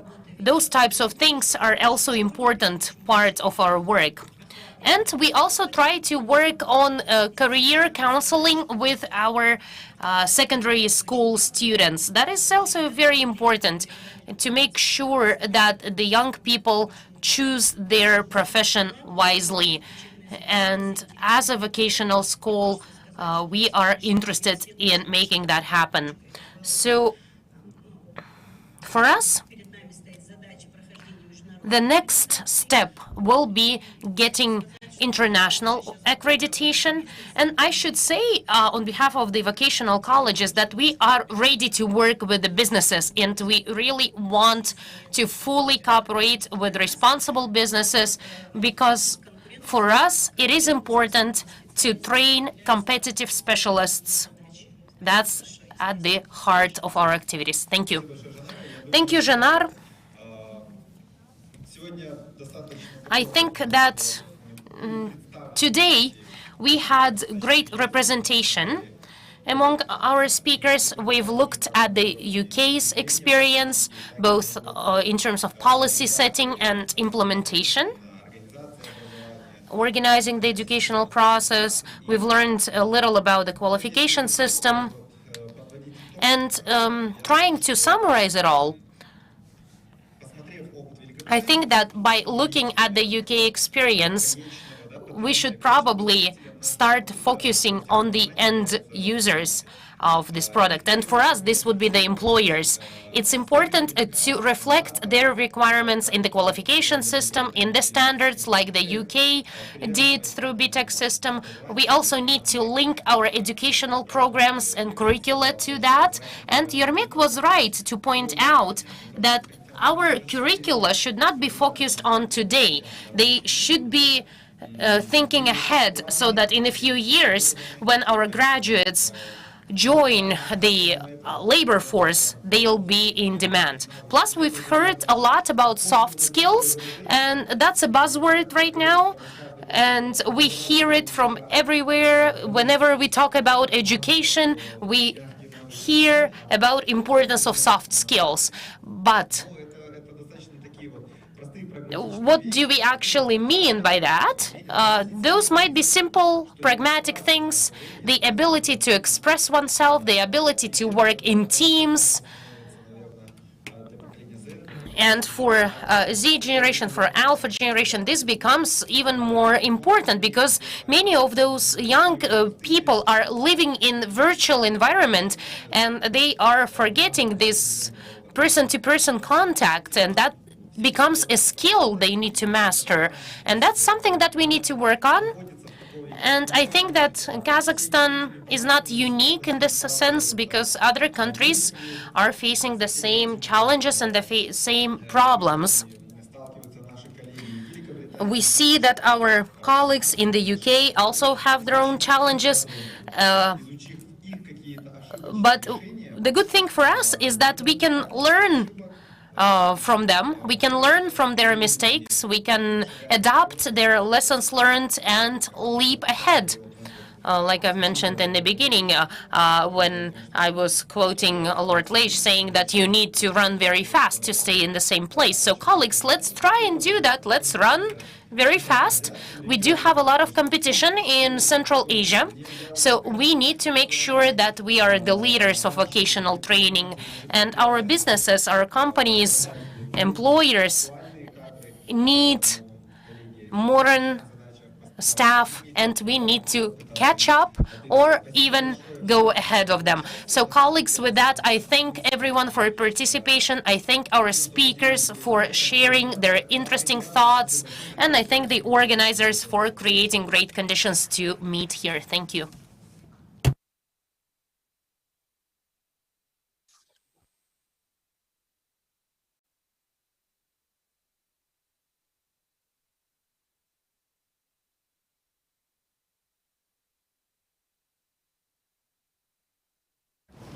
Наверное, от специальности было бы неплохо, да.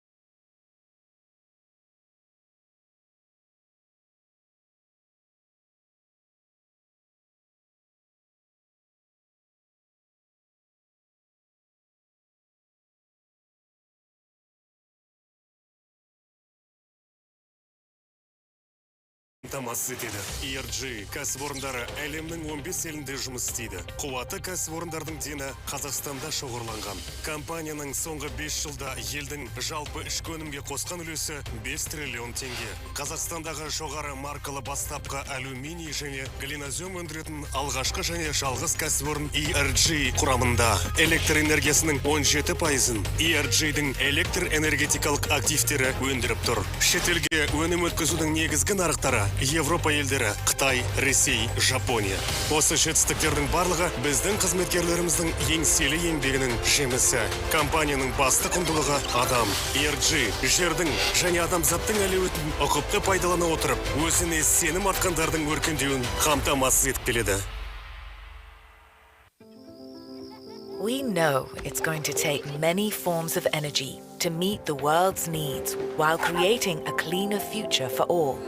At Chevron, we're lowering the carbon emissions intensity of our operations, investing in lower carbon technologies, and exploring renewable fuels of the future.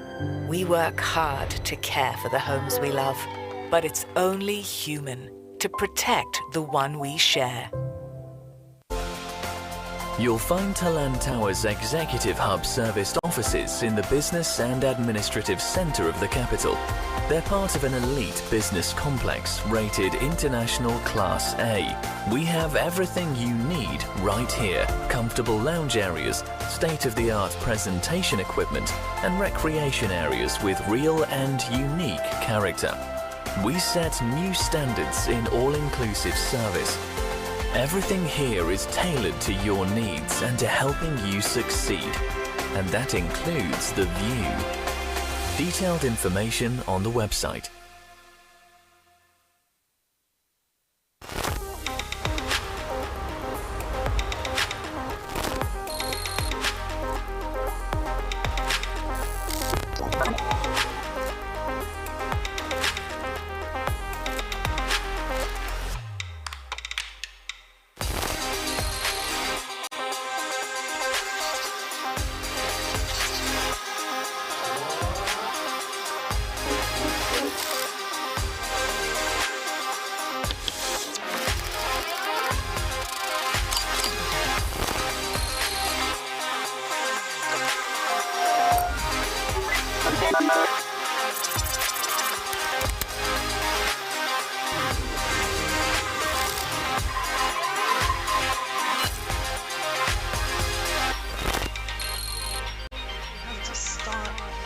Thinking about the student. And there is one big worry we have. Changes of this pandemic have really changed everything about The future belongs to those who believe in the beauty of their dreams.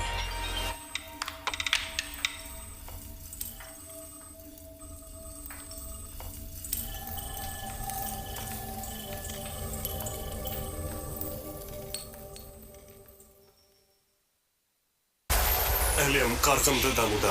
Технологиялық ілгерілеу үшін металдар мен электр энергиясының түрлі көздері қажет. ENG әлемді осындай ресурстармен қамтамасыз етеді. ENG кәсіпорындары әлемнің 15 елінде жұмыс істейді. Қуаты кәсіпорындардың дені Қазақстанда шоғырланған. Компанияның соңғы 5 жылда елдің жалпы ішкі өнімге қосқан үлесі 5 триллион теңге. Қазақстандағы жоғары маркалы бастапқы алюминий және глинозем өндіретін алғашқы және жалғыз кәсіпорын ENG құрамында. Электр энергиясының 17%-ын ENG-дің электр энергетикалық активтері өндіріп тұр. Шетелге өнім өткізудің негізгі нарықтары Европа елдері, Қытай, Ресей, Жапония. Осы жетістіктердің барлығы біздің қызметкерлеріміздің еңселі еңбегінің жемісі. Компанияның басты құндылығы адам. ENG жердің және адамзаттың әлеуетін ұқыпты пайдалана отырып, өзіне сенім артқандардың өркендеуін қамтамасыз етіп келеді. We know it's going to take many forms of energy to meet the world's needs while creating a cleaner future for all. At Chevron, we're lowering the carbon emissions intensity of our operations, investing in lower carbon technologies, and exploring renewable fuels of the future. We work hard to care for the homes we love, but it's only human to protect the one we share. You'll find Talan Tower's Executive Hub serviced offices in the business and administrative center of the capital. They're part of an elite business complex rated International Class A. We have everything you need right here. Comfortable lounge areas, state-of-the-art presentation equipment, and recreation areas with real and unique character. We set new standards in all-inclusive service. Everything here is tailored to your needs and to helping you succeed. And that includes the view. Detailed information on the website.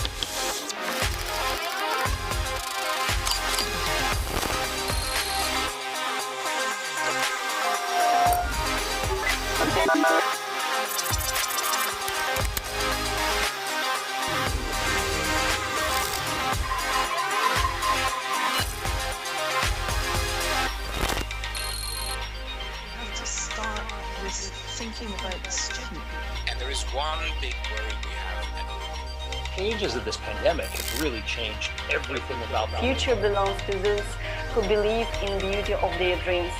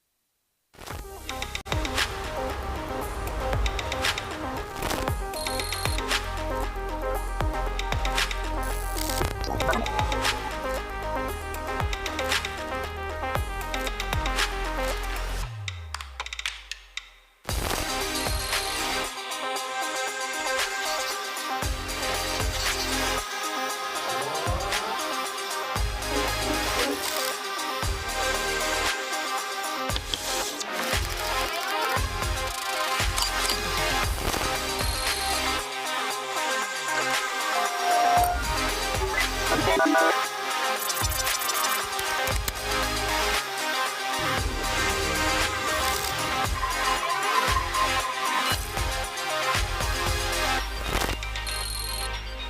to start with thinking about the student.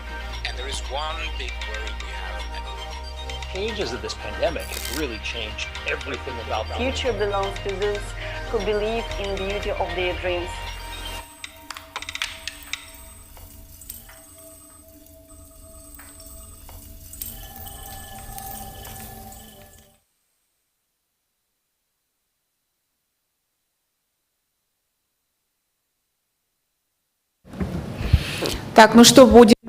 So let's start. I guess the audience will join us. We've also got a broadcast at YouTube. So good afternoon to all participants of today's panel session, Meta Women, New Kazakhstan, People in Governance. And today we'll talk about why in Kazakhstan, although we have a dynamically developing country, why still at the decision-making level there aren't many women, and why women are underrepresented on the decision-making level in politics, in corporate sector, and also in civil activities. Kazakhstani women have a better education. 58% of Bolashak scholarship graduates are women. However, they don't get to the top, to the level where the most important decisions are made. If we look at the politics, only about 9% of political civil servants are women. In the boards of directors, that's 7 to 10%.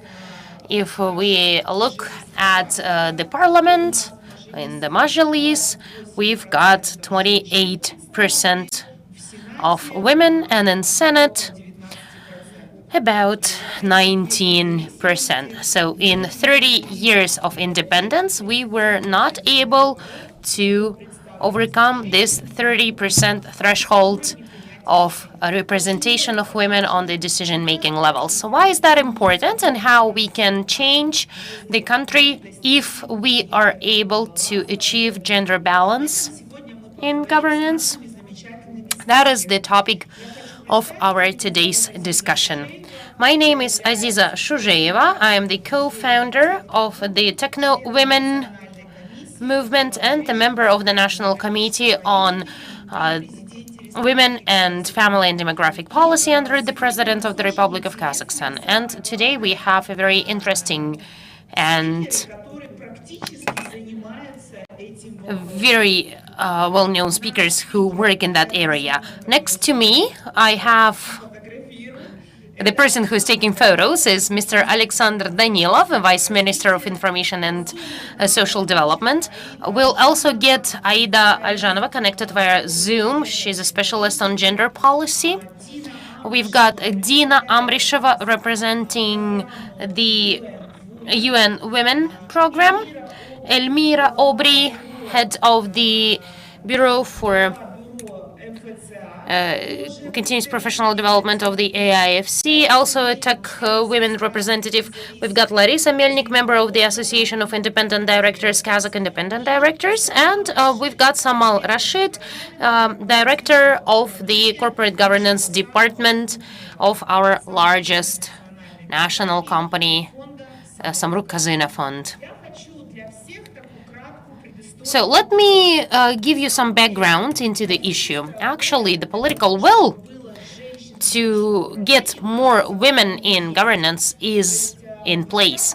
In 2020, our president, during the fourth meeting of the National Council for Public Trust, has stated that we need to ensure at least a 30% representation of women on the decision-making levels, namely in management boards, in boards of directors, in the state-owned enterprises. So he said, let's start with the state-owned enterprises, and that will have a qualitative effect on the situation in the country.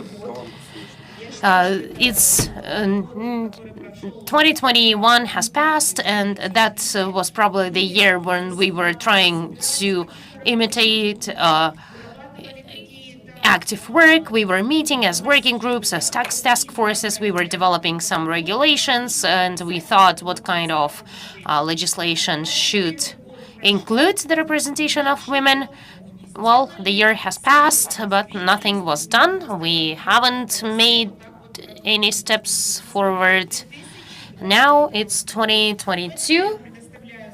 And now let me give the floor to the Vice Minister of Information and Social Development, Alexandra. Please tell us about the things happening now. What kind of progress are we seeing to make sure that there are more women in the decision-making? Well, let me get back to the main issue of what's happening and why don't we have as many women in the decision-making levels. You know, there are two sides of the coin. Well, in our case, maybe even more. The first thing is that this is the matter which, unfortunately, my colleagues or society often perceive as only an element of social justice, and they perceive it only as the element of social justice because it doesn't affect the big groups of interests, it doesn't really affect certain things, and somehow it's taken to the background, and many of our colleagues don't focus on it in their social discussions, so it's somewhere coming second to the rest. They think it's just a question of ticking the box. However, the problem does exist, and our task is not only to recognize it, but also work on that. In fact, I am very grateful to Aziza and to you, colleagues, that we are having this session today, because we are getting into a unique situation when there is a political will, there is a guidelines, there are quite promoted colleagues. However, the card doesn't work that proactively, and we are very grateful to the National Commission composition and to you, Aziza, personally. Thanks to the chair of the National Commission, the process is ongoing. What exactly is ongoing? The history of participation of women in the quasi-state sector at the level of decision-taking, at the level of the independent directors, management boards. Me, as a citizen, do have a vision under the national concept of family and gender policy. Our task is to ensure that the white quota exists. Why? Because it's not a secret that there are lots of glass ceilings, and those glass ceilings do not only exist in informal environment. We discussed it yesterday, and you particularly stated that one of the few people who established barriers for making those quotas efficient were women as well. So this is stigmatization, and what we need to do, first of all, is to do the homework by the public bodies, and we discussed it yesterday with my colleagues that we have to work on the standard charters of the quasi-state companies, developing other decrees and other laws to ensure that this white quota exists. The second is the public discourse. The public discourse is of paramount importance. Aziza can be thanked by many people, because this is the person from the very first day of appointment. She keeps asking me where are you going to have the meeting, what are we going to discuss, and so on and so forth. But I'm sure that we need to have a wider discussion. You know pretty well that what is happening in Almaty is one thing, or in Astana, or in other major cities, but the absolutely different thing happens at the regional level. And it is important for us that we have quality advocacy companies in the broad range so that we communicate the message of the need to have women. This is not so much the issue of social justice, but rather an economic issue to have more people combating corruption, increasing revenues, and so on and so forth, so that this is actively discussed at the regional level. I would like to thank my colleagues from UN Women so that we are eventually starting our joint project that will facilitate the strengthening of women participation, not only in management, but also in the public sector. But summarizing my speech, I would like to say that, generally speaking, it is extremely important that we have this talk.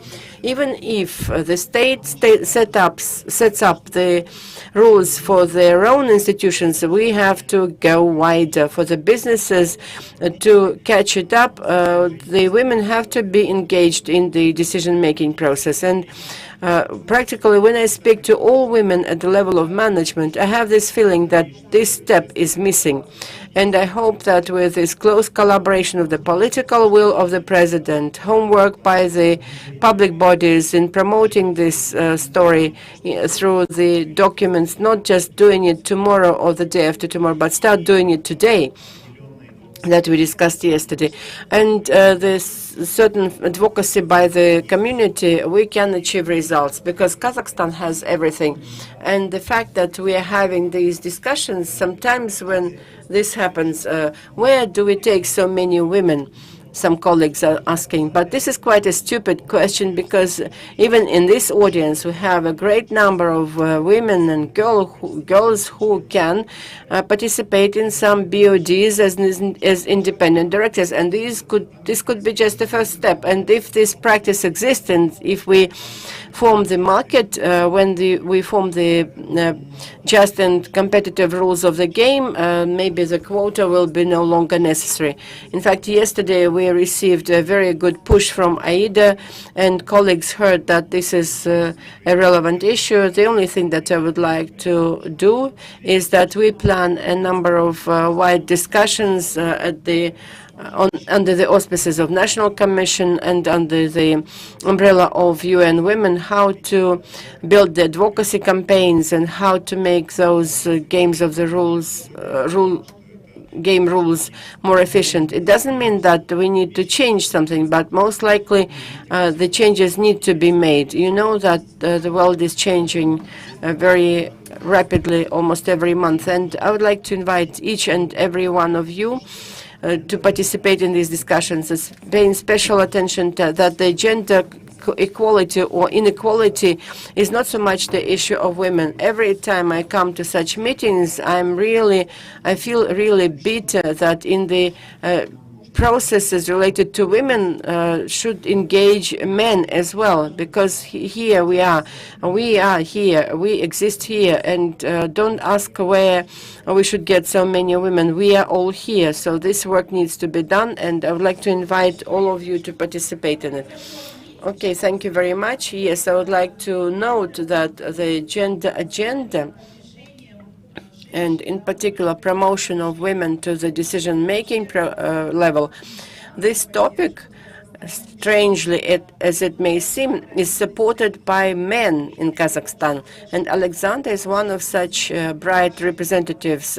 Other civil society people, Murat Abdurashidov and others, who is a businessman, they actively promote this topic, and they actively support the strategy of introducing white quotas, and the men do support this process. Another thing is that we are facing the fact that in most cases it is the women who get to the top of the pyramid, unfortunately, do not support other women. And I can say that the whole of 2021, we didn't make any major step forward. We couldn't incorporate any provision into the bylaws only because the ex-Vice Minister of National Economy, Agul Shaimova, was against. And the chair of the Financiers Association, Elena Bakhmutova, considers that no special white quotas are required. Women should and can reach their own and achieve this level. Because I did it, why should I make this path easier for other women? I would like to have Aida Aljanova by Zoom, institutional development expert. Aida, could you tell us for the women who do not support the other women in promoting to the level of decision making, what would the companies lose, what the BODs would lose, and what would top management lose if they don't consider the gender diversity in their BODs? Thank you very much.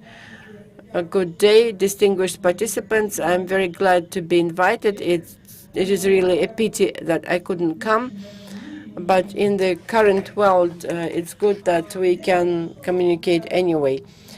The thing is that I'm now writing a PhD paper, and the topic is the gender diversity in the BOD. And I have been dealing with gender equality and political promotion of women for quite a while. But now, when I'm dealing with that as science, as a research, I'm studying various theories, because when you do a research, you have to to offer some theories and prove them or disapprove them. And when you don't accept women as the equal participant of the society in the political and economic relations and so on, this is very strongly related to the theory of social roles that sets up certain stereotypes that are linked to specific gender. For example, if it's a girl, she has to be quiet and tender. If it's a man, it's a boy, he can be loud and he is allowed to do more. And these stereotypes of behavior are gender-based. And we know a lot of women who are quite noisy and loud and quite strong. And there are some boys who are quite tender, but still adults try to raise the children within certain framework. And unfortunately, those limitations would then impose on the whole life of people. And going beyond those limits depends on the environment the person will get in. And if, for example, a woman who got educated, as a rule, the girls study better, and much more girls would be enrolled to the universities and will get better results in exams, which means that they are not stupid at all, and they can overcome lots of barriers, and they can express their views. However, there are some moments when women become somehow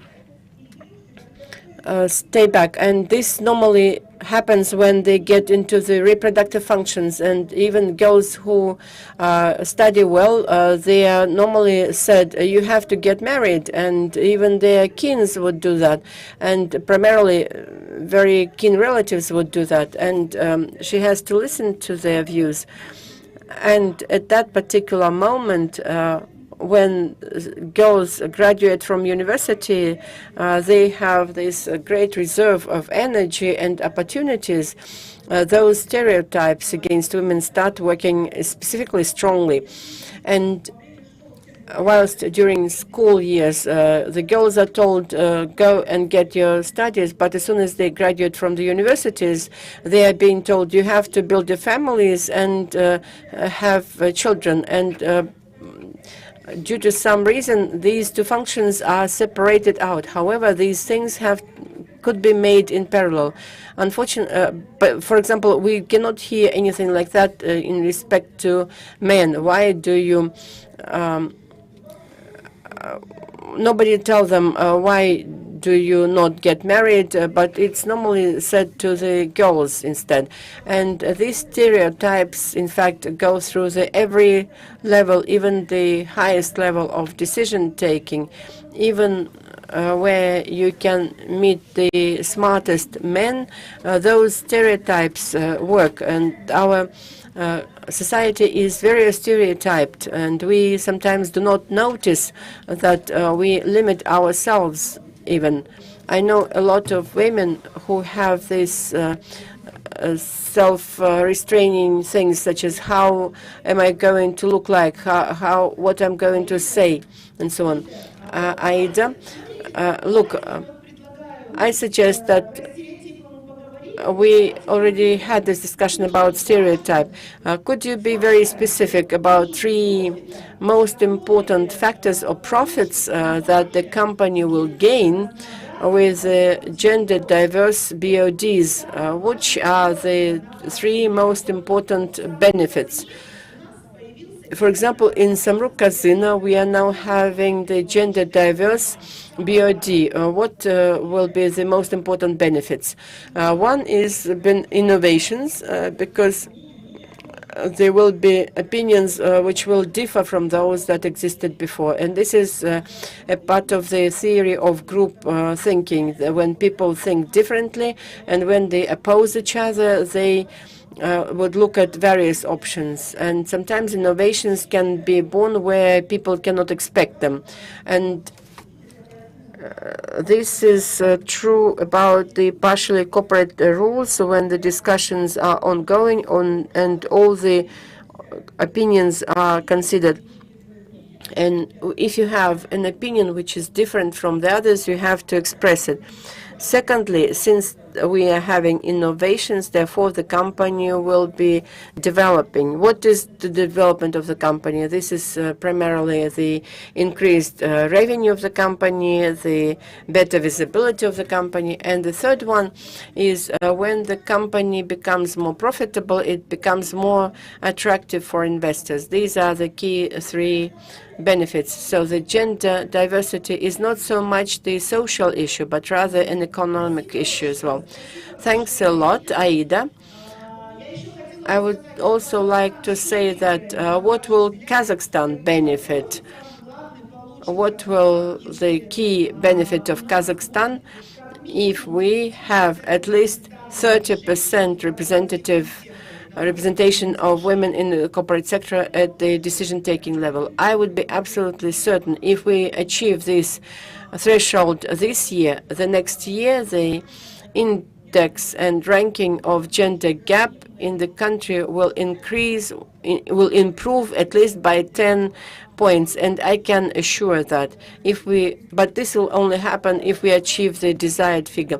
What is the global index of gender gap? All the investors would look at it because they understand that if in the country there is a huge gender gap, then something is wrong with the country. So then the equality is an issue. There is an issue with non-discrimination and equal access. So this index will very much be appreciated by the investors. Okay, thank you very much, Aida. Now I would like to give the floor to Dina Amrisheva, UN Women. Why the topic of women representation at the level of decision-taking is among the top priorities of international agenda. Thank you very much. Good day, distinguished participants of the session. Let me, on behalf of UN Women Kazakhstan, welcome you. A few words about our institution. Our organization is global. UN Women is an agency within UN in relation to gender equality and women empowerment. We implement our mandate in the countries of operation and cooperation.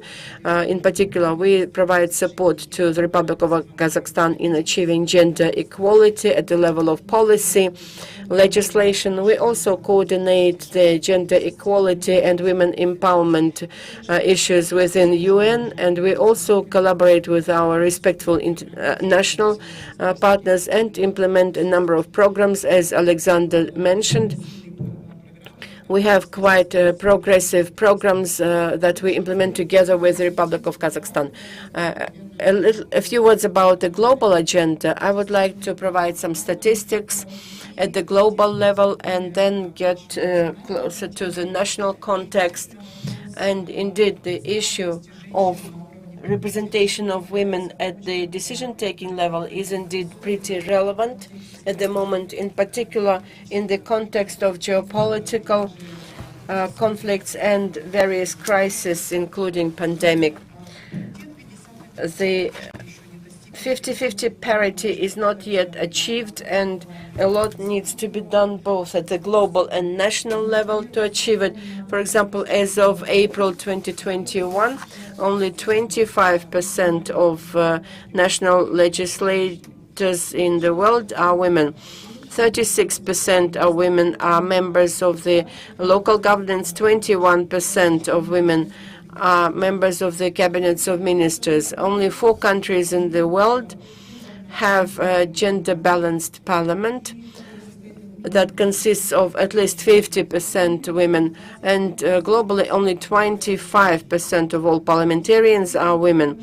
As of the 1st of May 2021, only 23 out of 193 UN member countries are headed by the woman as the head of state or the government, and in 118 countries the women never headed the states. With the current progress pace, this parity of 50-50 will not be achieved until 2063 by the projections of UN, and among the heads of the state until 2150. Hopefully, with our joint efforts, we will improve these statistics, and using the specific examples of national initiatives, I would also like to state that in 2021, changes were made to the constitutional law on 30% quota for women, young people, and people with disabilities. But as we all are aware, this quota does not guarantee the fact that the women will get the parliamentarian mandates.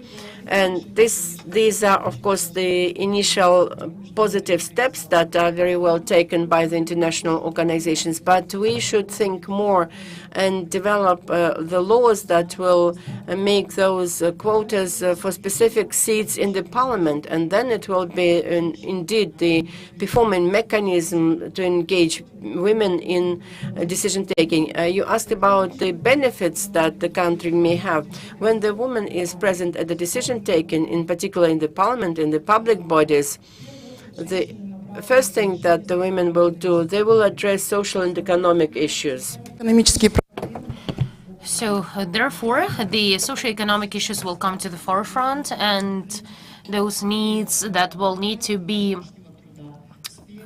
addressed, like unpaid care work, professional development, and others, this will be a focus of the women in parliament. And Alexandra was right to say today that it's important to understand that gender equality is also about protecting rights of men, and we also ask men to be our partners, to be the champions of gender equality, and there is a range of global and national initiatives which could be implemented in the most effective manner if the men participate in them. So the quota that has been introduced is a good first step, and we hope for further steps that will allow women to participate in decision-making.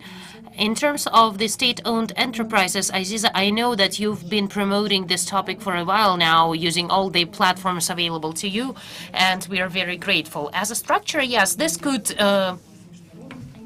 get support from international standards, using international expertise. Also, our organization had this experience when in 2020, during the lockdowns, we had online trainings done, and over 87 women from different regions of Kazakhstan were trained in Russian and Kazakh languages, and we had some representatives of Nurutan Akjol Communist Party of Kazakhstan members, and we've presented the information, and we built capacity of women on achieving the results to represent the interests of their respective social groups on the decision-making levels. And we worked on the so-called soft skills, public speaking, interaction with the audience, interaction with your target audience. And in conclusion, I'd like to say that there is another important initiative that we are implementing with the support of the Ministry of Information. Last year, with a bigger range of partners, we've approved the first national plan on implementing the Resolution 1325 of the Security Council on the world, security and women. And of course, one of the key aspects is to have women in the decision-making levels, especially in the context of crisis or conflicts. That is especially relevant today. And if we analyze the post-pandemic situation, we know very well that in our emergency committee, unfortunately, there were no women represented. In those other bodies that need to support the society at a critical time, women are not represented. So using this platform, I'd like to state that I would be very glad to be a part of the force that will change the situation, to expand and empower women so that Kazakhstan can demonstrate its commitment to gender equality and women empowerment principles. Thank you. Thank you. I can see that there are many young women, young ladies in the room, and I'm very happy to see that, because the fact that you've come to the session is already your first step towards your future activism. Do not limit yourselves. Do not limit your ambitions. Never turn back and just achieve your goals. And now I'd like to give the floor to the member of Kazakh Independent Directors Association, Ms. Larissa Melnik. You know, we discussed this at different platforms, and we are saying that we need to ensure that there is at least 30% of women in governance. I often hear this opposing comment saying, like, where will we get those women from? How do we get that many women to fill those positions? Larissa, what would you say? Well, I'm a member of the Association of Independent Directors, and we actually have got 35% of women in our association. So those are the women that fully satisfy the requirements of the status of independent directors according to the law on joint stock companies. They have the experience, they have the qualification, they have the education. So we are there. And during the session here and during Astana Finance Day sessions, I see women speakers and we talk to them, and there are enough women to participate in the governance bodies. There are enough women to be decision makers. Now, let me say a few words about numbers. We've talked about the gender gap index of the World Economic Forum, and Kazakhstan, as of the end of 2021, is ranked 80 among 156 countries. In 2020, that was 72. The ranking was 72. So we've got room for improvement. And this is actually, the Bureau of National Statistics has a very informative website, and you can find a lot of information on education, by gender, on the pay gap. So we can see what the share of women in management is. So that information is accessible. You can take a look at it. You can analyze it. In terms of the share of women in the boards of directors, the data differs a little because different companies use different database. So, for instance, Deloitte looked at 68 companies that are traded at the exchange and are listed at the exchanges, and they got this share of 7.4, and with a small growth to 9% last year. And there is still room for improvement, given that the global indicators are higher. We understand, in general, and many studies show that the presence of women in the boards of directors, in the management, women as CEOs or CFOs can improve the performance of the company. That is return on equity, return on assets, there is growth of profits, we see better capitalization indicators. S&P Global did a study. They were tracking companies for 17 years, 3,000 companies. So it's not some random result. It is something that can be tracked and something that should be demonstrated and used. It's not only about financial performance of the company, it's also about non-financial performance of the company. The more women there are in the boards of directors, the greater is the probability that the CEO and the CFO will be women. So that means that women in leadership positions will be good for the company and it will be good for the economy. So what should we do, given all that?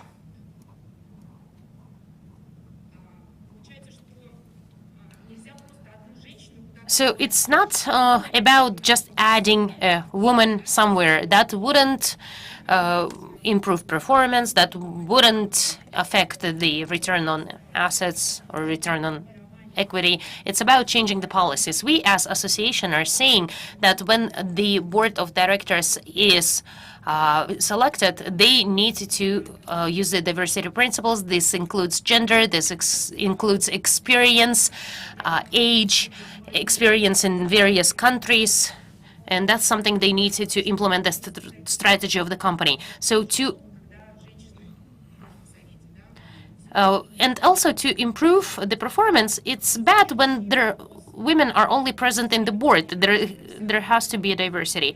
The businesses are usually saying that we need professionals. We don't care whether it's a man or a woman. We just care about the experience.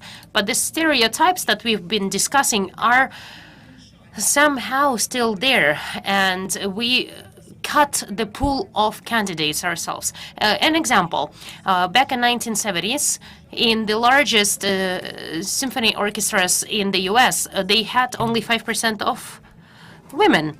And they started looking into the issue, and it actually turned out that the problem was the audition stage. And they said, okay, we'll just hide the participant from the selection committee, and then we'll get more women. But actually, then one of the observers said that the candidates needs to take off their shoes when they're going on stage. And that actually led to 30% increase of women selected. So what it means is just the selection committee was hearing the clicking of the female heels, and that led to bias and an inability to select good candidates for the company.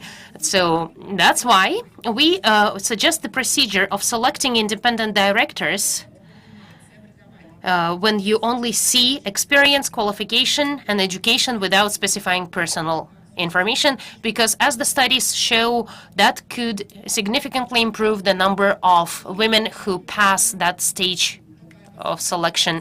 And the last initiative I'd like to mention is that we are saying that we need to change policies, we need to change HR policies, we need to change selection, candidate selection, appointment, but we also need to analyze each company. We need to do a gender equality assessment in the company to identify what are the barriers and bottlenecks in the companies. That's something that they will need to change and something that they will need to work on. And that's probably the type of work we'll do in our association. Thank you. Thank you, Larissa. Let's do that. Let's work together and let's actually do this work on a larger scale. Indeed, the gender stereotypes are an important factor during interviews, promotion interviews. Actually, I've seen that firsthand. When you come, you know, if there is a vacancy of a top manager, let's say the CEO, and they organize interviews, and the board of directors conduct interviews. I've participated myself in those interviews. Maybe I was younger at the time, but I remember very well coming to this interview, and there were several people in the room. They had my CV, they knew my experience, they knew my background. They said, it all looks great. And then they said, Aziza, are you going to go on maternity leave soon? And that was the direct question that they asked me. And I'll be very honest. I said, no, I'm not going on maternity. I almost swore an oath that I'm not going on maternity leave. And then I start working in this position, and in a few months, well, it happened that I was going to become a mom. And I was so stressed. And I felt uncomfortable. I even felt ashamed. And I remember that feeling very well when I went to the chairman and I apologized, saying that I've promised you, but then things happen. And then I said, I promise I won't stay on maternity leave for too long. So that is a real life example. And then when I talked to other women top managers about this topic, and you know, this is a taboo topic, no one talks openly about it, and each one of them told me a similar case from their lives. So that is a big issue, that is a big problem. And indeed, we need to raise awareness, we need to advocate for changing the approaches, because modern technologies allow us to do both, be a mother and have a career. You don't have to choose one or the other. Yes, and the pandemic has demonstrated that remote work, telework is possible for most of the positions. And it can be done. Well, actually, the pandemic and digitalization has proven that things are getting better for women. They can combine their family responsibilities and career. Next, let's give the floor to Elmira Aubry, head of CPD Bureau of AIFC. So, Elmira, in your opinion, how can we increase the number of women in decision-making? Good afternoon, colleagues. Well, I'm wearing a few hats myself. I am a woman, I'm a mom, I'm also a leader, and I see there are many women in the room. Some of them bring their children along, and that's probably a sign that this topic is very important. My daughter is also in the room, and I'm very happy that she's listening to it. I'll tell you about what we do as AIFC, as the CPD Bureau. I think that maybe thanks to international standards, we are paying more attention to it. We've got women in the board of directors and the management board. I'm a CEO of a subsidiary of AIFC, but there is always room for improvement. Certainly, Mr. Kelimbetov has some initiatives. So we have the Lady Barbara Judge Prize. There is a prize for women who take initiative. So these are the types of corporate standards that we have. But I think that there is always room for improvement. And as the finance specialist by background, let me turn to numbers and continue on to what Larissa has started. So let's look at the overview of where did that 30% come from. IOM did a study of companies in 70 countries, and they identified that when the company reaches that 30% threshold of women, that's when you get better performance on ROE, ROA, equity indicators, or operational asset indicators. So it's all about the team using the available resources of the company to achieve better results. And today, I'll get back to that report in a few minutes, but let me also mention another report. So all of the reports available, by the way, are dated from 2019. That is a big question as well, because we don't have this routine practice of compiling similar reports on an annual basis so that we can understand where we are at. So another interesting report was the report done by IFC. They also did a study on impact of gender factor on operational performance of the company. And it turned out that indeed there is a direct correlation and direct association between the performance of the company and the composition of the management, which includes women. And you can see the numbers. I won't go into too many details, but you can see that indeed the ROA and ROE increases. And what are we getting at? Kazakhstani practice demonstrates that we only have a few women who participate in managerial decision-making, and that has an impact on performance of our business and the composition of the boards, which Larissa has already covered. What I'm concerned about is about this zero in the table. That's a sign that we've got something to strive for, or even look at the 0.8. We haven't even reached 1 on average, so we need to look at the numbers very carefully and draw some conclusions. And what about perception of the initiative to support women in management and governance? Things aren't too bad. There is some assessment of importance of women in management, but it's insufficient. And that reflects Kazakhstani reality. Some people are saying that there are reforms in place, that we are moving forward, and this is all well and good, but there is always room for improvement. We can do better. We can grow. I know many specialists in the room, and I know that there are smartest women, great candidates, but they often play second fiddle to others, and there is a big question of why is that happening, and maybe that's because of the skeptical attitude that Aziza has mentioned. Now, let me talk about the initiatives to support the gender diversity. Depending on the gender, again, if you look at the table, I'm again concerned about this zero, which is highlighted. It would be great to have more men coming up with initiatives. And a good indicator of that is also that we've got less than 5% of men in the room today. That's also a sign for us. And something that I've promised to mention, IOM did a study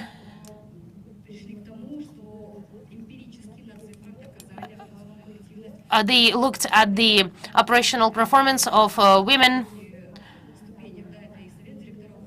at the various levels in the board, in the management board, in the board of directors, and in many of them, the growth was up to 15%. And when we talk about company performance, we sometimes fight for 1 or 2% growth, so through sales, whereas through gender factor, as ILO shows, you can get 15%. Imagine that. 15% is a lot. We need to make the life simpler for the business. Maybe there are easier solutions to focus on.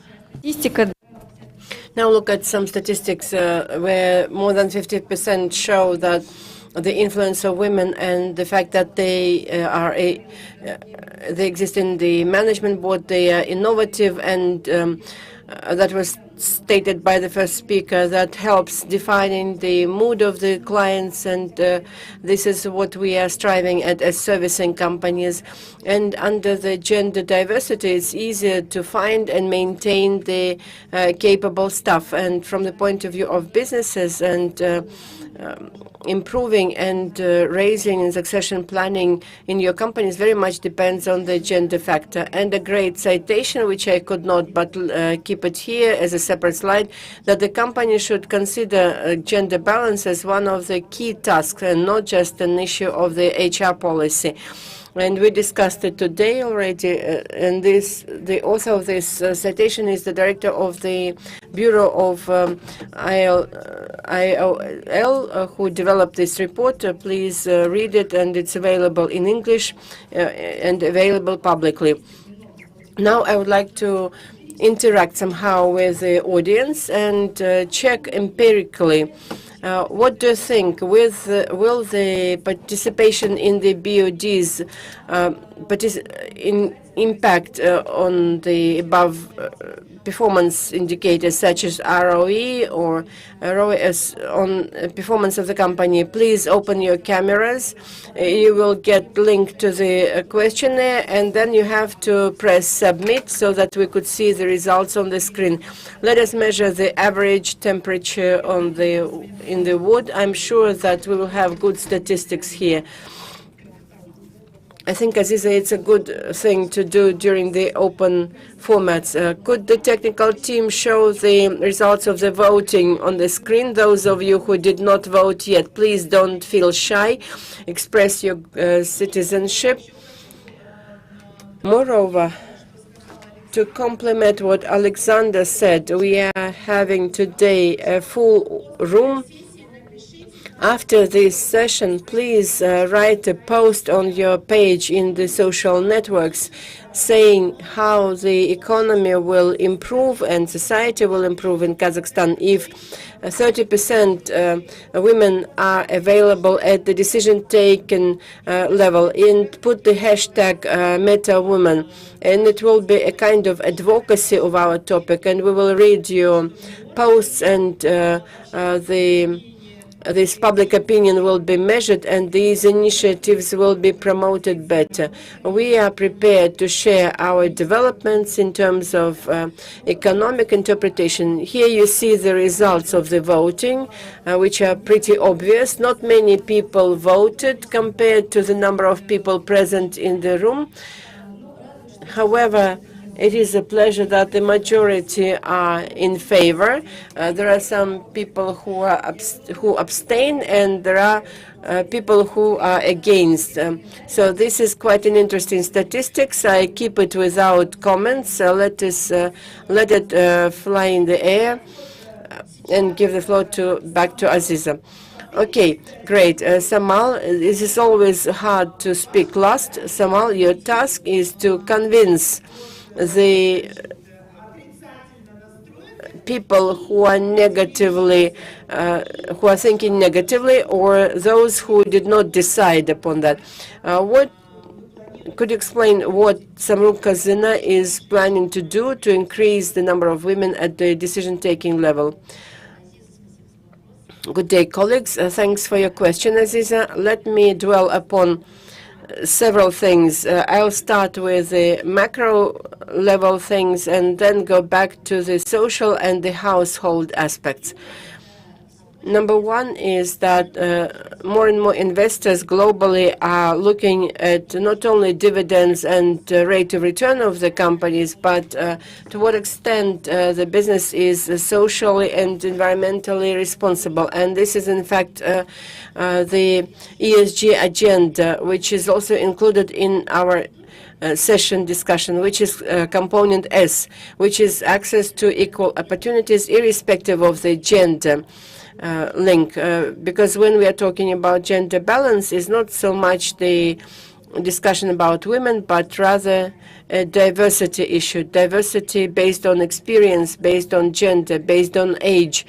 So all these aspects have to be taken into account. Secondly, there's a great number of studies. I'm not going to specifically specify them, but it is proven that the more women at the management positions, the better are the performance indicators on ESG, on environment, on social and governance, the way how we govern. And these ESG indicators, which then result in ESG rankings, which the institutional investors will look at as a priority, these are the principles of responsible investment.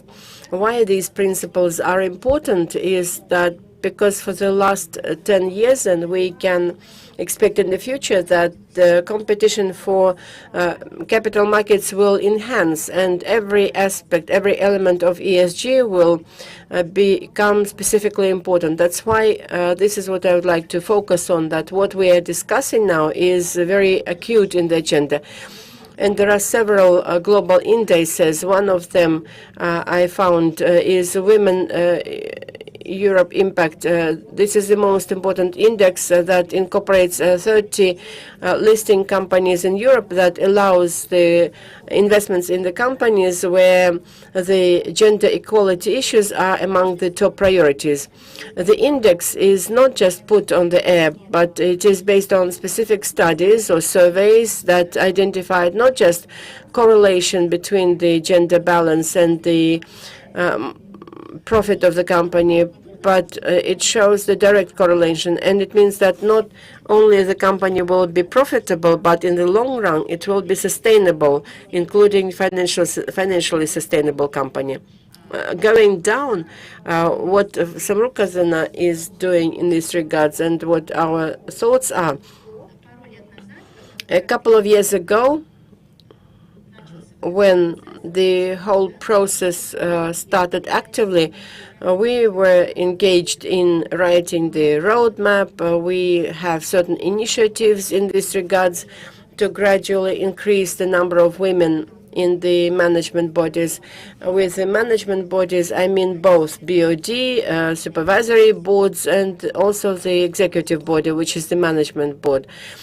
So we look at it as a whole. We all obviously realize the need for such diversity, in particular gender equality. And today I would like to speak in more detail on what we as the biggest employer in the world can do to make a certain shift in these regards. And the first one is to make a commitment to diversity by the top management or leadership, which is the BOD, the people who set the tone. And it is this tone that is further cascaded down the institution or organization and would influence many things. And I would like to say here that this is not only in relation to gender equality, but also HSC and other risk management issues. So if the tone is set up properly, this will bring radical difference. The second thing is the development of the proper targeted policy of ESG that will incorporate gender equality as a component, which would mean that it is the intention of the company that we support, understand the importance of this issue, and will take all necessary efforts in the short run and further down to increase the number of women at the top management positions. And the next thing that I would like to stress is the quality and availability of ESG reporting. That is, to what extent it is structurally and transparently provided to the stakeholders and to the public bodies on the social policy that the company implements, such as social policy, inclusiveness, diversity, payroll. For example, in the Samruk Fund, there is no gap between the pay between men and women. So these things have to be disclosed. We have to be transparent and open in these issues. The next one is growing the internal pool of women, the women with active life position, the women who are prepared to build career, and women who are not prepared to choose between their life, personal life and career. They are is sure that both is possible. And for this, they need those tools and conditions for such women to be able to implement those dreams in reality. And one of such tools would be the coaching or mentorship programs whereby the woman can see a bright role model of another woman who already achieved that success.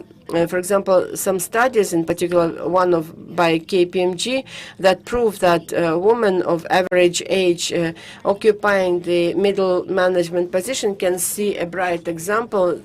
She would have her self-esteem, that she would be capable, and it will grow significantly. And if we speak about the certainty of woman in her capacity, it's a question of such a soft question when we are talking about background and education that Elvira mentioned, that we have to promote both all the skills, soft skills, hard skills, and digital. So we should not be focused only on the hard skills, such as policies and so on, but we have to care about such things that women normally don't underestimate their capabilities, and this is the normal global trend. And there is a study that states that men would assign success to their professional skills, and this is the standard. But for women, in most cases, they will assign their success to some external factors.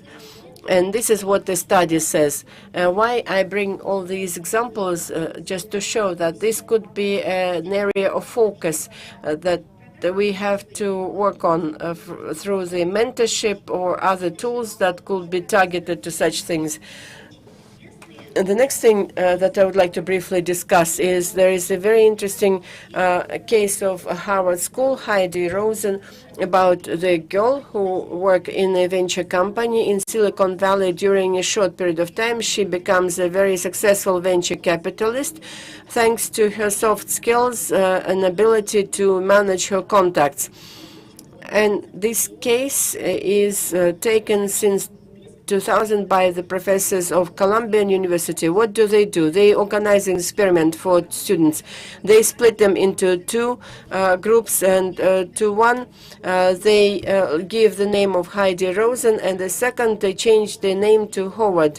And the results are as follows: that unfortunately the correlation between success of women at the top leadership and her perception, his perception by the community, by the team. But if it's a successful woman, the result of such experiment shows that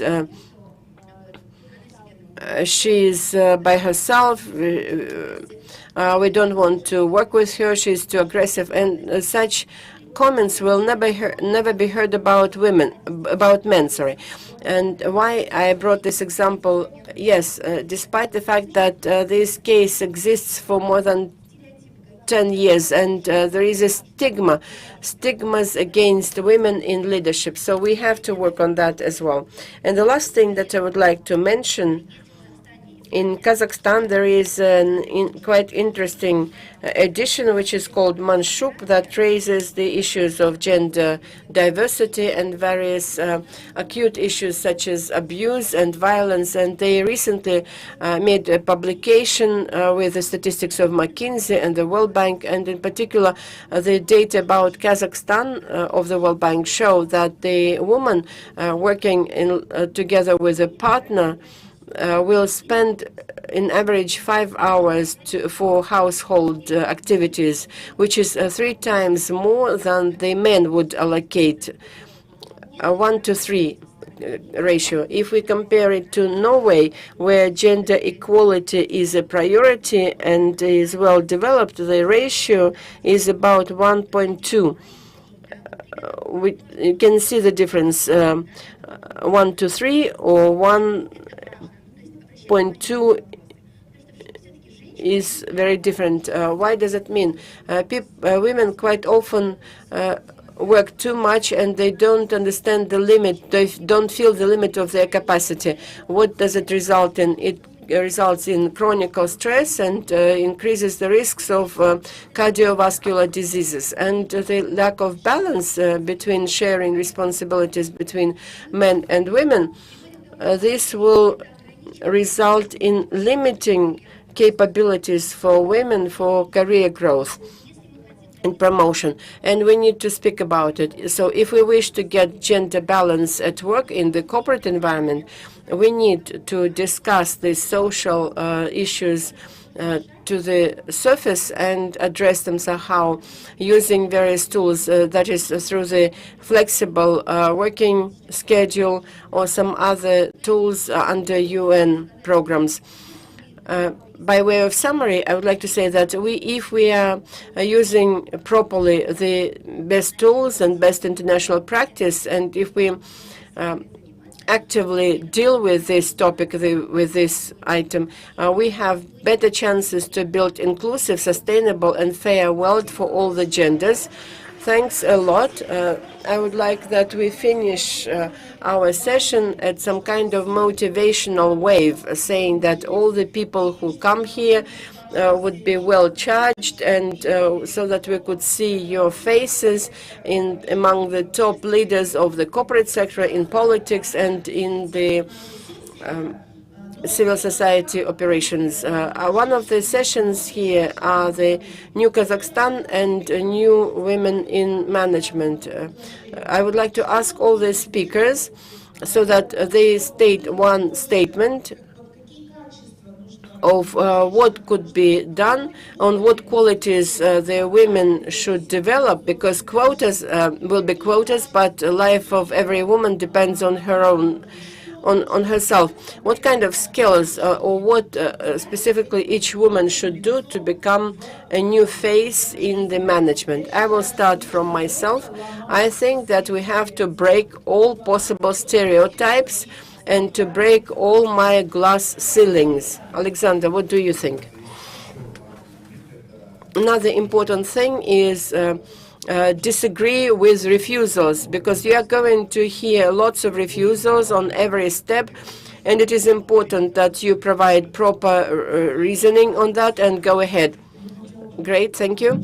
Dina, I would like to stress establishment of enabling conditions for the woman to achieve certain outcomes. And one of such topics is the social phenomenon of unpaid home labor is always in the shade. So we would like to stress that by creating conditions for the woman to be able to harmoniously develop professionally and in her personal life, it is important that men support her, and the government and social infrastructure needs to be established for the woman to have time to deal with her professional development. And we call for taking joint efforts in that, because so that the issue of unpaid home labor is raised at all possible levels. Larissa, very briefly, I think we miss some assuredness. There were some studies that when a man looks at the vacancy requirements, if he satisfies by 60%, he will send his CV. But for the woman, she needs to have 150% to send her CV. So we need to be brave enough. Yes, right, Elmira? I would say you should start with yourself and act by doing. Where you are, you can change your present and future, probably for somebody. Being the leader and the coach, here we have the representative, the manager of Coaching Association. She enhanced my view. As my colleague said, mentorship in the fields, leading by example is already a great contribution. You will probably not see that, but you will plant the right seeds that will grow. Now we have Aida here. Aida, what each woman should do to become the new face in the governance of New Kazakhstan? Our position of women is quite good, because we have 10% more women with higher education, which is already good. So we have to overcome all the barriers that were built at some stage. And this is, in fact, echoing the brilliant statements of the previous speakers saying that achieving the balance between the professional work and personal life should always be in place so that women are satisfied and ability to build partnership relations so that you don't switch being a girl or stating that you're a boy. Thank you very much. Samal? I believe that you first have to promote your skills.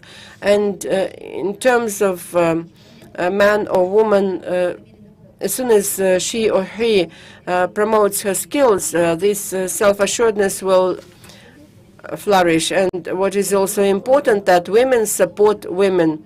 This is the milestone that we should overcome. And this is extremely important because men are always very solidary. But this is, in fact, missing among women. Yes, thank you very much. There's a great saying by Madeleine Albright, who said that there is a special place in the hell for women who did not support women. Thank you very much. I think that our today's session was a success, and I think that we discussed all the relevant issues, and I would like to wish all of you success, and all go ahead.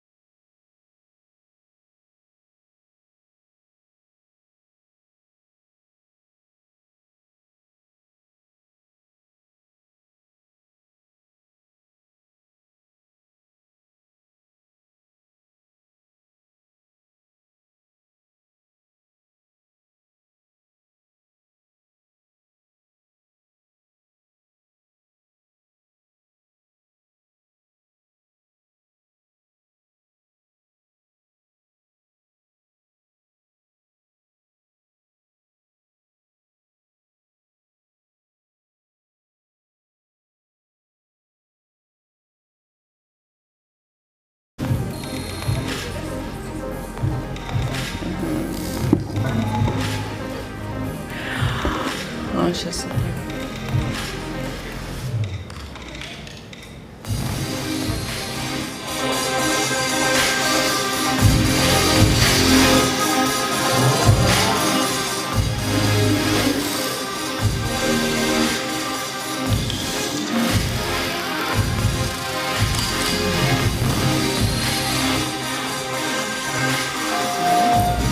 Да?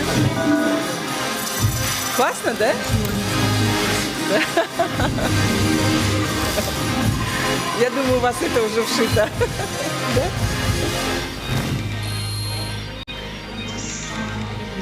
Когда от сердца оно всегда, да? Когда от сердца. Changes of this pandemic have really changed everything about Future belongs to those who believe in the beauty of their dreams.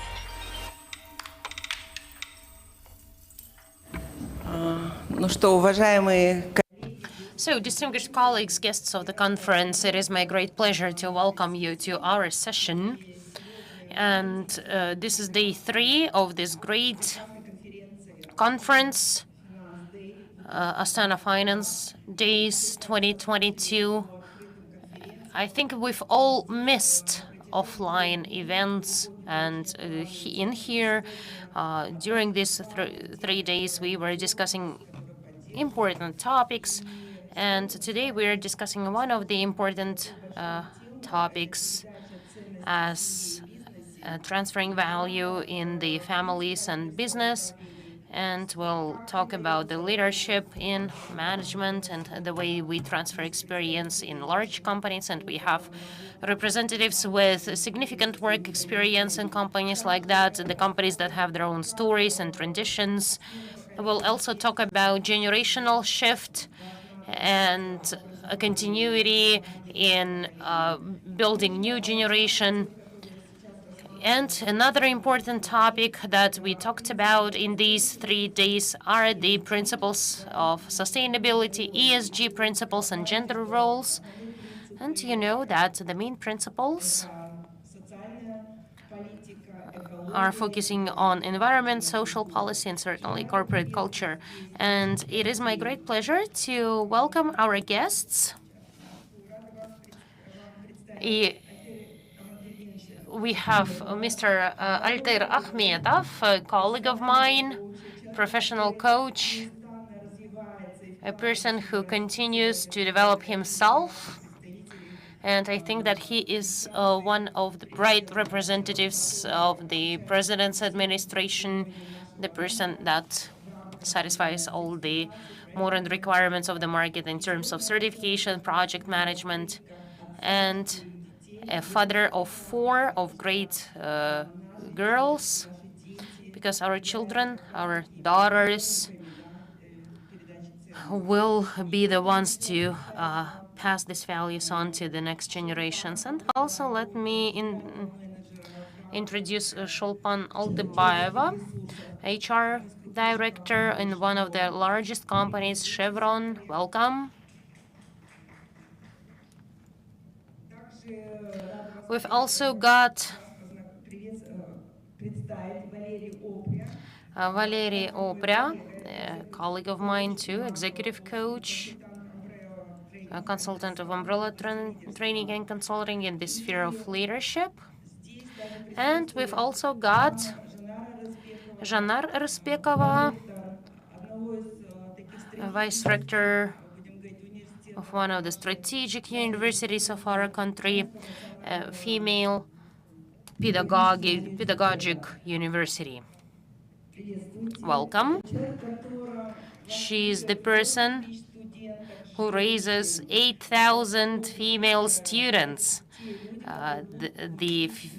They are our future. They are the people who will become teachers for our children and grandchildren.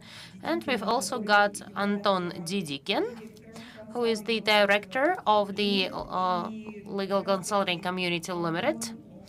And Anton is integrating foreign models into our trust companies. He's got his own interesting vision of continuity from the legal standpoint that we'll try to cover.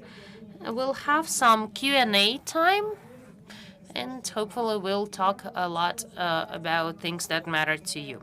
I now have a question to you, dear participants.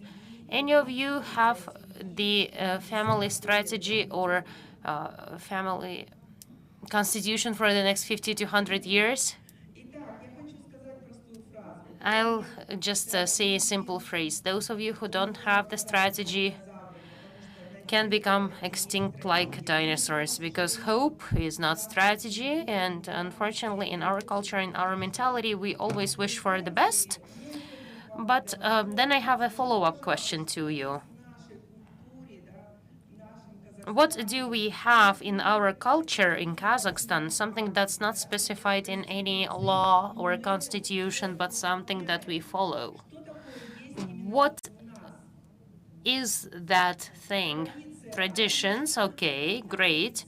What kind of traditions? Respect for the elderly, yes, and I'll even say that we've done that even when our life was threatened during the pandemic. What did we do? Visiting other people. That's true. So, dear guests, that's something that we will talk about today. We'll talk about values, and values are actually much more than our behavior. And the values govern our behavior, although there are no legislation to that end, no regulations, but we still follow them. We still abide by them. I would like to show you one project of mine that is very important to me because I am a mother of 4. And at some point, I read James Hughes's book on family values, and he had a good phrase that we need to think about the decisions we make today and the way they will affect the future generations. And as an executive coach, as a teacher, I provide consultations to leaders and business managers, and I've seen that unfortunately right now there is a great gap. The next generations don't want to step into their parents' shoes, and parents also don't understand the values of the strategic understanding for the integrity of family development. And today we are witnessing a significant problem in the Institute of Families in Kazakhstan. Although the job of the family is to create happiness, raise your hands if you want to be happy. All of us do. And strengthening family values will help us in building this and bridging the gap between the generations. And I would like to share some data with you. If we look at the studies, only 98% of the companies think that succession planning is an important part of business development. And situation in Kazakhstan is slightly different. And we see that there is a big issue. We see a great gap between the current generation, the new generation, and our generation. So if we take a look at it, what's happening? Over 80% of capital owners don't have succession plans at all. And we saw today that 99% of our audience doesn't have a strategy for their family. And we see some risks associated with that. If you look at the statistics of the study that I'm demonstrating on the slide, you'll probably have some food for thoughts. And today's session is aimed at making you think about it. For 3 days, we've been talking about creating new Kazakhstan and so on. And on the other hand, we also need to preserve the value that are foundational to us. When we know why we are doing something, we can survive the how. And then the question goes to Altair. Today and yesterday, we've heard that there was an ESG club created, which reflects the sustainability principles. What is your vision? What is the vision of the president's administration of those principles? What are the plans? And the second part of the question is, as a father of 4, how can you integrate, preserve, and pass on the values that were important to you? Well, first of all, good afternoon, everyone. Thank you for inviting me to speak at this session. You know, the president has mentioned the importance of implementing ESG principle on a number of occasions. And today, there are already steps taken in that direction. As you've mentioned, the club was created that will bring the synergy of various stakeholders that will implement and assist in implementing the corporate governance approaches through investing. One of the mechanisms is investment. So if we talk about values, that is something to show it. In the past, the government and the budgetary funds weren't really focused on whether some businesses are environmentally friendly or not, or whether they are efficient or not, on whether they have good corporate governance processes.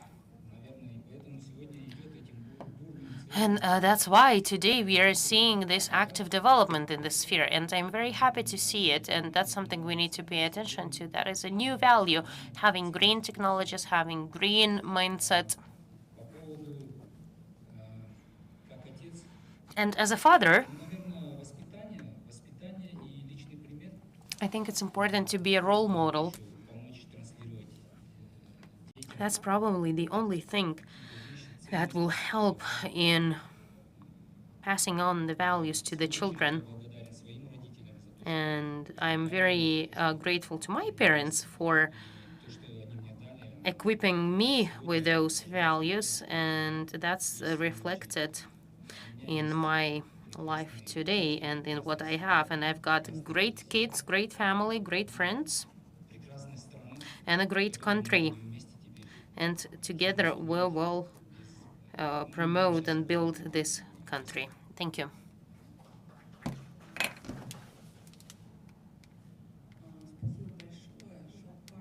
Thank you. Shulpan, I would like to congratulate you, by the way. Today is a very important day for your company. And today, Chevron, well, it's been created a while ago, Development Fund, and Shulpan will talk about it. Now the budget is for $128 million aimed at funding the projects related to the environment. And that's also about values. So Shulpan, I've got a question to you. What helps your organization to work on that for a while? You've been present in Kazakhstan since 1993, and we know that it's probably already the second generation of the organization. So what helps you? What helps you in being sustainable, resilient, and what kind of trends, traditions, and values help the organization's sustainability for such a long time? Thank you. Thank you. Thank you for your interest. And I think that actually everything starts with the values and is measured by the values. It's all about our intrinsic motives. And I'm a psychologist by background. I had a thesis on development psychology cross-cultural differences. And I know for sure that when we raise our children, and it's not my thought and it's not a new thought, I just want to reiterate it. And we don't raise children by telling them what to do. We raise children by showing them what we do, by our lifestyle. If the children see that we are very enthusiastic about our work, that's what they live with. If the child sees that a father or a mother find themselves in some dubious schemes or they somehow gossip about people or say bad things, they think it's normal to do so. That's why, if we go back to what Galia said, if you want to build a future for your family, please be very careful, because the way you behave today will be the way you be on the receiving end of that behavior tomorrow. That's talking about the values. And now let's talk about Chevron. Chevron is a global company. It's over 100 years old. And you all probably learned in business that there are cycles for any business, a development cycle, an increase, a decrease, and what should be done to continue growing for more than 100 years. That is the work to build values, to build goals, and constant reload of the company. But what does it mean? It's not about buildings or offices, it's about people. We need to work with people. We need to do this mental reload of people. And we've got people working in Chevron for many, many years. And one of the reasons why people are loyal is the values of the company. When no one can shout at you, when you disagree, you can voice that disagreement and you'll be heard. When you can actually tell about the problems you encounter, and people will listen to you. But at the same time, as the team, everybody is working, people are supporting each other.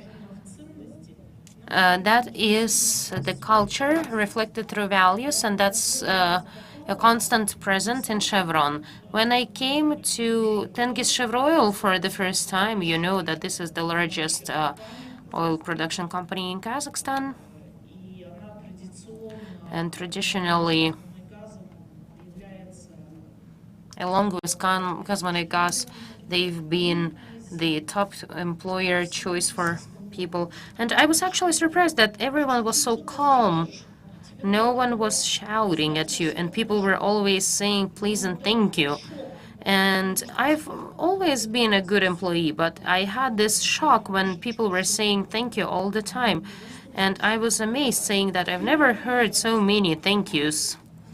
And I usually wear heels, and once I was running through the office of TCO, and then everybody who encountered me stopped me, and they said, "You cannot run, it's dangerous, you're wearing heels," and so on. And they said, "It doesn't matter if you're in a rush, it's not the worst. The worst would be for you to stumble and fall." So seeing this culture in action is very interesting. Today, during one of the sessions, we were saying that somehow we always want to do something to our employees, but actually it's a different problem. It all starts with the top. Until our leadership become the role models and translate the values that we want to see, the organization will not follow. We were asked a question today, like what kind of skills the IT specialists need for digital transformation. But it's not about their skills, it's about the leadership skills. The leadership needs to be infected with that idea. For instance, in Chevron, the leaders of the ideas are called idea champions, and the champion of this transformation are not the IT people. It's all about what the businesses need, what we need to change in our minds, in our processes. so that we can then digitalize it, digitalize the technologies, use big data, robotics, VR, or whatever, or software. It doesn't really matter. The business needs to know what they want, and then the IT specialists will follow.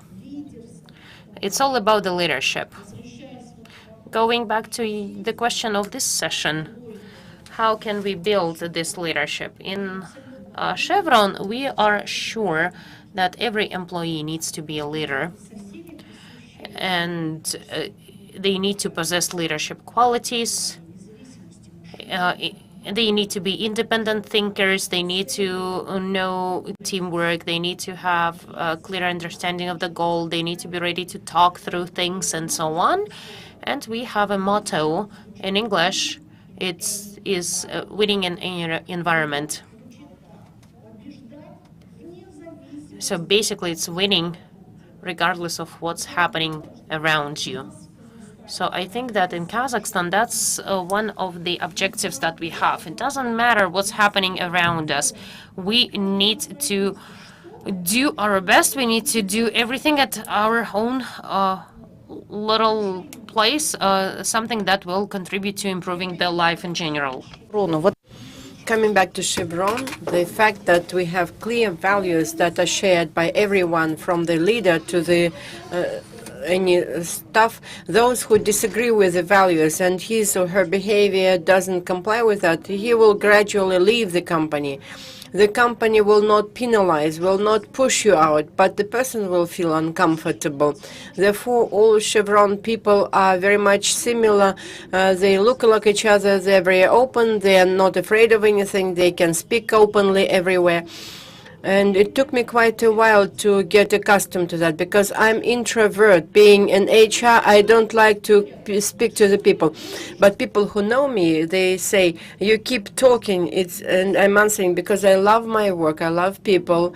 But I have to have my own time to sit in the close environment. So the uniqueness of the personality should be there. So what is important is that by the values we can be different. But if you are kind, you are kind. But you may be introvert or extrovert. It's up to you. You can be a man or a woman, or you can be elderly, young, whatever. It doesn't matter. The values are something that unites all of us.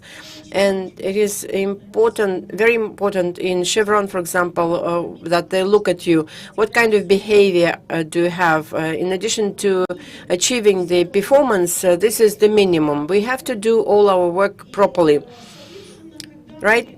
And when we do our things well, we have to also behave well.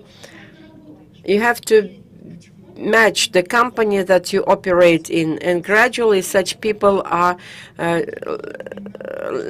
staying with the company. The company has the principle. You have to gain new skills every year. For example, for digitalization, you acquire new skills, and gradually your responsibility area will expand, and you will keep growing until you get into the cohort of those who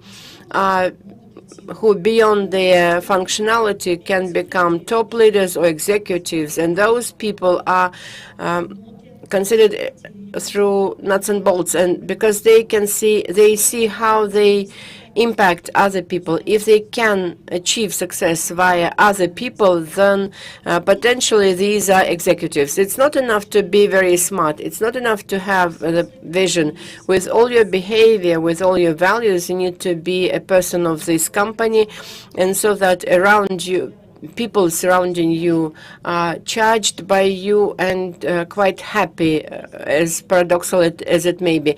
And if an executive can do that, then he is promoted. This is how Chevron builds the promotion and career development.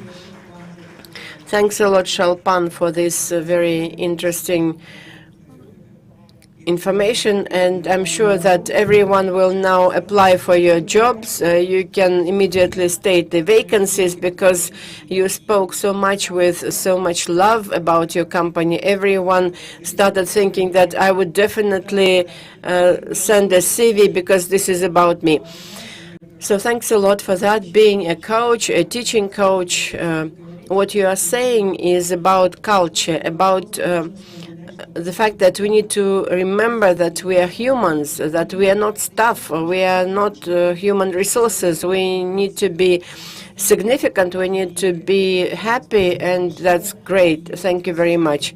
Now I would like to give the floor to my colleague, and it was a pleasure that he's also a coach, and we operate in the same boat. Yes. I would like to check with you. Which do you think are the new trends or probably international practice or methodology for preserving and transmitting values, in particular in the family business? What do you think about it? Thanks a lot, colleagues. Good day, everyone. Very happy to see all of you. This is my first offline presentation after pandemic. Probably I am worried, or probably I'm quite cold here in the panel, but I would like to welcome all of you, because I thought a lot who will be the participants, who will be our audience, but in fact you are quite a diverse audience, and this is great. When we in fact discussed how we could discuss this topic, the first thing that came to me is the global methodology of family business. But in fact, these are global methodologies. Most companies operate on them. And if you look at the list of the top family companies, we know them pretty well. And when we assume that they are family companies, how they developed, and I looked at it as a consultant, as a coach, and I decided to look at it from the conceptual viewpoint, and what questions I answered for myself when I was preparing for this session. So the first thing is to understand what is continuity or transfer of values, because when we are talking about transfer of values, this is continuity. So if we took it from the top down, looking globally, this is the acceptance of the fact that the globe is interdependent. We all depend on each other. It means that your success is my success, and my success is your success. Therefore, we all have to integrate.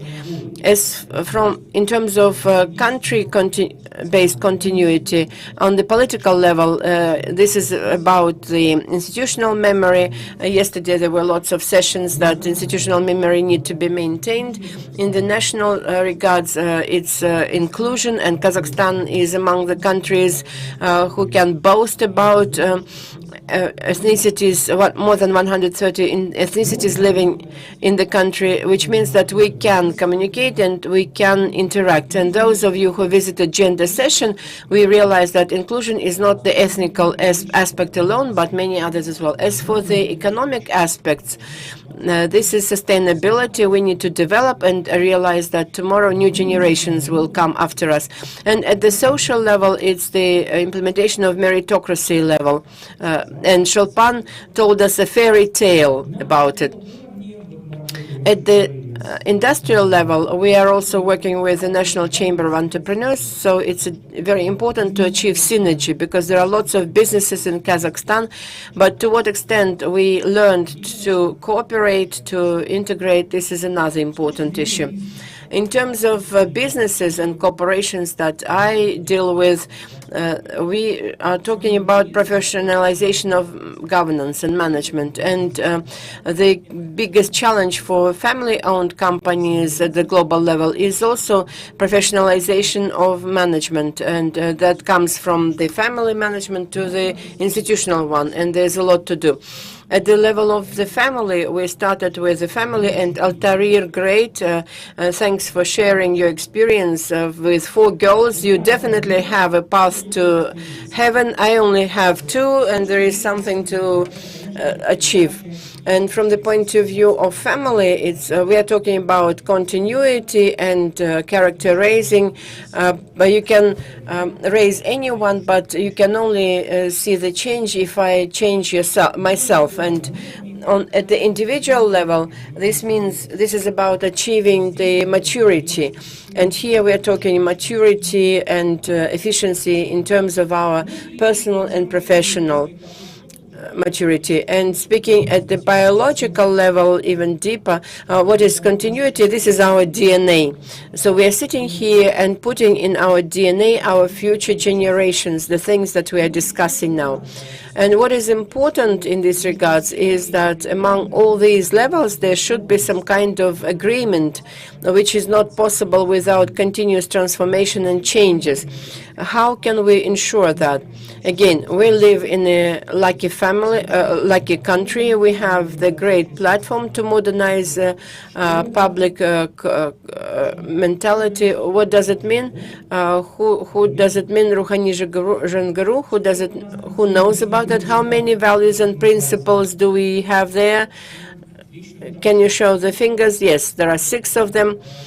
Then I suggest that we look at all of them. Why? Because the values or the principles are the filters that we use to scan the reality, because they guide our behavior and our lives. And if you look at briefly at all the principles from the point of view of the global continuity, we have the great value of evolutionary development. So we understand our roots, what we are striving at, and what kind of steps we can take to achieve it. And coming back to family-owned businesses as a global methodology, there are several of them. And there are 3 components: family-owned businesses. What should happen, and how professionalization happens with the transfer of values. For this component F, family, it is important for the family and business to create the values and principles of family synergy. That is, we are not enemies. We have to agree. We have to cooperate. We have to interact. As from the point in terms of ownership, which is O in the family, it's a quality corporate governance, managerial processes, and clear link to the family. So the family should understand by hiring professional managers what are they going to drive it and how this is linked to our family values. And as for B, this is business management, social responsibility, and strategy. And here the issue of leadership comes, because to a great extent, leadership and efficiency, thanks Sholpan for the very good basis for our speaking. Everything starts with a leader, both in the family and in the business. And as a follow-up, why professionalization is so important, both in the corporate world and in the family business, as Galia provided the statistics, and I also found that only 70% of family businesses survive in the 2nd generation. This is this year. In 2009, this figure was 55%. So the changes are catastrophic, and 90% will not remain in the 3rd generation, and only 30% of owners have a well-formalized strategy of the business development. And so this makes us understand the role of values, so that we professionally transfer the building to the future generations. Thanks a lot, colleagues. If you have any questions, that would be great. Yes, at the end, distinguished participants, we will have some time for your questions and answers. Thanks a lot for your brilliant unpackaging of this topic. At the same time, I would like to provide a citation that if there is no strategy, even not the 2nd generation, but the 4th generation will start again from the garden. That is, if the family doesn't have any strategy, the 4th generation will start the path from scratch, accumulating intellectual wealth, financial capital, and others. So we are somehow frustrating you a little bit, so that you will come away with very globalistic questions. And this is, in fact, our task, to shake you a little bit and to make you understand where we are moving ahead. Thanks a lot. Now I would like to give the floor to a person who is witnessing today, or being in the midst of development of our children and grandchildren. Zhanarka Sembekova, the floor is yours.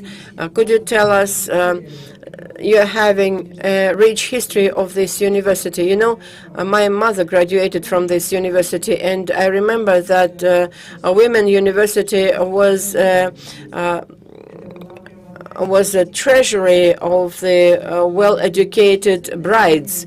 And it is very valuable for me to see you, Jenar, as a guest. The floor is yours. Thanks a lot, Galia, for your presentation. Colleagues, hello. Participants would like to welcome you. For Chevron, for you to get into Chevron, you have to first graduate from our school, from the school where our girls will teach with the ethics, with the proper behavior, and I'm a representative of the institution that forms this kind of teachers. I would like to project the word family to our university.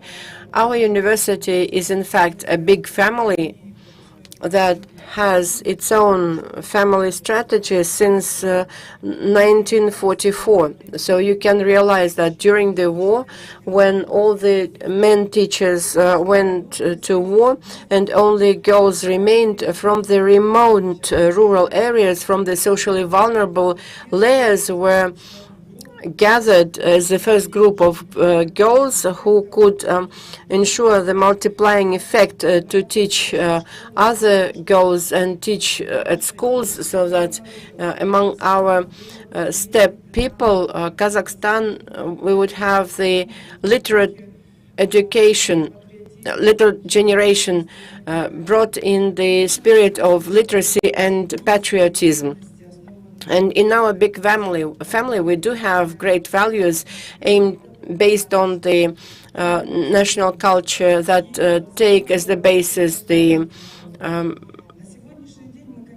proper values and honesty and serving the people. And we realize that this is a big family where the teachers train the teachers who will then train our children.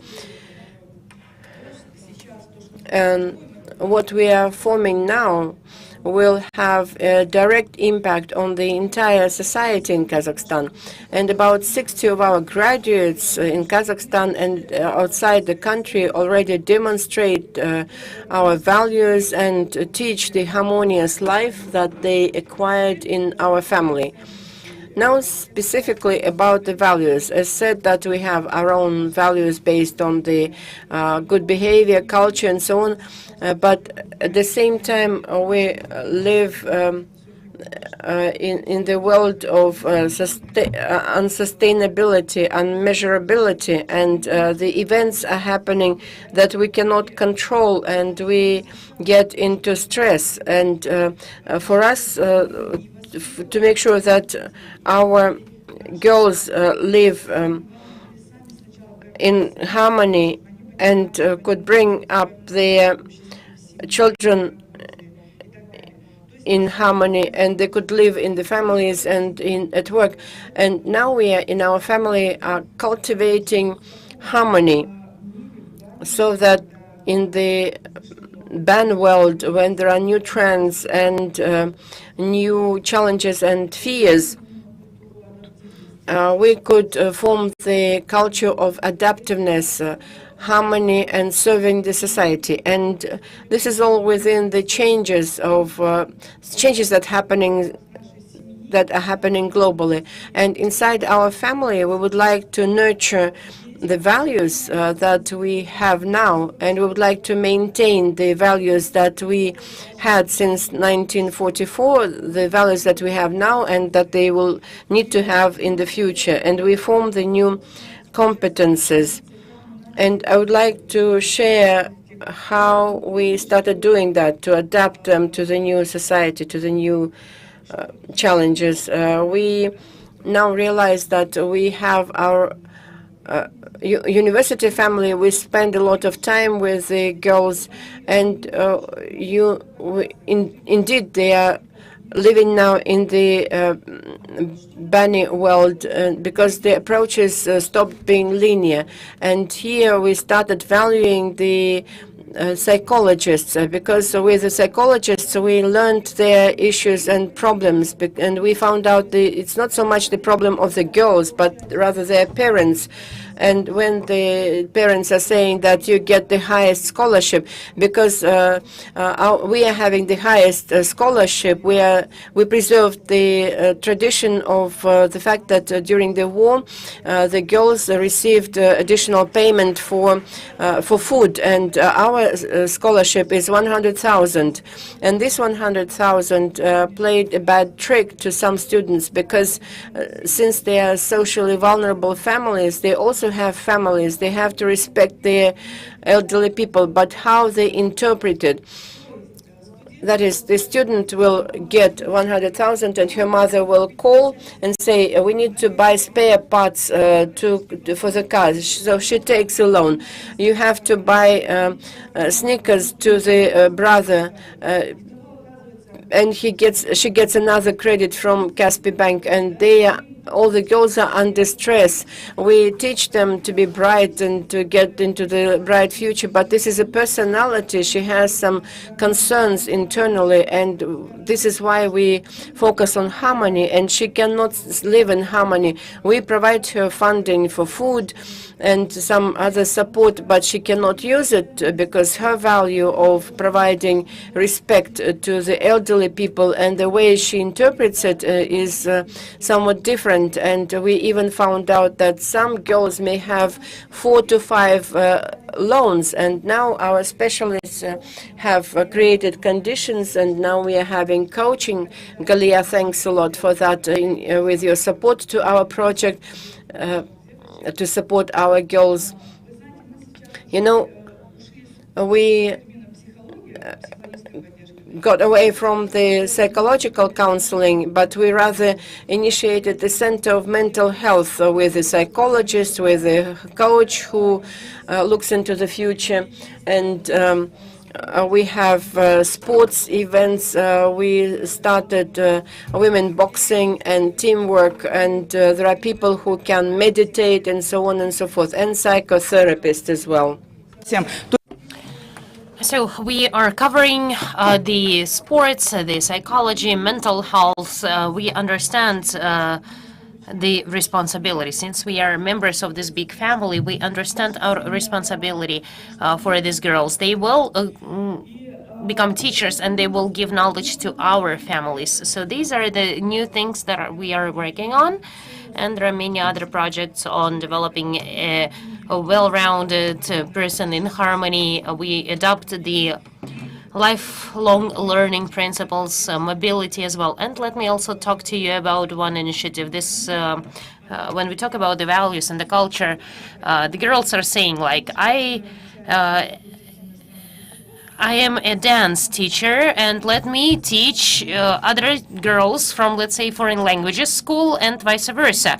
And so our fourth-year students have demonstrated this as an example, and others follow that. It's all about the behavioral theory. So the Year 4 students have demonstrated that, and the Year 1 students saying that they can do that as well, and they have some knowledge to share or some skills to share.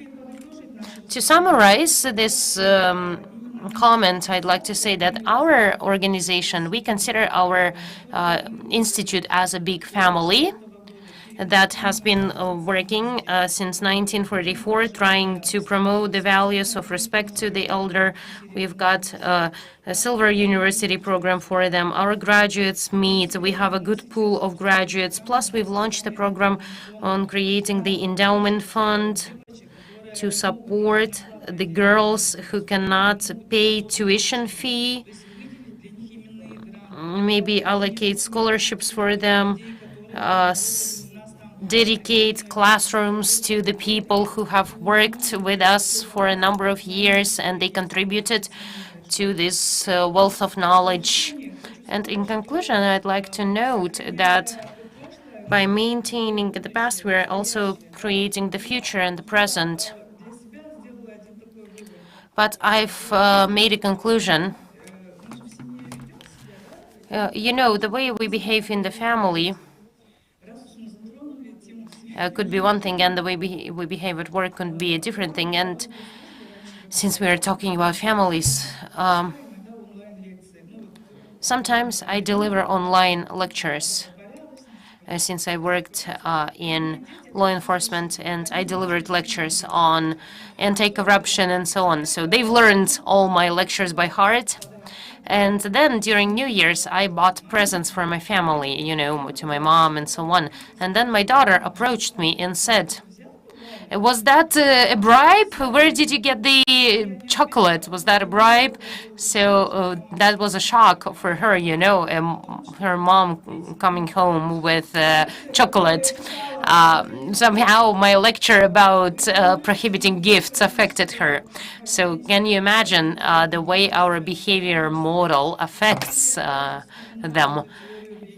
So I go back to the behavioral theory, which says that all our actions and our behavior at home and our role outside of our home will be reflected in our children. If we talk about honesty and integrity, if we have the congruence between what we do and what we say, then this will certainly work. This is the working roadmap. And I wish all our participants, well, first of all, I'd like to thank you for coming and listening to us. And I also want you to live in harmony and have happiness and love. Thank you. Zhanaras, thank you. Indeed, I think all the participants will agree that our speakers definitely carry these values proudly and reflect them in their work. And hopefully you'll be inspired by that, and you'll know that things are happening in Kazakhstan. There are people who do things every day in their own spot, like Sholpan said. And at the same time, now I'd like to give the floor to another colleague of ours who looks at that from the legal point of view, because unfortunately there is statistics saying that since beneficiaries, owners in the family are the owners of information and they don't transfer that information. So sometimes you might not know who your father or mother met, whom they lended money, and especially during the pandemic when we had sudden losses in the families, or there was a loss of breadwinner in the family and the whole information was lost. And Anton represents a legal community, and it's great news to hear that Anton will also share his knowledge with our students in Kazakh University of Law, and he'll share these trends and knowledge, which are well known in the world, but in Kazakhstan we are just in the early stages. So Anton, the floor is yours. Tell us about your vision as an expert. Please focusing on our topic. Thank you. Thank you. Well, given that there was a great tempo of our discussion, let me start with a few comments on what my colleagues have mentioned. When we talk about values, I always remember the book by Alvin Toffler, an American futurist, and his book was called The Third Wave. And he actually was discussing what was happening with transformation of the family when an information society is formed. And he came to an apocalyptic conclusion for that age. He said that the values of the family get diluted and the function of socialization gradually moves to other institutes. That's where the corporate culture comes from. That's why schools are so significant, and that's why social communications are so significant. And in that sense, his response was that the society is changing, and it's very difficult to come to a common denominator. We understand that the information society is already here. The pandemic has led us to the fact that digital institutions exist, But family values don't disappear. Even if we don't put them into words, even if there are different interpretations, there are still values, and the person experiences these values and recognizes what the true values are. So I think that in business, in any entrepreneurship, these values are always there. Just like in our family, we are responsible for our behavior and behavior that we demonstrate to our children. And since everyone gave a family example, I will tell you an example of my 3-year-old son who expects me to answer his questions. So if he asks what I'm doing, I cannot just go away. I need to explain what I'm doing. And if my child wants to learn English in the evening, I will have to assist. So in a sense, speaking about working with families through the prism of values, I think it's an important question, because we are holding this session at a unique platform of AIFC, and at the foundation of AIFC, we actually have not new legal institutes, which we talked about, but rather the key aspect here is on developing human capital, human potential. And I am inspired by the work of the CPD Bureau, because they are able to catch the trends, to feel the trends in the professional qualification system. They find training courses for those areas where there are no specialists anymore. They find certification programs, and it's understandable, because none of the institutes in AIFC can be implemented without having this specialists. Today, we also mentioned family business, and I think that there are two examples of untapped potential that the AIFC ecosystem presents, and we as lawyers are thinking about it.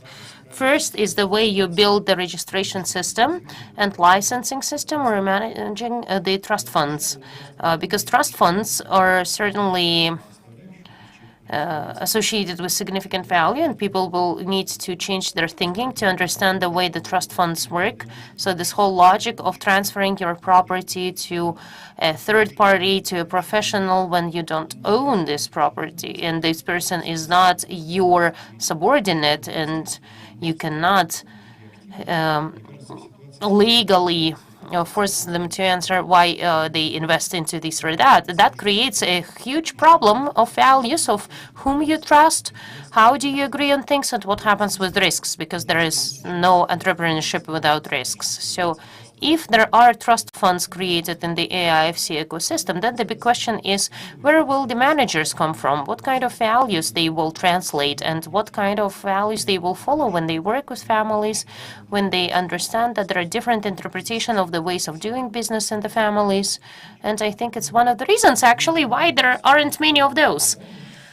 If we look at the global picture, there are some families like that, but not too many, and then you can easily understand why. Sustainable development is also another complex matter. I think this initiative on creating the club that will discuss green agenda is very important, because the opportunities of AIX in terms of issuing green bonds and creation of the securities with this intangible component that will protect the environment. This whole logic is quite characteristics of the Islamic law, because in Islam you cannot implement any transaction or contract without a moral component or ethical component, and that is so deep in this structure that the lawyers do not even differentiate between the two components. And environmental principles are even more difficult, because it's a question of changing the rules of the game, changing the relations with the employees, and getting some risks when you create new instruments like green securities. So I think that if the AIFC structure is fully implemented, that could be a good foundation for development of the human capital, and it will be good for all of us, because we'll see the examples of great corporate practices implemented in Kazakhstan that will create competitiveness, that will create global agenda, and I think that AIFC jurisdiction is an absolute must in the global turbulent times. Thank you. Thank you very much, Anton. Indeed, today during lunch we had a discussion with Anton that the new generation right now, those who think about career path, for those, a good challenge could be that there are no experts in Kazakhstan on family offices, trust companies that regulate, manage finance. And the reason why we didn't have any of those is that we are only seeing the development of rich families. I'm not talking about old wealth, right? And so there are some opportunities to get a career in that area. And now I'd like to give the floor to Altair as well, because it's difficult for the first speakers. They set the stage. And now I'm going back to Altair. Shulpan and other speakers have mentioned the principles of leadership. We all discuss what a leader is and what leadership means. In a family, what would be the understanding, the perception of a leader? And you as a manager, what's your perception from the standpoint of decision-making or responsibility? Now, many of us are saying that employees are not ready to take the responsibility upon themselves. And in the Academy of Public Service, we always discuss the ways that we can teach employees to take responsibility. So what's your vision? Thank you. I'll probably speak more broadly, because when you invited me to talk about transformation of values in family and business, I was glad to accept the invitation. And using this opportunity, I'd like to say a few words. It might not be as relevant for this audience, but as citizens of the country, we're all interested in developing our civil servants. So I would like to share, first of all, a description of the current state of affairs and the current values of the civil servants, and the way we should be moving forward. For those of you who know the spiral dynamics theory, in general, our government or civil servants are more characterized by this red style of management. That's probably inherited from the Soviet or totalitarian system. And certainly this is a top-down culture. When someone on top makes a decision, and then people on the bottom just get the decision and they need to implement it. And that's also kind of a value. And right now, the conditions have changed. And that could have been the case in the planned command economy. But another problem is that people in the public sector are trying to find some quick wins, some good indicators to reflect on them. And I think there are clear sectorial instruments. We are in silos, so we don't have this good integrated system of government bodies. And the government, the public servants don't work as a single organism. And there is always some interagency tension between them. They're creating barriers for each other. So I think that this is not a good atmosphere. So they are all working in silos, and that leads to bureaucracy that increases the burden on all of us, and so on. Today, we were discussing with some colleagues from the ministries on Zoom the status of the mothers who have too many children. If they have 6 or more children, they get certain awards and they get certain payments. And what do you need to do that? Well, of course, you need 6 children, but that's not the case. In addition to 6 children, the woman needs to go somewhere, get some documents prepared, send a request, wait for some response. Then some regulations need to be passed to recognize her as the woman with the status. Yeah, maybe you need a box of chocolate to go along with it. I'm just using that as an example. And we could find many of those. We could stay here until tomorrow discussing all the examples. What I'm leading to is the path that we should choose. The president, Mr. Tokayev, is talking about being person-oriented. So what does it mean? As soon as the 6th child is born, we all know that. The state knows that, right? Maybe you can compile the list automatically without any specific requests and so on. So when we were discussing that today, some of our colleagues, they got this aha moment saying like, can we really do that? Is that even an option? That is also about transformation of thinking, because we forget that we are providing services to the population because we only see papers. So by being proactive, and I'll share some information with you, we are now working on making the services to the citizens proactive. We want to personalize the services at all stages of a person's life. We all know very well when a child was born, they will need to go into preschool, they'll go into schools, we know when they will graduate and so on. So a year or 2 in advance, we can send a message to a person saying, have you chosen a profession yet? Have you chosen the university yet? Do you want more information? And so on. And the market could also play a role there and provide consultations and so on.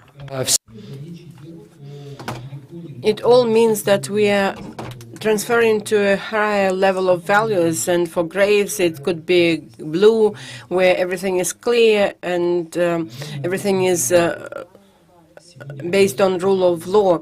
And here we can speak about that for the civil service. We need kind of green people, which with a new shade of, so these green people following the theory of spiral dynamics, that they are the people who follow the values to serve the people. They are the people who are prepared to work free of charge overtime. For them, the value is to develop wealth to the people, to make sure that they develop. I sometimes teach the civil servants, and I asked a question yesterday to them, what motivates you to work in civil service? And their responses were quite vague, and one of them was very modest to say, my salary could motivate me, but we all realize pretty well that the current salary compared to the market is not that high. At some stage when I came to civil service, my first salary was 6,200 tenge. And then I came to the conclusion that this is exactly why we are serving people. So if I wish to earn, I would go to work in the bank, in a commercial organization. And this is what our president is talking about today.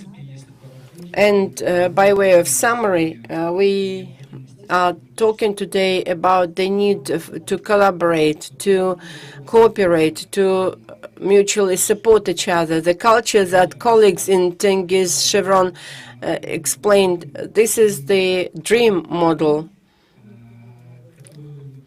that this is in fact a horizontal organization where people can take decisions. Unfortunately, the civil service servants are the gray mass without initiatives, and they don't want to take any responsibility. And the president sent a clear message that we have to delegate, we have to trust. And trust should be the basis for debureaucratization. Because it is because of mistrust we strengthen controls and make more stringent supervision. And we always have a dilemma: who will control those who control? And this is going to be endless. And what is being done to address it in a systemic way? I will briefly tell you that in September 2023, according to our plans, we will implement the online system of admission to the civil service. This will be a system with aggressive headhunting of proper people. And this system will make persons, whilst previously you had to bring files notarized with the whole set of paper that should be brought physically. Now it will be through the automatic search. So the machine will tell you, based on your level of education and your interests, this is the list of vacancies in civil service, and which of them would you choose? If he chooses, he can choose the best time for the interview and for testing. And the most interesting thing is that now there will be no chance of collision, there will be no chance of nepotism or pushing for some person by a high-level person, and the procedures are going to be very transparent. And when choosing people, we will pay attention to the values, why the person comes, what he lives about, and what he thinks about. And to conclude, let me thank again you for your attention to this topic. In my view, this is an extremely important key topic of values, and I would like to reiterate, since we are talking about my colleagues, civil servants, I would like to mention again that this is service. This is serving people. We are green people. We have to be human-centric. Thank you. Altair, thank you very much. I think this was a great note, and nobody objected for taking your time. In fact, I would say that you showed the light at the end of the tunnel. That is where we are heading towards, and I think everyone will support that. Altair Amankeldinich is in line with the time, and he knows what the turquoise institution is. Distinguished colleagues, to complete our plenary session, I would like to give the floor to you. If you have any questions to the speakers, we can only take just 3 questions. If you have any questions, please raise your hand. The girls will bring you the microphones.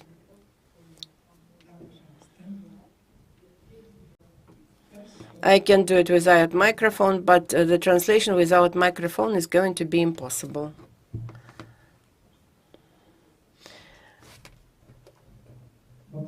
I have a question to you. Which books do you read with your girls, if you do any, if you read them, if any? It's rather girls who read with me. My kids and the eldest ones are quite mature, and they, in fact, read to the younger ones. In fact, it's a good question. Frankly, they went much further than I do. They study coding. They have their own interests. The eldest one study computer, cartoon making, the things that are, in fact, for me, something like a wild forest. But altogether, we practice various methods. In particular, we study the book. I don't remember the author. It's a book about coaching, and we test and practice how it works with each other, with colleagues and friends. So I think this kind of knowledge, in particular in their teenage, are very helpful for socialization, for dealing with the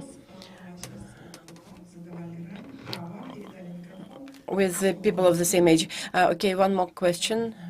You are given the microphone. My question is to all the speakers.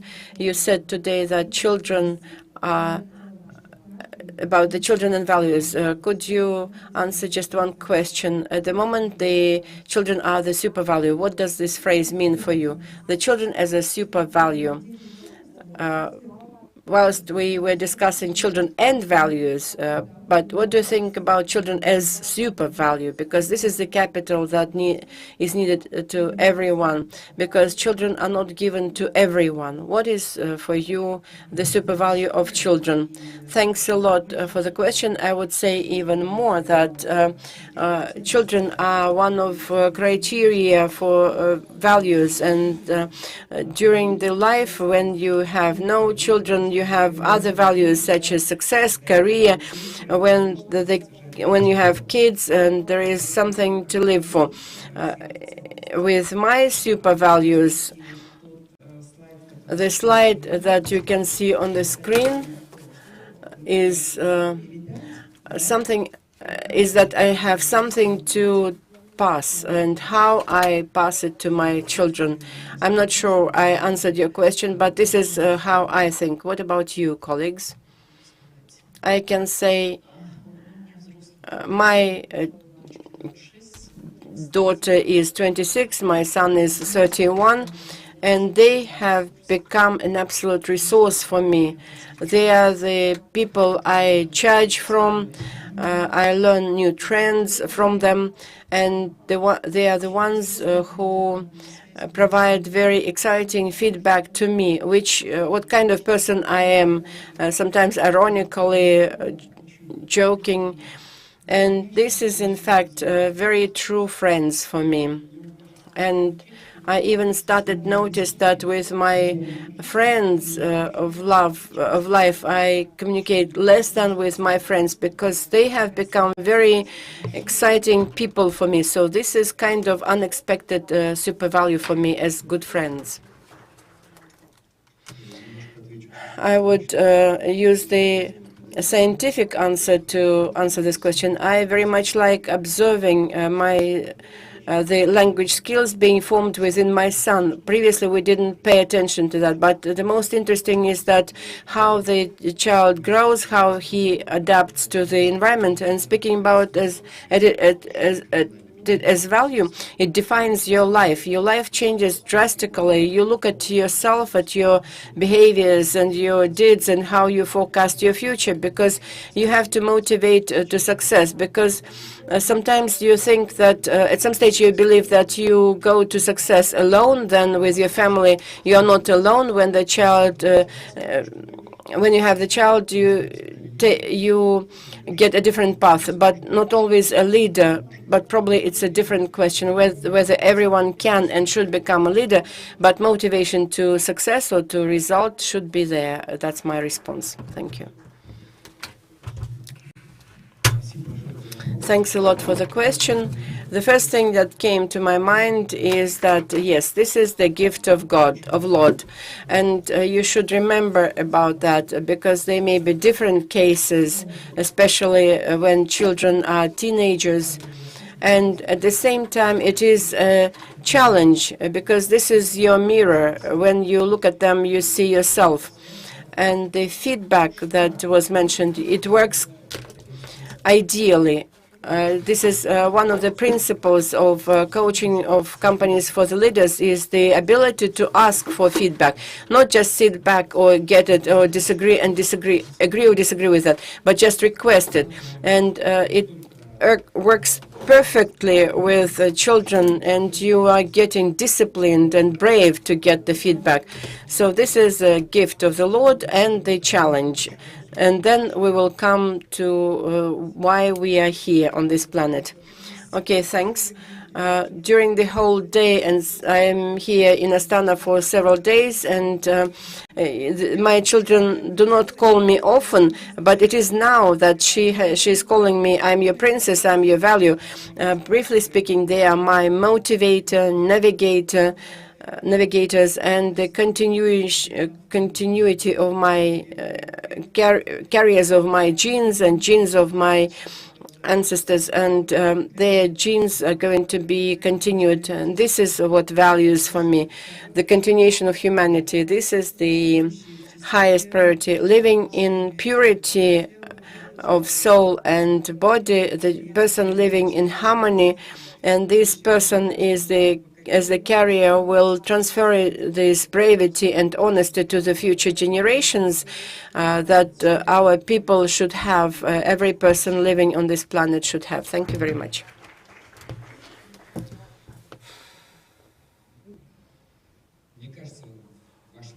I think that you responded to your question yourself, because children are a super value. Thank you for this question.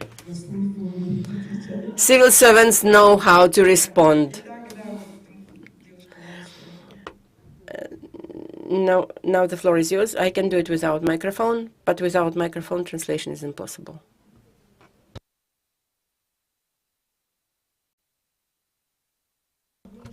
There are lots of girls and women now who would like to develop and be trained, but because the family values are above everything, and they can be suppressed by these values and traditions, and this is true about men as well. But in our tradition, men are easier to get promoted and easier to respond. So my question is, what should the contemporary woman or girl be to find the proper balance between the family trends and the current trends? Whom would you like to ask this? I would like to hear several opinions. Let me take this question. My favorite question is the one that you have just raised. I, at some stage, raised this question to the former chair, and now she is the vice chair of the demography group under the president, Lezat Ramazanova. What was missing in Ruhani Zhangaru program is that we should have a kind of image of what it is to be a contemporary Kazakh girl, because in our society there are two extreme versions. One is TikTok girls with eyelashes, with lips, but sometimes kind of apathetic, and the kind of the gray anciency, but wearing the garments, and but we are neither nor.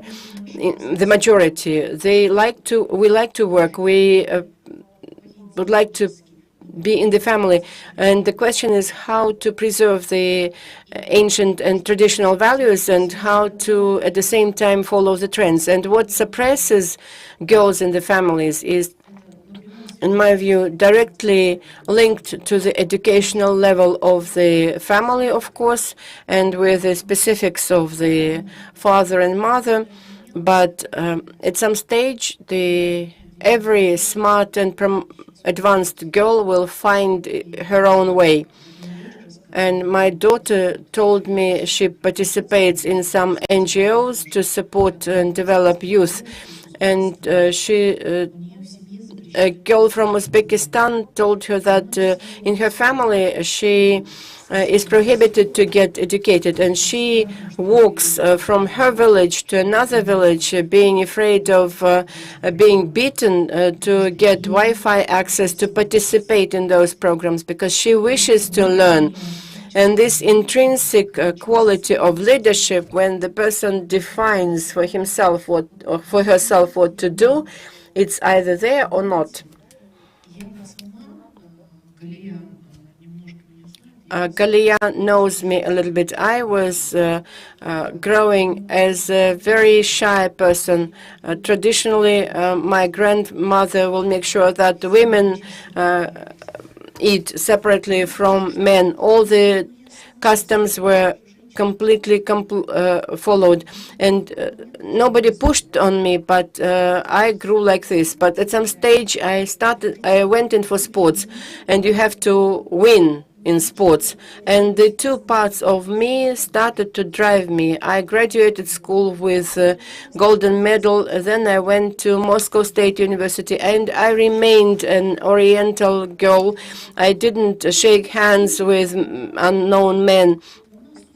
So we all have some kind of cockroaches in our heads, but the values that we keep talking about today, in Chevron, we have a rule: when you don't know what to do, if what you are going to do is going to be published tomorrow and you will be ashamed, don't do that. But if what you are doing now will be published and you will feel comfortable with that, then you are okay. Then what you are doing is okay. And in fact, the water will not flow under the stone. And as if you participated in the previous session, whichever are the quotas, if our heads, if we don't change anything in our heads, that I can be loved daughter and caring mother and wife, but I can grow professionally, this is okay, this is normal. And this is the mindset in our modern Kazakhstan should exist. You are occupying this position not because you are a woman, but because you are a great professional, so that the great professional women could have similar opportunities to contribute. This is my response. Probably I took too long of your time, but I very much like this question. And I consider this is not trivial, and we all do not know answer to this question, because at the level of the government, at the level of the state, we are not discussing what a modern Kazakh lady should be, how we should maintain modesty, dignity, but at the same time achieve the work-life balance. I would like to say to the representative of the civil service, whatever green people you are, you're also humans, and you have to comply with the law of Kazakhstan and labor code, and we have to take rest. This is very important, because it all starts from you. If you all work overtime, everyone, all your subordinate staff will start working overtime. People, you have to go to your family, to your daughters, to your wife, and if the state comes to the understanding that we are all the same, we have to abide by all the laws, we have to be compliant, do not require any overtime. This is something extreme. Sorry for taking too much of your time. Yes, thank you very much. We took quite an important topic, because it is in line with the Sustainable Development Principles. If you allow, Galia, I would also like to answer this question, because this is very much in line with what we are doing, and it will be unfair if I don't answer this question. We also raised this question because of one reason, because previously we had just statistics. 92% of our graduates do get employed, and 8% do not. Which are the 8%? They are the ones who get married and sit at home and went into the family. And on the one hand, among those 92%, there are some girls who also are in the families, but they also work. There is a category who chose the workers only, and these 8% only choose the family. So there are two strategies, either the family or the work, and there is a strategy of both. Now we started studying why with some of them it works to be good at work and to be good in the families. Everything is good. compared to those who chose only one. So it means that 8% studied for 4 years, and probably sometime later they will come back to work, but in fact they can at least use the knowledge to their family, to their children. But they will no longer serve the community, and the mission that we are following is not fully executed. We started to study the following, answering the question why the strategy works for some people and doesn't work for the others. We looked at our graduates, of which of them both work and have good families and have good relations with children. And we also looked at the civil servants who are prominent women who are working in politics. And we did not publish this information. And there are some women who worked all their lives and got some positions, but there are some women who are successful, who enjoy lives, and those women are good at families and at work. And what was the secret? We started inviting those women. You know, I'm not going to disclose their information, personal information, because of confidentiality. And this woman said, it's very simple. You have to sit, prepare good dinner, and tell your husband that tomorrow you'll take the garbage out.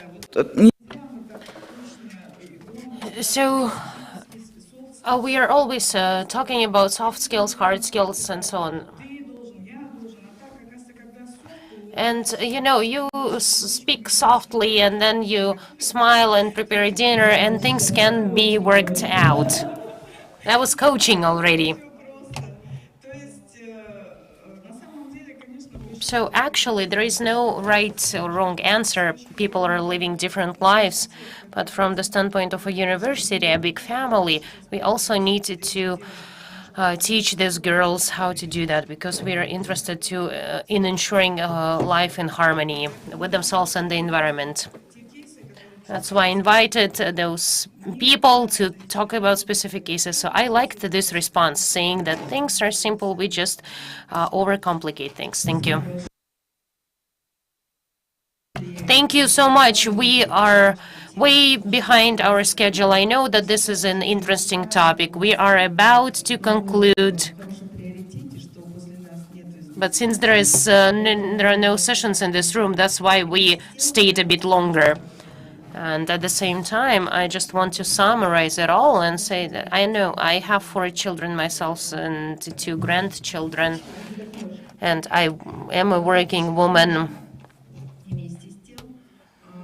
At the same time, in coaching, we always teach that in our culture, we always choose between being pretty or being smart, but times have changed, and I teach to be both. Pretty and smart and successful. And that all stems from identity, from the family. And I see that children are different already.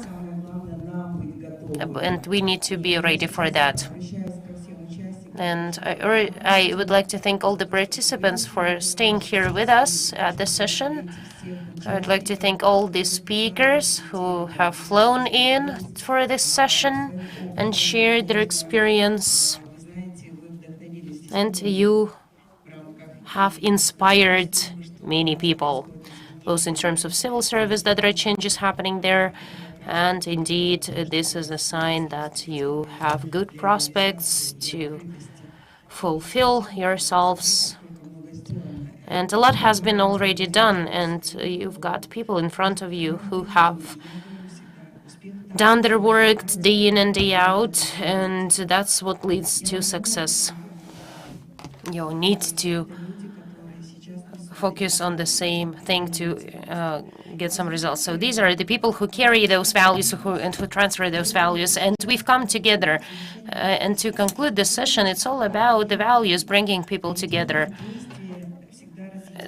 And behavior can separate people apart, and we need to understand why we are doing things.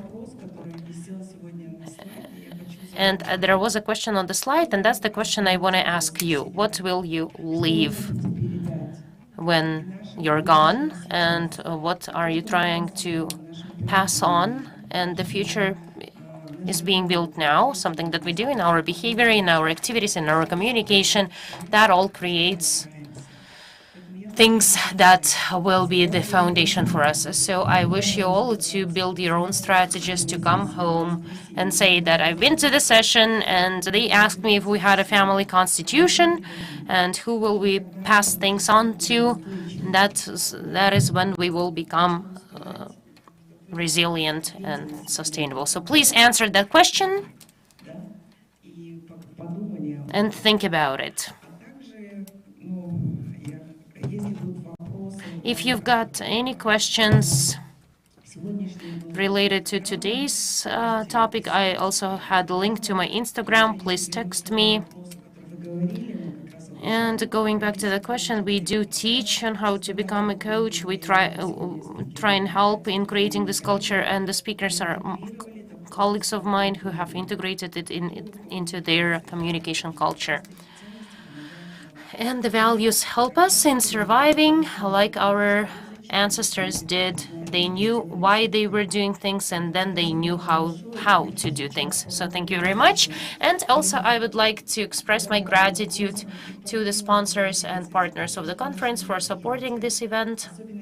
Special thanks to general partner ERG, Chevron, Visa, Huawei, and also China Construction Bank and GMC Company, as well as thanks to the AIFC, who has created a platform for our session. And special thanks to CEO of BCPD, who has created and initiated this session. Thank you. Да, если есть вопросы, я думаю, спикеры, вы можете подойти. If you've got any questions, you can approach the speakers individually. Thank you.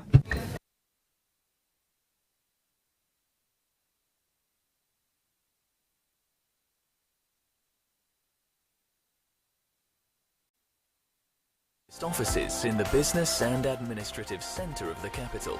They're part of an elite business complex rated International Class A. We have everything you need right here. Comfortable lounge areas, state-of-the-art presentation equipment, and recreation areas with real and unique character. We set new standards in all-inclusive service. Everything here is tailored to your needs and to helping you succeed. And that includes the view.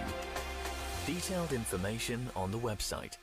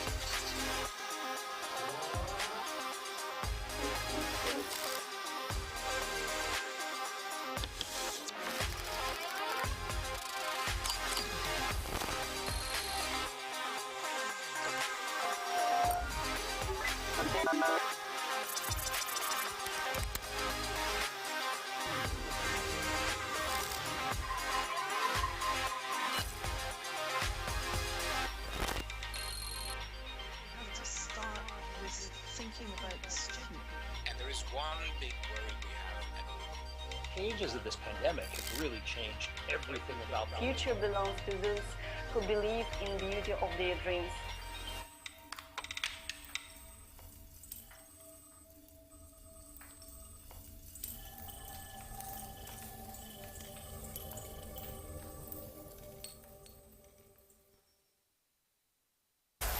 Әлем қарқынды дамуда. Технологиялық ілгерілеу үшін металдар мен электр энергиясының түрлі көздері қажет. ENG әлемді осындай ресурстармен қамтамасыз етеді. ENG кәсіпорындары әлемнің 15 елінде жұмыс істейді. Қуаты кәсіпорындардың дені Қазақстанда шоғырланған. Компанияның соңғы 5 жылда елдің жалпы ішкі өнімге қосқан үлесі 5 триллион теңге. Қазақстандағы жоғары маркалы бастапқы алюминий және глинозем өндіретін алғашқы және жалғыз кәсіпорын ENG құрамында. Электр энергиясының 17%-ын ERG-дің электр энергетикалық активтері өндіріп тұр. Шетелге өнім өткізудің негізгі нарықтары Европа елдері, Қытай, Ресей, Жапония. Осы жетістіктердің барлығы біздің қызметкерлеріміздің еңселі еңбегінің жемісі. Компанияның басты құндылығы адам. ERG жердің және адамзаттың әлеуетін ұқыпты пайдалана отырып, өзіне сенім артқандардың өркендеуін қамтамасыз етіп келеді. We know it's going to take many forms of energy to meet the world's needs while creating a cleaner future for all. At Chevron, we're lowering the carbon emissions intensity of our operations, investing in lower carbon technologies, and exploring renewable fuels of the future. We work hard to care for the homes we love, but it's only human to protect the one we share. Әлем қарқынды дамуда. Технологиялық ілгерілеу үшін металдар мен электр энергиясының түрлі көздері қажет. ERG